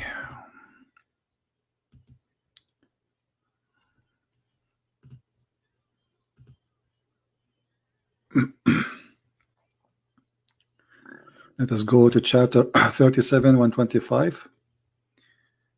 No, but this is enough actually. But if we go in Arabic, for sure we will find it. If we go in Arabic, there we go.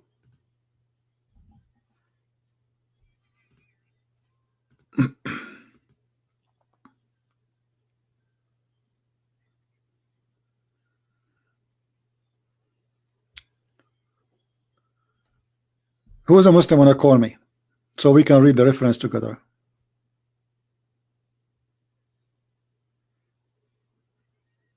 Anyone?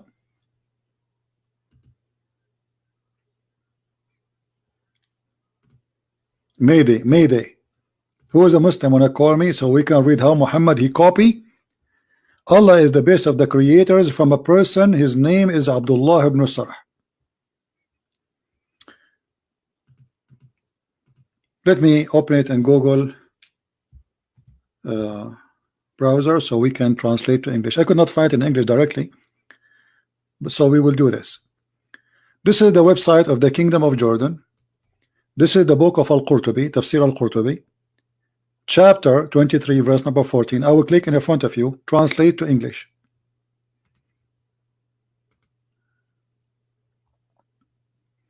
And here down you will see that this is a story of Abdullah ibn Sarh.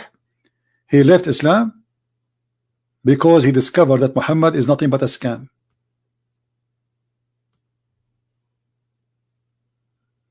All right.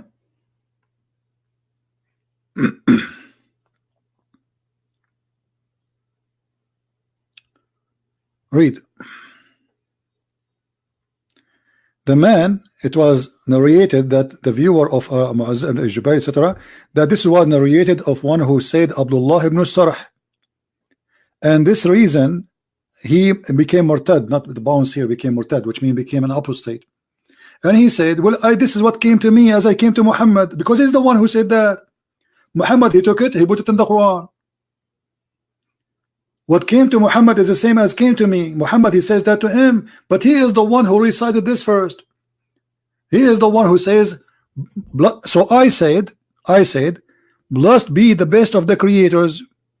And then Muhammad, he took it, he put it in the Quran, and this is why he became. My friend, don't tell me I'm totally wrong. It's not me who's saying that. This is Al-Qurtubi. I mean, do you see the madness? This is Al-Qurtubi. What I'm wrong? Unbelievable. This is not me. This is your book.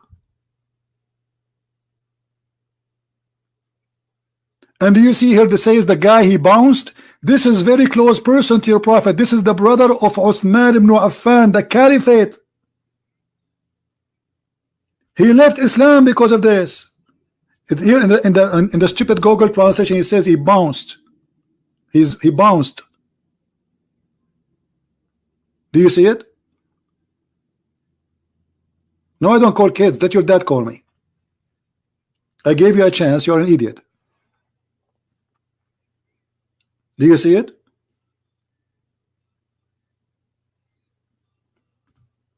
Your prophet is copying the guy and adding it in the Quran.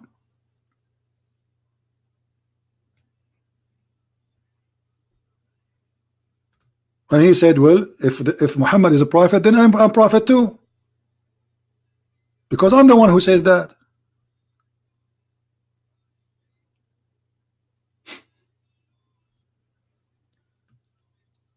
And Muhammad always, he copied from people. You know, he copied poetry from Imru al-Qais. He copied from Umar ibn Khattab, as we showed you. Crazy stuff.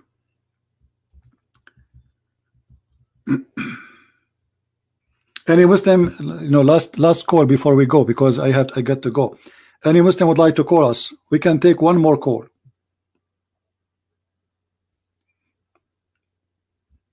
I'm talking alone because when you call me, you were talking alone, you idiot. Get out of here. I gave you a chance to call me. I am the one who called you actually, and I wanted to have a conversation with you, but you did not let me talk. You're a mad person. I feel sorry for your wife, by the way, if you ever get married. I mean, what kind of a person you are? You can't let people talk. Are you calling me to talk? Only you? Go open your channel and talk. But I will tell you why you don't want me to talk. Because you are afraid of me talking. So the only way you defend your religion is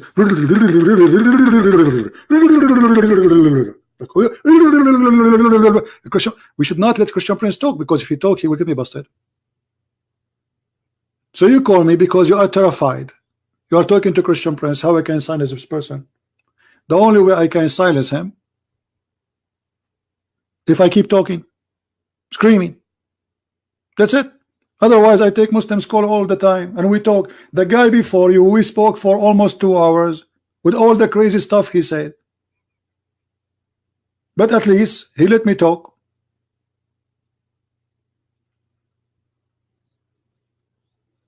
And the topic is very simple. Is Allah is a name of God or not? It is. You do not need me. You can go right now and Google, search, ask any Muslim. You know, there's a website. It's called Ask an Imam. Send them a question. Is Allah is a name or a word meaning God? Send them a question.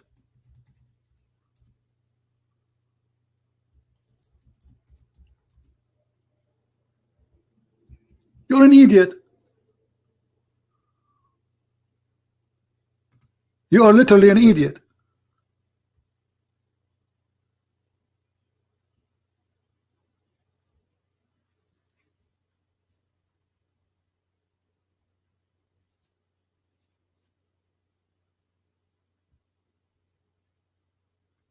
There is tons of Islamic websites giving you answers. Madness.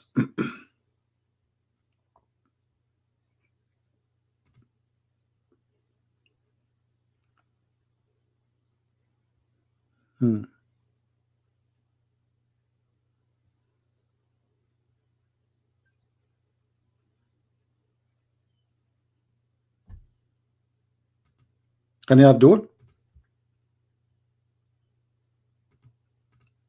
Last call. We have to go. We cannot stay here forever. Any Muslim?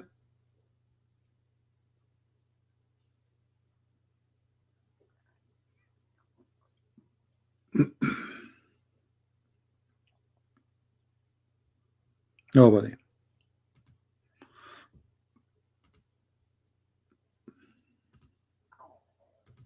I don't know if you can hear my stomach is talking.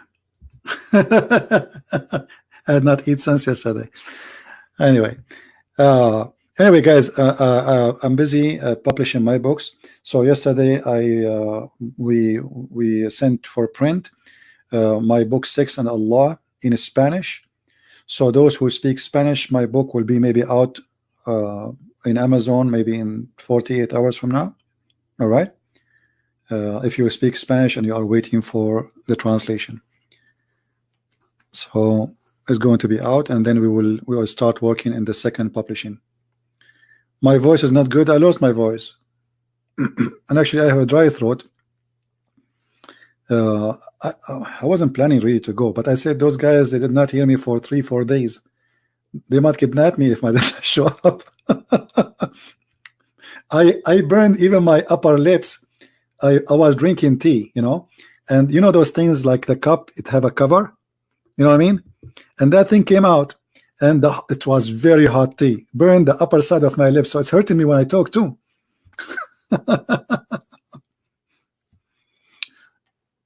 Yeah, I have a burn in my upper lips. It feels weird actually when I talk. It feels numb. But I said, okay, you know, I did not show up for a few days, you know. That will not be good. And tomorrow I hope I will be able to do so. And actually I have to cut the grass today because tomorrow we have a snow. You believe it? I have to cut the grass before the snow comes. Otherwise I will not be able to cut it until the coming year, the coming summer, you know. So I have work to do, and you know, when it gets late we cannot turn the machine to cut the grass, otherwise people will be upset because of the noise. Tomorrow we have a snow. Unbelievable. There's a global warming everywhere except around my house.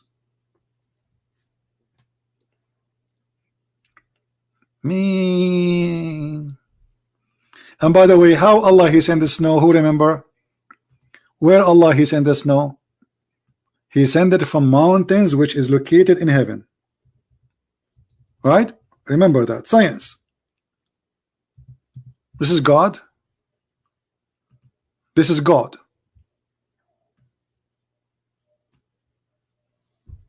This is God talking. This is the weather news of Allah. The weather news of Allah saying that hail come from mountains which is in heaven. And the Muslim will say he's lying. Doesn't say that. It doesn't say that, brother. No, it does. Chapter 24, verse number 43. It does. Here we go.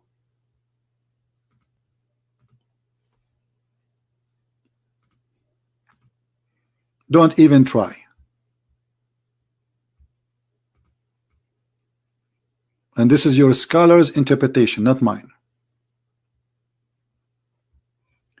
From mountains where is ice, meanings there are mountains of hail in sky from in sky from which Allah He sent down ice. You see it? Do you see it? This is the smart Ibn Kathir who came 800 years after Muhammad. He's smarter, by the way, than the rest.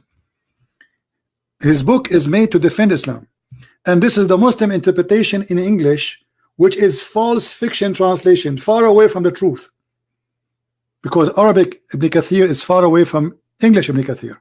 Even though, even in this, look like this guy, he forgot to take it off. And because I'm afraid that Allah, He will throw from some of His mountains in my yard tomorrow, I have to cut the grass now.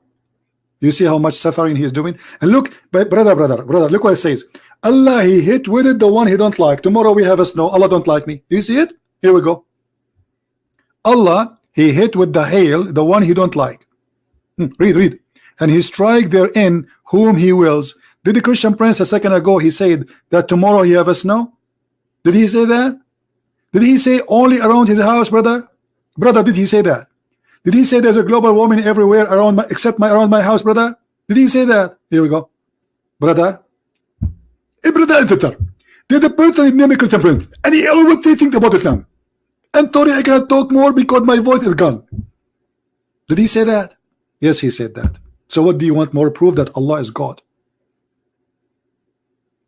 In my city, nobody will have a snow tomorrow. Only my house, around my house, only. Yeah. I think I forgot the refrigerator door open, the freezer. And now the Muslim, they will record my voice and say, did you guys hear Christian Prince saying only around his house, brother? Brother, did you hear that, brother? Alhamdulillah, brother. Here we go. Allah, He proved that He is God. And the other guy who don't speak Arabic, he knows how to say few Arabic words in the Fusha. لماذا تسألني عن عربية? Oh boy. No, there is no taradam because my voice is gone. Sorry. And I will try to come back tomorrow. How many of you want me to be back tomorrow? Let's see. Let's just make a vote. The only one who want me back, actually, the Muslims. They love me. They love me. I mean, I cannot imagine how much they love me. They send me always messages saying, do you love me? Do you? Yeah, they love me very much. All right. This video will disappear for some time, and then it's going to be updated, the link, because we post it in different place later. So just wait for it to be updated. And until I see you, I hope tomorrow, all right, I will do my best to come tomorrow. I hope my voice will be good. And until I see you then, I say thank you guys for being here. May the Lord bless you. And remember always, the truth will prevail. Never be ashamed of the teaching of your Lord, like the Muslims are. That's why they deny the teaching of their God, because they are ashamed of it. We have nothing to be ashamed of. We are the followers of the Messiah, the living word of God, the living God, who, according even to the cult of Islam, he is right now, listening to us in the heaven. Right now, as we speak, Muhammad is in the grave. He became dust, and the Messiah is alive. And yet they say to us, how Jesus the man can be God? Well, how Jesus the man can be in heaven and everybody is dead? How Jesus the man, he can be son of no man, but yet he's born? How Jesus the man, he can be just a man, but he can make the blind see, and he can make the dead come back to life? How come Muhammad could not do any? That is the truth, my friend. God who says hail come from mountains in heaven is an idiot. God who believed that thunder is an angel is an idiot. God who he think that a human being is created from a clot congealed blood is an idiot. God who believed that women have a sperm coming from the ribs of the women, specifically location of the necklace of it, is an idiot. God who cannot speak like God, who have no ethic, he cannot be God. So we give you many reasons today, not only 3, but all of them they go under one title actually. Allah is a fool, Allah is ignorant. Because if he's smart, he will not speak what he's speaking, and he will be more convincing. But because he's a fraud, and always lies will be exposed. Always. Liars, they expose themselves. Nobody exposed them. Nobody can expose liars. They expose themselves. And Muhammad, I'm very thankful for him that he cannot keep his mouth shut. So the more he talk, the more he do poo-poo, and the more he proved to us that he is a fraud. When Muhammad, he said the sun set in a murky water, he did not just talk. He is helping us. He is forcing himself to expose himself that he is a fraud, for he is a fool, and anyone is a liar is a fool, because he can fool people for some time, but not for long. and then you will be punished by God for eternity by hellfire. So you fool only yourself. Nobody can escape the punishment of the Lord. And this is the fool Muhammad claiming that the sun set and sleep in a muddy hot water. Can Muslims say this is not true? This is not my words. This is your prophet, and this is Sahih Hadith, and this is confirmed the Quran. Thank you for being here. May the Lord bless you. Until we see you soon again. Christ is Lord, Islam is false, and we prove it always.